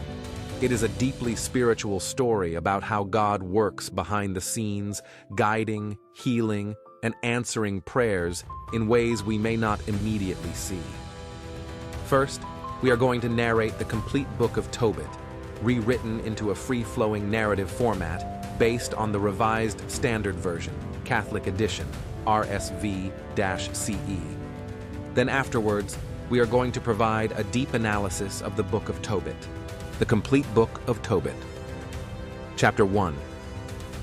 The Book of the Acts of Tobit, the son of Tobiel, son of Hananiel, son of Aduel, son of Gabael, of the descendants of Asiel and the tribe of Naphtali, who in the days of Shalmaneser, king of the Assyrians, was taken into captivity from Thisbe, which is to the south of Kadesh Naphtali in Galilee, above Asher. I, Tobit, walked in the ways of truth and righteousness all the days of my life. I performed many acts of charity to my brethren and countrymen who had gone with me into the land of the Assyrians, to Nineveh. Now when I was in my own country, in the land of Israel, while I was still a young man, the whole tribe of Naphtali, my forefather, deserted the house of David and Jerusalem. This city had been chosen out of all the tribes of Israel for all Israel to offer sacrifices, where the temple of the dwelling of the Most High had been built and consecrated for all generations forever. All the tribes that joined in apostasy used to sacrifice to the calf Baal that Jeroboam, the king of Israel, had erected in Dan. But I alone went often to Jerusalem for the feasts, as it is ordained for all Israel by everlasting decree. I would hurry to Jerusalem with the first fruits and the firstlings of the flock, the tithes of cattle, and the first shearings of the sheep. I would give these to the priests, the sons of Aaron, at the altar, likewise the 10th of all the produce to the sons of Levi, who ministered at Jerusalem. And the second 10th I would sell, and go and spend the proceeds each year at Jerusalem. The third 10th I would give to the orphans and widows and the converts who had joined the people of Israel. I would bring it and give it to them in the 3rd year, and we would eat it according to the ordinance as it is enjoined in the law of Moses, and according to the commands of Deborah, the mother of my father Tobiel, for my father had died and left me an orphan. When I became a man, I married Anna, a member of our family, and by her I became the father of Tobias. When I was carried away captive to Nineveh, all my brethren and my relatives ate the food of the Gentiles, but I kept myself from eating it, because I remembered God with all my heart. So the Most High gave me favor and good appearance in the sight of Shalmaneser, and I was his buyer of provisions. So I used to go into Media, and once at Rages in Media, I left 10 talents of silver in trust with Gabael, the brother of Gabri. But when Shalmaneser died, Sennacherib his son reigned in his place, and under him the highways were unsafe, so that I could no longer go into Media. In the days of Shalmaneser, the first performed many acts of charity to my brethren. I would give my bread to the hungry and my clothing to the naked. And if I saw any one of my people dead and thrown out behind the wall of Nineveh, I would bury him. And if Sennacherib the king put to death many who came fleeing from Judea, I buried them secretly, for in his anger he killed many. And when the bodies were sought by the king, they were not found. Then one of the men of Nineveh went and informed the king about me, that I was burying them. So I hid myself. And when I learned that I was being searched for to be put to death, I left home in fear. Then all my property was confiscated, and nothing was left to me except my wife Anna and my son Tobias. But not 55 days passed before 2 of Sennacherib's sons killed him, and they fled to the mountains of Ararat. Then Esarhaddon his son reigned in his place, and he appointed Ahikar, the son of my brother Hananiel, over all the accounts of his kingdom, and over the entire administration. Ahikar interceded for me, and I returned to Nineveh. Now Ahikar was cupbearer, keeper of the signet, and in charge of administration of the accounts, for Esarhaddon had appointed him second to himself. He was my nephew. The Book of Tobit. Chapter 2. When I arrived home and my wife Anna and my son Tobias were restored to me at the Feast of Pentecost, which is the sacred festival of the 7 weeks, a good dinner was prepared for me, and I sat down to eat. Upon seeing the abundance of food, I said to my son, "Go and bring whatever poor man of our brethren you may find, who is mindful of the Lord, and I will wait for you." But he came back and said, "Father, one of our people has been strangled and thrown into the marketplace." So before I tasted anything, I sprang up and removed the body to a place of shelter until sunset. And when I returned, I washed myself and ate my food in sorrow. Then I remembered the prophecy of Amos, how he said, "Your feasts shall be turned into mourning, and all your songs into lamentation." And I wept.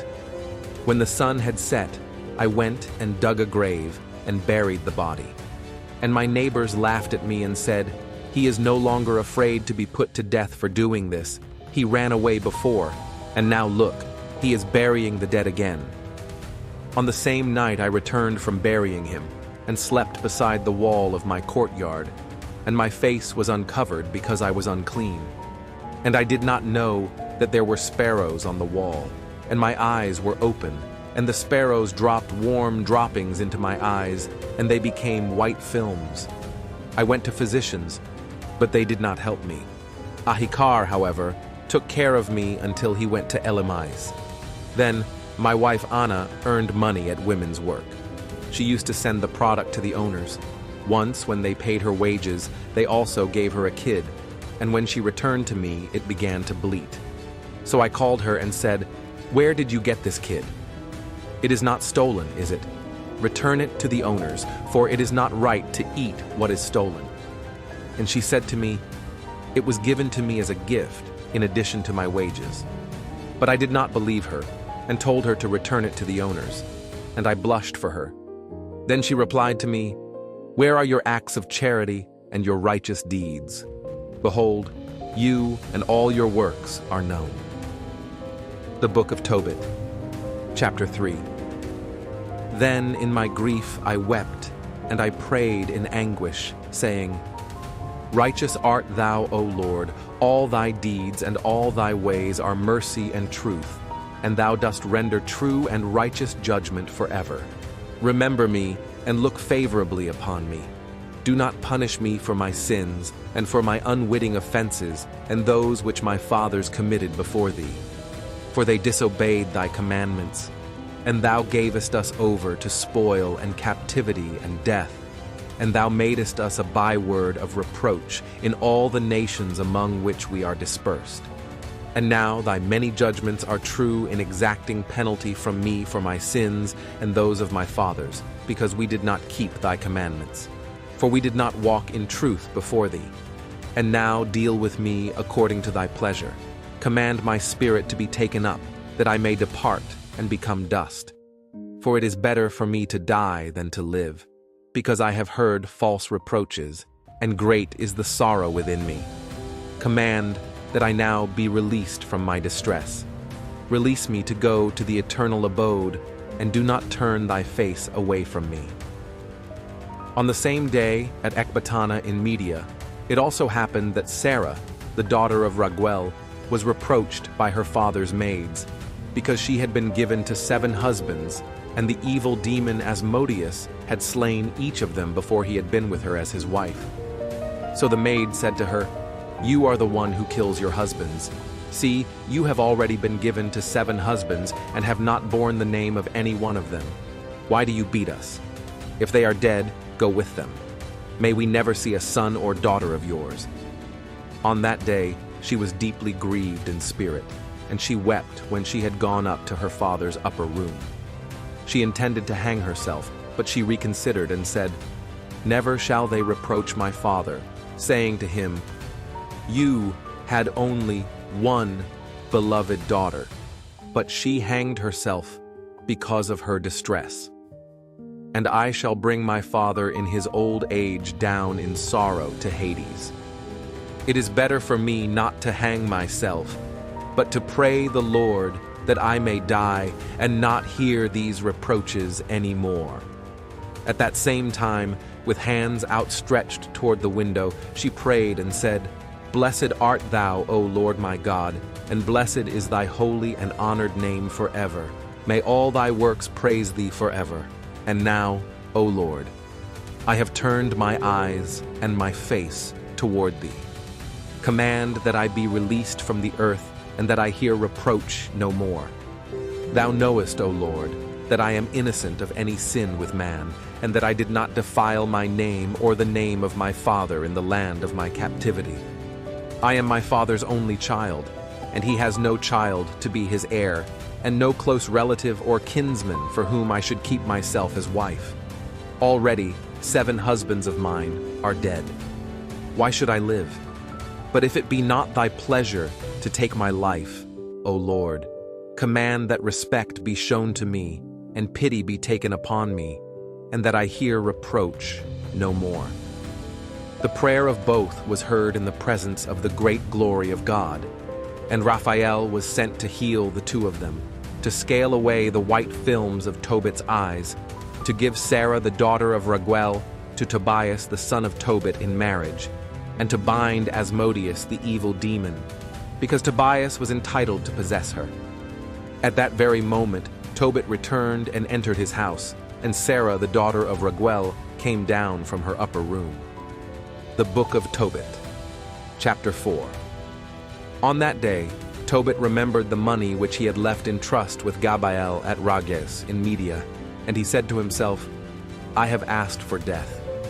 Why do I not call my son Tobias and tell him about the money before I die? So he called him and said, My son, when I die, bury me, and do not neglect your mother. Honor her all the days of your life, and do not do what is displeasing to her.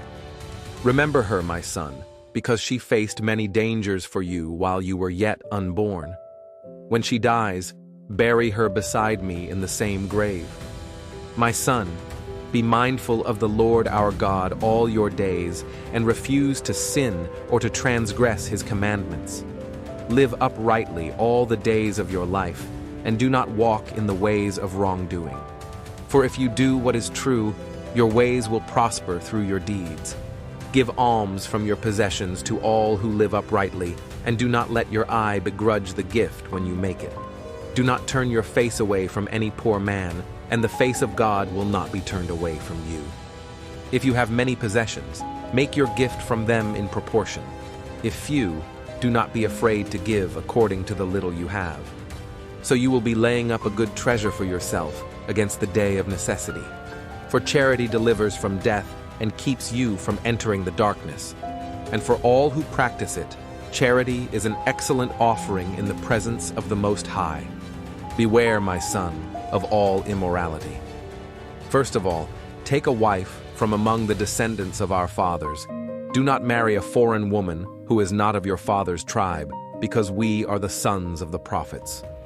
Remember, my son, that Noah, Abraham, Isaac, and Jacob, our fathers of old, all took wives from among their brethren. They were blessed in their children, and their posterity will inherit the land. So now, my son, love your brethren, and in your heart do not be arrogant toward your brothers, the sons and daughters of your people. Take a wife from among them, for in arrogance there is ruin and great confusion, and in worthlessness there is loss and great want. For worthlessness is the mother of famine. Do not hold over until the next day the wages of any man who works for you, but pay him at once. If you serve God, you will receive payment. Watch yourself, my son, in everything you do, and be disciplined in all your conduct. And what you hate, do not do to anyone. Do not drink wine to excess, or let drunkenness go with you on your way. Give of your bread to the hungry, and of your clothing to the naked. Give all your surplus to charity, and do not let your eye begrudge the gift when you made it. Place your bread on the grave of the righteous, but give none to sinners. Seek advice from every wise man, and do not despise any useful counsel. Bless the Lord God in everything. Beg of him that your ways may be made straight, and that all your paths and plans may prosper. For none of the nations has understanding, but the Lord himself gives all good things, and according to his will he humbles whomever he wishes. So, my son, remember my commands, and do not let them be blotted out of your mind. And now, let me explain to you about the 10 talents of silver which I left in trust with Gabael, the son of Gabri, at Rajas in Media. Do not be afraid, my son, because we have become poor. You have great wealth if you fear God and refrain from every sin and do what is pleasing in his sight. The Book of Tobit, Chapter 5. Then Tobias answered him, Father, I will do everything that you have commanded me, but how can I obtain the money when I do not know the man? Then Tobit gave him the receipt and said to him, Find a man to go with you, and I will pay him wages as long as I live, and go and get the money. So he went to look for a man, and he found Raphael, who was an angel, but Tobias did not know it. Tobias said to him, Can you go with me to Rages in Media? Are you acquainted with that region? The angel replied, I will go with you. I am familiar with the way, and I have stayed with our brother Gabael. Then Tobias said to him, Wait for me, and I shall tell my father. And he said to him, Go, and do not delay. So he went in and said to his father, I have found someone to go with me. He said, Call him to me, so that I may learn to what tribe he belongs, and whether he is a reliable man to go with you. So Tobias invited him in. He came in, and they greeted each other. Then Tobit said to him, My brother, to what tribe and family do you belong? Tell me. But he answered, Are you looking for a tribe and a family, or for a man to go with your son? And Tobit said to him, I should like to know, my brother, your people and your name. He replied, I am Azarias, the son of the great Ananias, one of your relatives. Then Tobit said to him, You are welcome, my brother. Do not be angry with me for wanting to learn your tribe and family. You are a kinsman and a good man. I know Ananias and Jathan, the sons of the great Shemaiah, as good men. They used to go with me to Jerusalem and worshipped with me there. They were not led astray. Your kinsmen are good men. You come of good stock. But tell me, what wages am I to pay you? A drachma a day, and expenses for yourself as for my son. And besides, I will add to your wages if you both return safe and sound. So they agreed to these terms. Then he said to Tobias, Get ready for the journey, and good success to you both. So his son made ready for the journey, and his father said to him, Go with this man. God who dwells in heaven will prosper your way, and may his angel attend you. So they both went out and departed, and the young man's dog was with them. But Anna, his mother, began to weep, and said to Tobit, Why have you sent our child away? Is he not the staff of our hands as he goes in and out before us? Do not heap money upon money, but let it be a ransom for our child. For the life that is given to us by the Lord is enough for us. And Tobit said to her, Do not worry. Our child will depart in safety and return in safety to us. Your eyes will see him on the day when he returns safe and sound. Do not worry, do not fear for them, my sister, for a good angel will go with him. His journey will be successful, and he will come back in safety. So she stopped weeping. The Book of Tobit, Chapter 6. Now, as they proceeded on their way, they came at evening to the Tigris River, and they camped there. The young man went down to wash himself, and a fish leaped up from the river and would have swallowed the young man. And the angel said to him, Catch the fish. So the young man seized the fish and threw it up on the land. Then the angel said to him, Cut open the fish, and take the heart and liver and gall, and put them away safely. So the young man did as the angel told him, and they roasted and ate the fish. And they both continued on their way until they came near to Ecbatana. Then the young man said to the angel, Brother Azarias, of what use is the liver and heart and gall of the fish? He replied, As for the heart and liver, if a demon or evil spirit gives trouble to anyone, we must burn these in front of the man or woman, and that person will never be troubled again. And as for the gall, anoint a man's eyes where there is a white film, and he will be cured. When they approached Ecbatana, the angel said to the young man, "Brother, today we shall stay with Raguel. He is your relative, and he has an only daughter named Sarah. I will suggest that she be given to you in marriage, because you are entitled to her and to her inheritance, for you are her only eligible kinsman. The girl is also beautiful and sensible. Now listen to my plan. I will speak to her father, and when we return from Rages, the town of Media, we will celebrate the marriage. For I know that Raguel, according to the law of Moses, cannot give her to another man without incurring the penalty of death, because you are entitled to her as her kinsman." Then the young man said to the angel, "Brother Azarias, I have heard that the girl has been given to 7 husbands, and that each died in the bridal chamber. Now I am the only son my father has, and I am afraid that if I go into her I will die as those before me did, for a demon is in love with her, and he harms no one except those who approach her.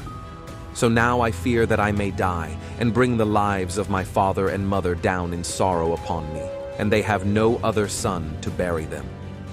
But the angel said to him, "Do you not remember the admonition of your father, that you should marry a wife from among your own people?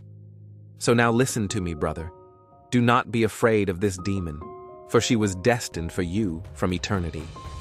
You will save her, and she will go with you.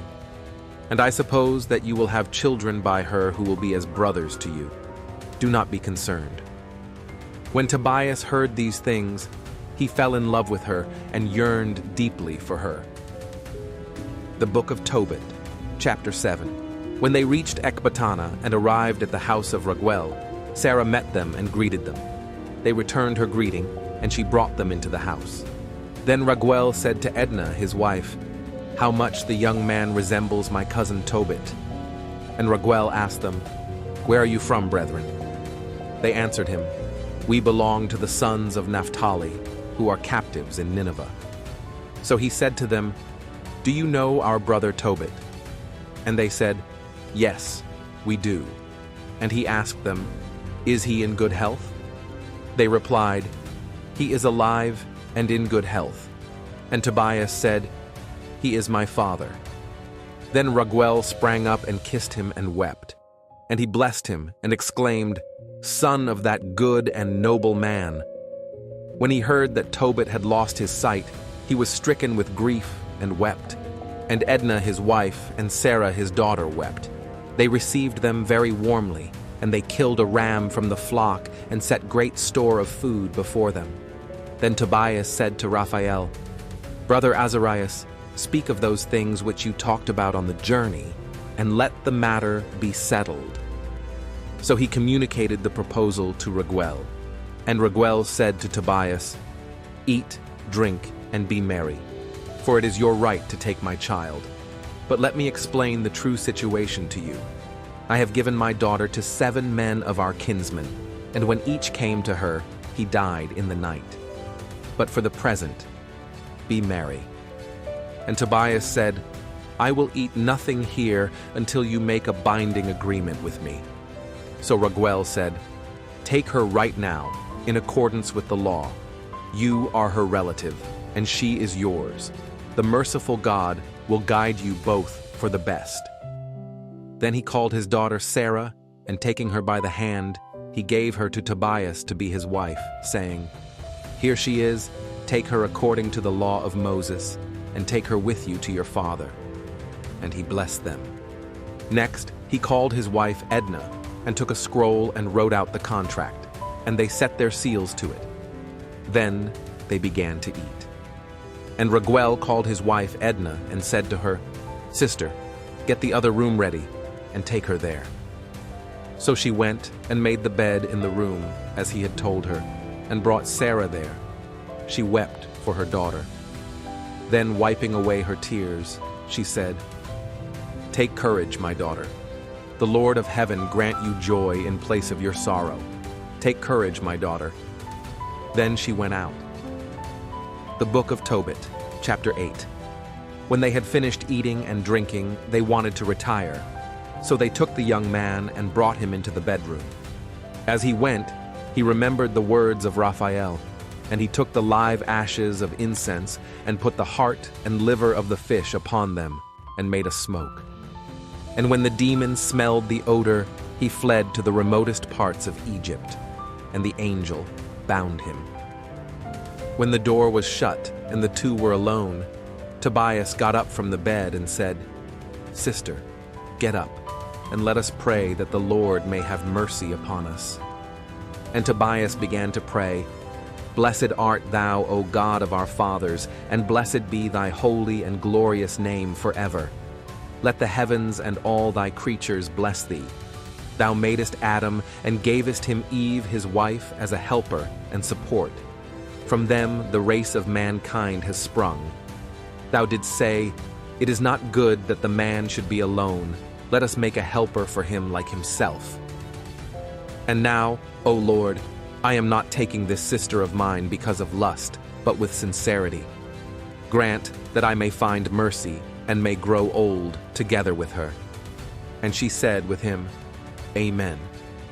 Then they both went to sleep for the night. But Raguel arose and went and dug a grave, with the thought, "Perhaps he too will die." Then Raguel went into his house and said to his wife Edna, "Send one of the maids to see whether he is alive, and if he is not, let us bury him without anyone knowing about it." So the maid opened the door and went in, and found them both asleep. And she came out and told them that he was alive. Then Raguel blessed God and said, "Blessed art thou, O God, with every pure and holy blessing. Let thy saints and all thy creatures bless thee. Let all thy angels and thy chosen people bless thee forever. Blessed art thou, because thou hast made me glad. It has not happened to me as I expected, but thou hast treated us according to thy great mercy. Blessed art thou, because thou hast had compassion on two only children. Show them mercy, O Lord, and bring their lives to fulfillment in health and happiness and mercy." Then he ordered his servants to fill in the grave. After this, he gave a wedding feast for them, which lasted 14 days. And before the days of the feast were over, Raguel declared by oath to Tobias that he should not leave until the 14 days of the wedding feast were ended, that then he should take half of Raguel's property and return in safety to his father, and that the rest would be his when my wife and I die. The Book of Tobit, Chapter 9. Then Tobias called Raphael and said to him, "Brother Azarias, take a servant and 2 camels with you and go to Rages in Media to Gabael's house. Give him the receipt and get the money, and then bring him to the wedding feast. For Raguel has sworn that I should not leave, but my father is counting the days, and if I delay long, he will be greatly distressed." So Raphael made the journey and stayed overnight with Gabael. He gave him the receipt, and Gabael brought out the money bags with their seals intact and gave them to him. In the morning, they both got up early and came to the wedding feast, and Gabael blessed Tobias and his wife. The Book of Tobit, Chapter 10. Now his father Tobit was counting each day, and when the days for the journey had expired and they did not arrive, he said, "Is it possible that he has been detained? Or is it possible that Gabael has died, and there is no one to give him the money?" And he was greatly distressed. And his wife said to him, "The lad has perished. His long delay proves it." Then she began to mourn for him and said, "Am I not distressed, my child, that I let you go, you who are the light of my eyes?" But Tobit said to her, "Be still and stop worrying. He is well." And she answered him, "Be still and stop deceiving me. My child has perished." And she went out every day to the road by which they had left, and she ate nothing in the daytime, and throughout the nights she never stopped mourning for her son Tobias, until the 14 days of the wedding feast had expired, which Raguel had sworn that he should spend there. At that time, Tobias said to Raguel, "Send me back, for my father and mother have given up hope of seeing me again." But his father-in-law said to him, "Stay with me, and I will send messengers to your father, and they will inform him how things are with you." Tobias replied, "No, Send me back to my father." So Raguel arose and gave him his wife Sarah and half of his property in slaves, cattle, and money. And when he had blessed them, he sent them away, saying, "The God of heaven will prosper you, my children, before I die." He said also to his daughter, "Honor your father-in-law and your mother-in-law. They are now your parents. Let me hear a good report of you." And he kissed her. And Edna said to Tobias, "The Lord of heaven bring you back safely, dear brother, and grant me to see your children by my daughter Sarah, that I may rejoice before the Lord. See, I am entrusting my daughter to you. Do nothing to grieve her." The Book of Tobit. Chapter 11. After this, Tobias went on his way, praising God because he had made his journey a success, and he blessed Raguel and his wife Edna. So he continued on his way until they came near to Nineveh. Then Raphael said to Tobias, "Are you not aware, brother, of how you left your father? Let us run ahead of your wife and prepare the house while they are still on the way." And they went both together, and Raphael said to him, "Have the gall ready." And the dog went along behind them. Now Anna sat looking intently down the road for her son. And she caught sight of him coming, and said to his father, "Behold, your son is coming, and so is the man who went with him." Raphael said, "I know, Tobias, that your father will open his eyes. You therefore must anoint his eyes with the gall, and when they smart, he will rub them, and will cause the white films to fall away, and he will see you." Then Anna ran to meet them, and embraced her son, and said to him, "I have seen you, my child. Now I am ready to die." And they both wept. Tobit started toward the door and stumbled, but his son ran to him and took hold of his father, and he sprinkled the gall upon his father's eyes, saying, "Be of good cheer, father." And when his eyes began to smart, he rubbed them, and the white films scaled off from the corners of his eyes. Then he saw his son and embraced him, and he wept and said, "Blessed art thou, O God, and blessed is thy name forever, and blessed are all thy holy angels. For thou hast afflicted me, but thou hast had mercy upon me. Here I see my son Tobias." And his son went in rejoicing, and he reported to his father the great things that had happened to him in Media. Then Tobit went out to meet his daughter-in-law at the gate of Nineveh, rejoicing and praising God. Those who saw him as he went were amazed because he could see. And Tobit gave thanks before them that God had been merciful to him. When Tobit came near to Sarah, his daughter-in-law, he blessed her, saying, "Welcome, daughter. Blessed is God who has brought you to us, and blessed are your father and your mother." So there was rejoicing among all his brethren in Nineveh. Ahikar and his nephew Nadab came, and Tobias's marriage was celebrated for 7 days with great festivity. The Book of Tobit. Chapter 12. Tobit then called his son Tobias and said to him, "My son, see to the wages of the man who went with you, and he must also be given more." He replied, "Father, it would do me no harm to give him half of what I have brought back.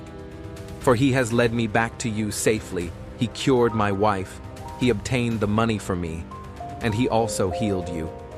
How much extra shall I give him as a bonus?" Tobit said, "He deserves, my son, to receive half of all that you have brought back." So Tobias called him and said, "Take half of all that you two have brought back." Then Raphael called the two of them privately and said to them, "Bless God, and acknowledge him in the presence of all the living for the good things he has done for you. Bless and sing praise to his name. With fitting honor declare to all men the deeds of God. Do not be slow to acknowledge him. It is good to guard the secret of a king, but gloriously to reveal the works of God. Do good, and evil will not overtake you. Prayer is good when accompanied by fasting, almsgiving, and righteousness. A little with righteousness is better than much with wrongdoing. It is better to give alms than to treasure up gold. For almsgiving delivers from death, and it will purge away every sin. Those who perform deeds of charity and of righteousness will have fullness of life, but those who commit sin are the enemies of their own lives. I will not conceal anything from you. I have said, it is good to guard the secret of a king, but gloriously to reveal the works of God.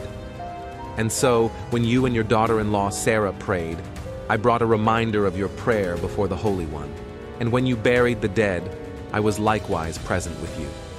When you did not hesitate to rise and leave your dinner in order to go and lay out the dead, your good deed was not hidden from me, but I was with you. So now God sent me to heal you and your daughter-in-law Sarah. I am Raphael, one of the 7 holy angels who present the prayers of the saints and enter into the presence of the glory of the Holy One. They were both alarmed, and they fell upon their faces, for they were afraid. But he said to them, "Do not be afraid, you will be safe, but praise God forever. For I did not come as a favor on my part, but by the will of our God. Therefore, praise him forever. All these days I merely appeared to you and did not eat or drink, but you were seeing a vision. And now, give thanks to God, for I am ascending to him who sent me. Write in a book everything that has happened." Then they stood up, but they saw him no more. So they confessed the great and wonderful works of God and acknowledged that the angel of the Lord had appeared to them. The Book of Tobit, Chapter 13.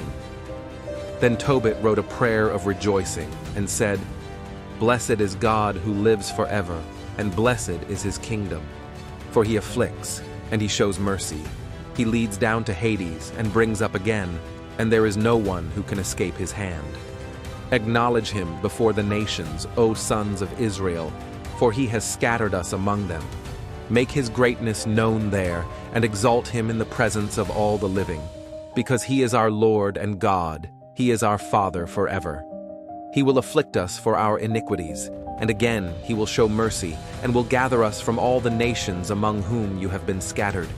If you turn to him with all your heart and with all your soul, to do what is true before him, then he will turn to you and will not hide his face from you. But see what he will do with you. Give thanks to him with your full voice. Praise the Lord of righteousness, and exalt the King of the ages. I give him thanks in the land of my captivity, and I show his power and majesty to a nation of sinners. Turn back, you sinners, and do right before him.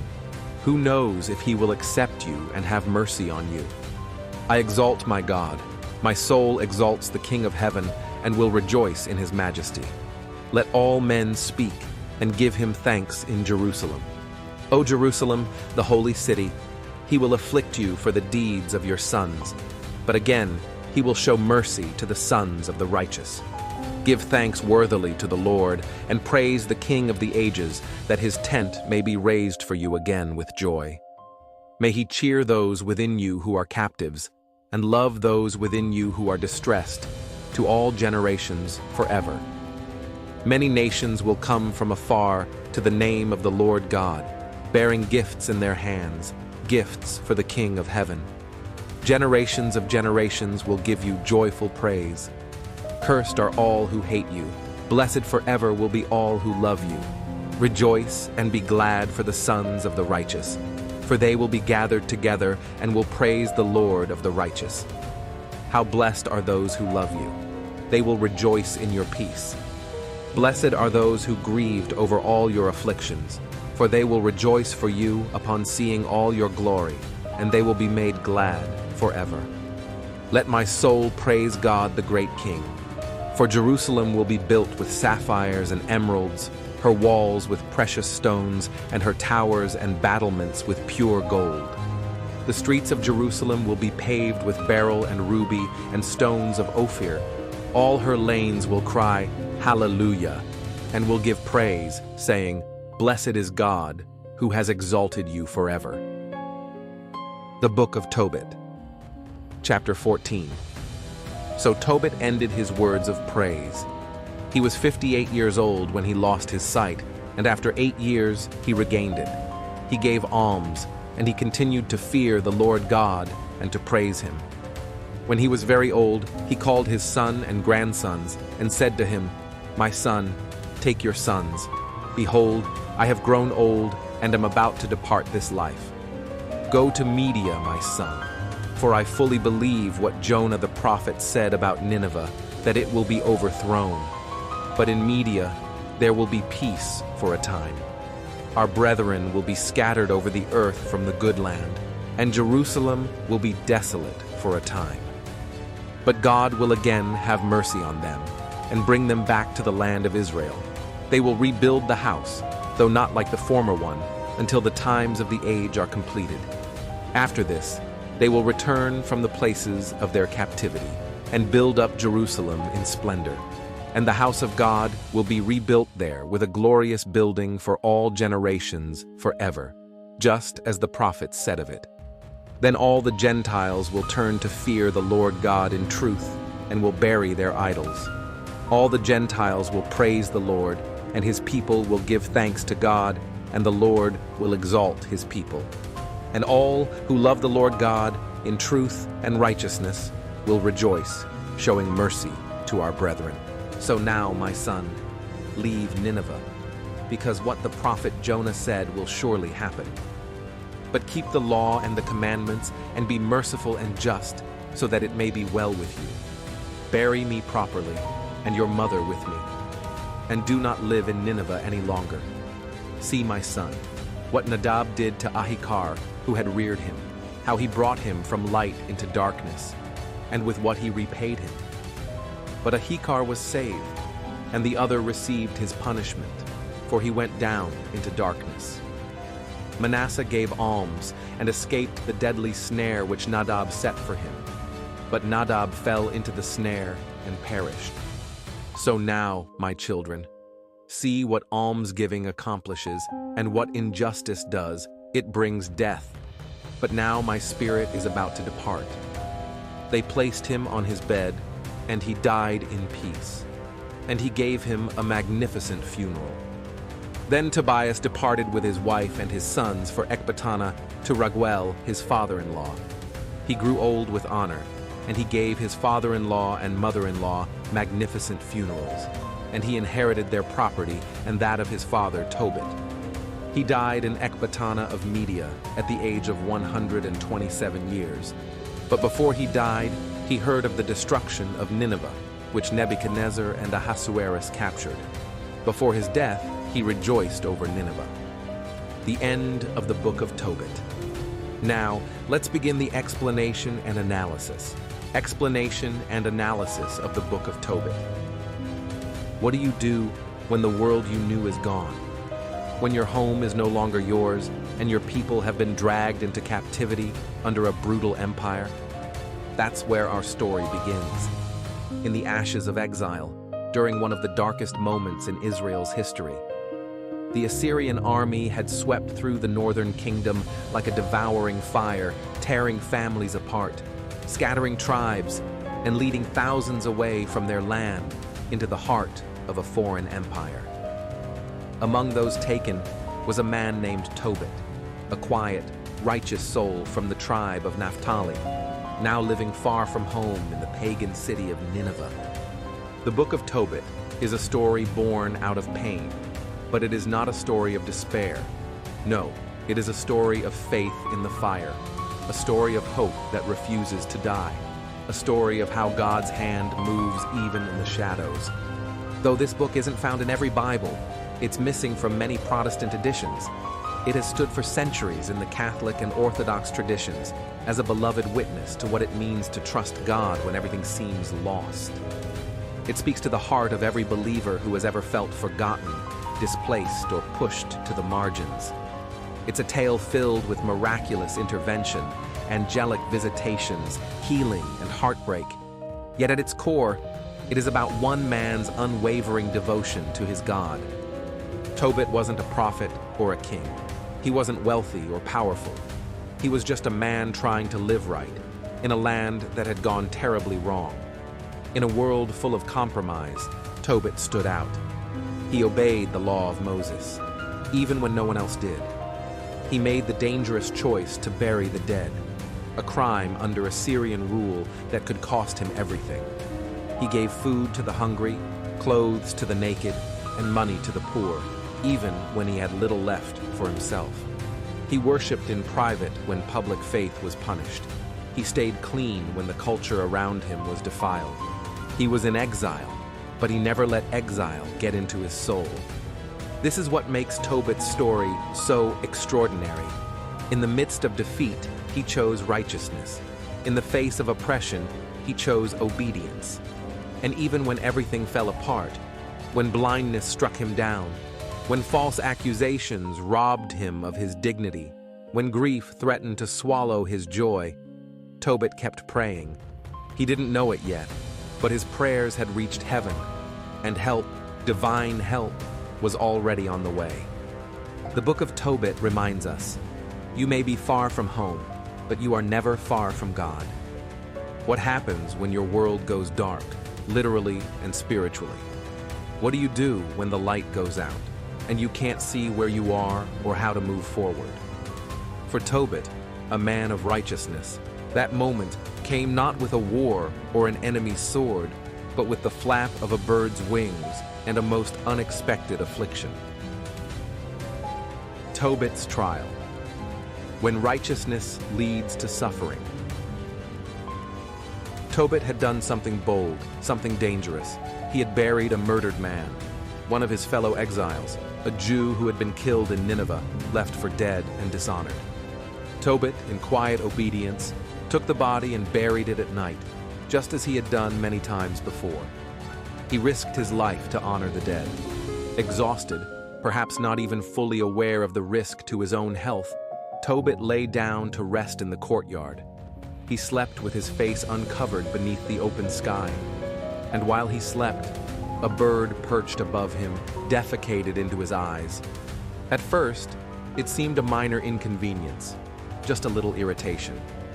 But soon, a white film covered his sight. Then came the pain, and then the blindness. Imagine the irony. The man who could see spiritually when others were blind now couldn't see at all. He who gave sight and dignity to the dead had lost his own ability to function. Slowly, Tobit's life changed. He could no longer provide. He could no longer walk freely. He became dependent on his wife, Anna, to feed and support their household. This created strain and tension. His dignity felt stripped away. Sometimes, even the righteous suffer. This wasn't a punishment, it was a trial. Like Job, Tobit was tested. Like Jeremiah, he wept in the shadows. And like so many faithful people in every generation, Tobit found himself asking, "Why, Lord? Why me?" One day, unable to bear it any longer, Tobit lifted his voice to heaven, not in anger, but in brokenness. His prayer was raw, heartfelt, and painfully honest. "Lord," he said, "you are righteous. You are just. I have tried to obey you all my life, but now I am in darkness. My body is failing. My household is breaking. I am mocked and misunderstood. Take my life, Lord. Let me rest. Let me die with honor." It was not a prayer of rebellion. It was the plea of a man who had reached his limits. Have you ever been there? Have you ever whispered prayers in the night that no one else heard? Have you ever asked God not just to bless you, but to end the suffering because it felt too heavy to carry? Tobit's prayer wasn't elegant. It was desperate, but it was real. And in God's economy, the real prayers, even the painful ones, are never ignored. At the very same time, in a city called Ecbatana in Media, a young woman named Sarah was also praying. But her pain was not blindness, it was shame. Sarah had been married 7 times, and each time her husband was struck dead on the wedding night, not by sickness or accident, but by a demon named Asmodeus. Her joy turned to horror, her hope to humiliation. The very mention of her name was now a curse. Whispers followed her like shadows. "That woman, she kills her husbands," they said. Even her own maid turned against her, calling her cursed. Sarah was devastated. She climbed to her room and prepared to take her own life. But something stopped her. A voice inside, maybe the whisper of the spirit, maybe the memory of her father's face. She could not bring herself to bring shame to her family by dying in sin. So instead of ending her life, she cried out to God, "Lord, I have no one left. I have not sinned against you, but I am drowning in disgrace. If it pleases you, take my life, that I may be free from this suffering." Two prayers, two broken souls, one in Nineveh, one in Media. Neither knew the other existed, but heaven heard both. And in that holy moment, when the tears of the righteous mingled in the presence of God, the Lord did what he always does. He moved. Not with lightning, not with earthquakes, but with an angel sent in secret. The Lord dispatched Raphael, one of his 7 holy archangels, to carry out a twofold mission. He would heal the eyes of Tobit, and he would free Sarah from the grip of demonic torment. But he wouldn't come with wings and fire. No, he would come as a stranger on the road, dressed like a traveler, speaking like a man. To human eyes, he would appear as just another ordinary person, a man named Azarias. But in truth, he was a divine agent, heaven's answer to earth's sorrow. We are reminded in this moment that God often sends help in ways we do not recognize. The very person walking beside you may be the one appointed by God to carry your breakthrough. Hebrews 13:2 says, "Do not forget to show hospitality to strangers, for by so doing some have entertained angels without knowing it." Tobit didn't know it yet. Sarah didn't know it yet. But heaven had already responded. The beauty of this story is not just in the miracle that is coming, but in the simple truth that God listens. He hears the hidden cries, the exhausted prayers, the final whispers of those ready to give up. And his answer is never late. Maybe today you're like Tobit, blinded, broken, misunderstood. Maybe you're like Sarah, ashamed, accused, and ready to give up. But let this be your reminder. Your prayer has been heard, and the angel is already on the way. It started with a father's memory and a son's obedience. In the quiet of his blindness, Tobit remembered something important, something tucked away for a time such as this. He had once left a great sum of money, 10 talents of silver, with a relative named Gabael, who lived far away in Ragas of Media. Now, this wasn't just loose change. It was the kind of wealth that could secure a future. And with age creeping in and his sight gone, Tobit knew it was time to pass that responsibility on to the next generation. So, he called his son Tobias. What follows is one of the most touching father-son moments in Scripture. This wasn't just a financial transaction. This was a father pouring out his heart, passing on the torch, not just of silver, but of wisdom. "My son," Tobit said, "if I die before I see you again, remember the Lord. Be generous, give alms, walk humbly, keep the law. Don't marry just anyone. Find a godly woman from among our people. And remember, almsgiving delivers from death. The Lord sees every act of righteousness." It's almost as if Proverbs and Ecclesiastes had come alive through Tobit's voice. He wasn't just preparing his son for a journey through foreign lands, he was preparing him for life. Tobias was young, but he wasn't reckless. He knew he couldn't travel alone. So they looked for a trustworthy companion. And just at that moment, as if by coincidence, or was it divine appointment, a stranger appeared. His name? Azarias. But what Tobias didn't know was that this man wasn't just any traveler. He was actually Raphael, one of the 7 archangels who stand before the throne of God. But heaven wasn't flashing neon signs, no wings, no halo, just a quiet, capable companion sent by God in disguise. Together, they set out for Media, and not long into the journey, they reached the Tigris River. Tobias went down to wash his feet when, suddenly, a giant fish leapt from the water and tried to swallow his foot. He panicked. "Azarias, what is this?" But Raphael said calmly, "Catch it. Don't let it go." Tobias wrestled the fish and pulled it ashore. Then Raphael gave strange instructions. "Cut it open. Keep the heart, the liver, and the gallbladder. They'll be important later. Trust me." Tobias didn't know why, but he obeyed. Because sometimes obedience makes no sense until the miracle happens. Eventually, they arrived in the city of Ecbatana and were warmly welcomed into the home of Raguel, a distant relative. As Tobias entered, Sarah, the same Sarah whose cries had reached heaven, was in that house. The same woman who had buried 7 husbands. The same woman Tobias was destined to meet. Raphael saw what Tobias couldn't yet understand. He turned to his companion and said, "Tobias, this woman, Sarah, is your kin. According to our customs, you have the right to marry her. More than that, God has brought you here for her."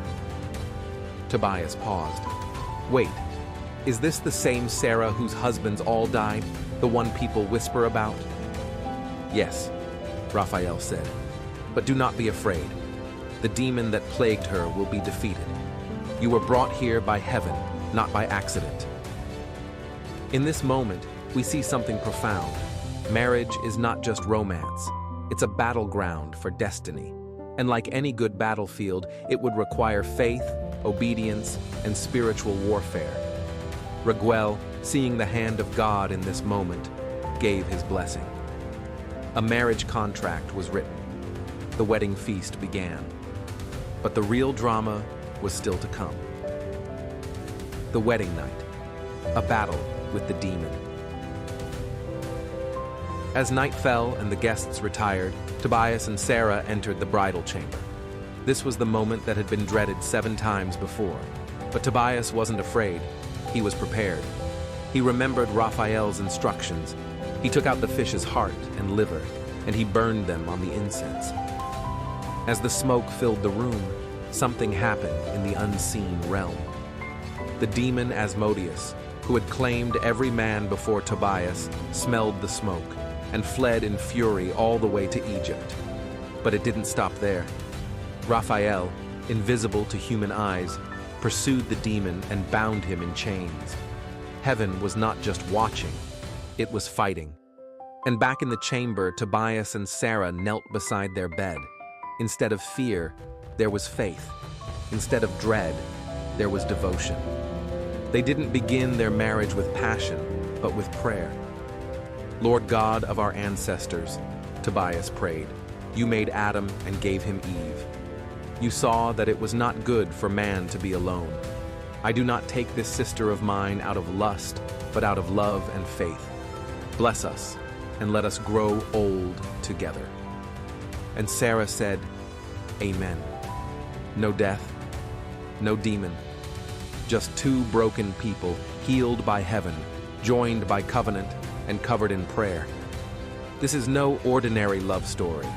This is God writing destiny with invisible ink, a blind father's wisdom, a son's obedience, a hidden angel, a woman scarred by shame, a demon defeated by a fish's liver, and a marriage built not on fear, but on faith. What does it teach us? That God orders our steps, even when we don't see the map. That obedience opens doors, even when the instructions seem strange. That spiritual battles require spiritual weapons.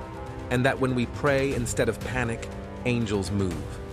Friend, wherever you are in your journey, whether you're Tobias taking your first steps, Sarah recovering from shame, or Tobit remembering promises long buried, remember this: heaven is not silent. God is still writing, and the angel may already be walking beside you. Sometimes, what feels like a delay is actually divine timing. Sometimes, what we think is a detour is actually God setting the stage for something greater than we could imagine. Tobias had just stood face to face with death on his wedding night. But instead of falling like the 7 men before him, he arose in the morning with his new bride, Sarah, safe, joyful, and delivered. The demon Asmodeus, who had haunted her for years, had been cast out by the angel Raphael, and the strange, but divinely appointed, smoke of the fish's heart and liver. For the first time in years, there was peace in Sarah's heart, and there was laughter in her father Raguel's house. Raguel, overwhelmed with joy that his daughter had not died again, but had been rescued and restored, said something most fathers in that situation would say, "You're not going anywhere." He insisted Tobias and Sarah remain for a full 14 days of celebration. And who could blame him? His household had gone from death to life in a single night. After years of mourning and ridicule, he now had hope, a son-in-law of noble spirit, and a daughter whose name was no longer a curse, but a testimony. So, the feasting began. Songs filled the air, wine was poured, and laughter replaced whispers of shame. It was not just a wedding, it was a celebration of deliverance. But while the house of Raguel rejoiced, far away in Nineveh, Tobit waited and worried. Each passing day without word from his son added weight to his soul. He didn't know about the wedding. He didn't know about the demon. He didn't know that his prayers had already been answered in the most miraculous way. He only knew that his son had been gone too long. How many of us can relate to this? God is working behind the scenes, healing, providing, restoring, but because we don't see it yet, we assume the worst.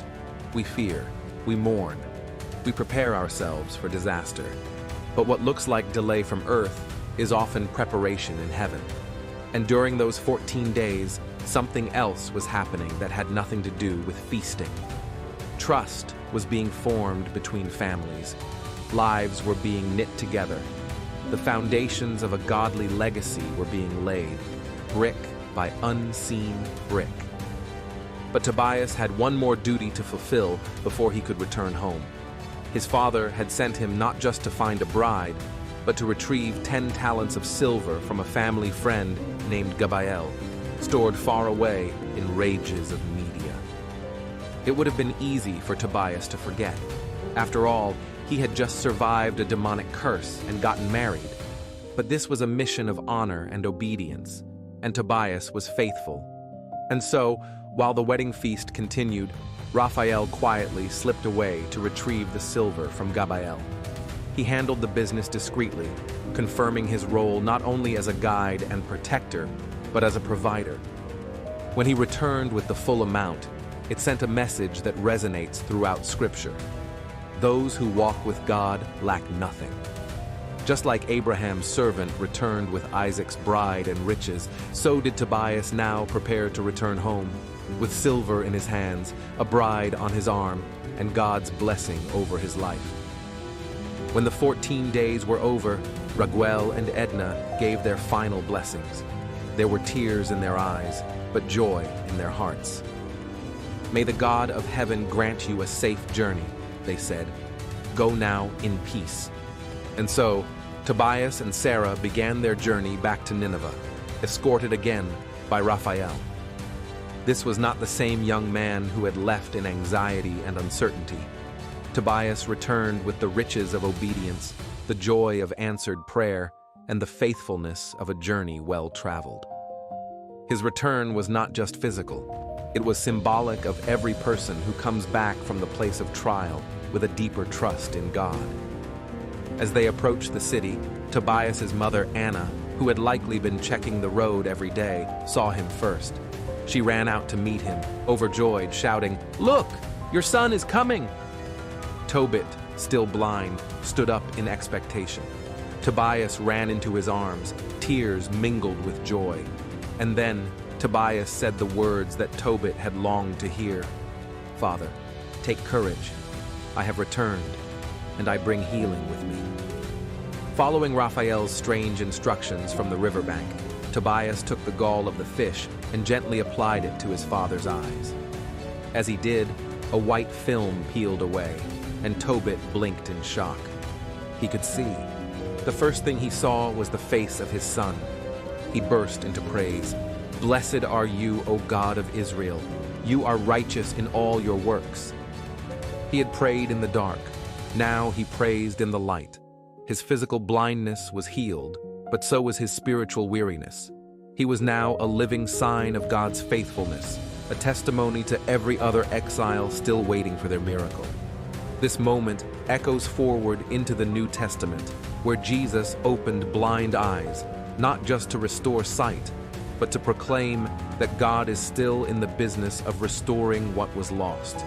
With the money in hand, his son married, his eyesight restored, and his family whole again, Tobit was overwhelmed with gratitude. He turned to Azarias, the traveler who had guided his son, protected him, arranged the marriage, retrieved the silver, and now stood beside them with quiet strength. "Take half of all we have," Tobit said, "as payment for your service. You have earned it tenfold." But Raphael lifted his hand and said, "No." And in that moment, something changed. His voice became more commanding, his presence more radiant. He said, "Do not be afraid. I am Raphael, one of the 7 holy angels who present the prayers of the saints and enter before the glory of the Holy One." Tobit and Tobias fell to the ground in awe and fear, but the angel lifted them up with a message that still speaks to us today. "When you prayed, I was sent. When you gave alms, I stood before God and presented your deeds. The Lord has seen your faithfulness, and now he has rewarded you." He refused payment because angels don't need silver. They move on assignment, and his assignment was now complete. Then, just as suddenly as he had appeared, Raphael ascended, his true identity revealed, his mission fulfilled, and the earthly story forever marked by a heavenly touch. The final chapters of Tobit show us something we desperately need to hear in our world of waiting, worrying, and wondering. God sees, God sends, God saves. You may feel like you're stuck in a season of delay, but heaven may be orchestrating a feast you haven't even tasted yet. You may feel forgotten in your suffering, but angels may already be walking with you, disguised as strangers, orchestrating miracles one small act at a time. You may not see the answer coming, but when it does, it will not only open your eyes, it will change your legacy. Hold on. Keep praying. Keep doing right, even when no one sees, because God sees, and heaven never forgets. What do you do when the darkness finally lifts? When the years of tears, trials, and long nights suddenly make sense? When what you feared was a curse turns out to be part of God's perfect plan? For Tobit, the only thing to do was sing. The man who once sat in silence, blind and broken, now lifted his voice like a prophet and a poet. Tobit sang. His eyes had been opened, his son had returned, the demon had been defeated, and the angel had been revealed. What else could he do but fall to his knees and worship? Blessed be God who lives forever, and blessed is his kingdom. For he afflicts, and he shows mercy. He casts down to the grave, and he raises up again. This wasn't just a personal song, it was a national cry, a liturgical psalm that belonged on the lips of every Israelite scattered in exile. His words called all God's people to return to the Lord with all their hearts. Acknowledge him before the nations. Turn back to him, O sinners, and do what is right before him. It was as if Tobit had become part priest, part psalmist, and part prophet. His song echoed with the same divine notes as David's in the Psalms and Hannah's in 1 Samuel. It was raw, beautiful, and deeply personal, but also deeply theological. Tobit wasn't just praising God for what he had done. He was declaring that even the pain had a purpose. His suffering was not wasted. His trials were not meaningless. They had become a stage for God's glory. And now, that stage was lit up with worship. As the years passed, Tobit grew older. He had seen enough to trust God's faithfulness completely. His hair had gone gray, his steps had slowed, but his spirit burned with clarity and wisdom. Before he died, he gathered his son Tobias, his daughter-in-law Sarah, and his grandchildren, and he spoke life over them. He blessed them, just as the patriarchs had done before him. Like Jacob blessing his sons in Genesis, Tobit spoke not only from memory, but from revelation. He warned them, "Nineveh, this city where we now live, it will fall." Just as the prophet Jonah declared, "God is just, and he will judge the proud and the wicked." Then he looked beyond judgment. But Jerusalem, she will rise again. Her people will be gathered. Her streets will be rebuilt with sapphire and gold, and all nations will come to worship the Lord there. You see, Tobit wasn't just thinking about his generation. He had his eyes on something far greater, a messianic hope, a day when God would restore Israel and reign among his people. It was the kind of hope that carried exiles through the wilderness, the kind of hope that gave birth to the prayers of Mary, the courage of Simeon, and the boldness of John the Baptist. Tobit was looking toward the coming kingdom, and his final words became a guiding star for generations to follow. After Tobit passed away in peace, Tobias and Sarah honored his last request. They left Nineveh, the city that had been good to them but was doomed to fall, and made a new home in Media, where Sarah had grown up. There, they raised their children in the fear of the Lord. They lived long lives, overflowing with peace, righteousness, and blessing. But what makes this part so powerful is not just the peaceful ending, it's the legacy they built. Tobias didn't just inherit his father's silver, he inherited his faith, his discipline, his devotion. He continued to give alms. He continued to teach his children to pray. He told them the story of how he met an angel disguised as a man. And he told them about the God who hears prayers, even when all hope seems lost. This was a generational victory, a reminder that obedience today can secure blessing for tomorrow. The world is full of stories where pain gets passed down, but in the book of Tobit, it's faith that is passed down. That's the kind of legacy worth living for. Years later, as Tobit had prophesied, the great city of Nineveh fell. The mighty Assyrian Empire, once feared across the earth, was toppled and brought to ruin. And just as Jonah had once warned, and Nahum had once declared, God's judgment came. The proud were humbled, the violent were silenced, the idols were shattered. And in the dust of the ruins, the words of a once blind old man rang true. God will not be mocked, the wicked will fall, but the faithful will endure. When Nineveh fell, it was not just a moment of political change. It was the vindication of God's word and the fulfillment of the prayers and prophecies of his servants. It was a reminder that God keeps every promise, in his time, in his way. And the faithful? They were already gone, just as Tobit had told them to do. As the story closes, we're left with more than a tale of healing and marriage. The book of Tobit is a mirror, reflecting back to us the kind of life that pleases God. A life of quiet obedience in the face of injustice. A life of prayer when no one is listening. A life of generosity even in poverty. A life that trusts in angels, even when they're in disguise. Though this book doesn't appear in all Bibles, its truths echo across every corner of Scripture. From Job's suffering, to David's Psalms, to Jesus' teachings on almsgiving and faith, to Paul's testimony that all things work together for good. Tobit's story harmonizes with the entire biblical narrative. It reminds us that God hears the cries of the righteous. God sends help, often in unexpected ways. God restores what was broken, and God rewards those who trust in him, even when the road is long and the night is dark. This is not just the story of an ancient family in exile. It's our story. It's the story of every believer who's ever cried out, waited long, and watched God move in ways they never expected. So let us take the lesson of Tobit to heart.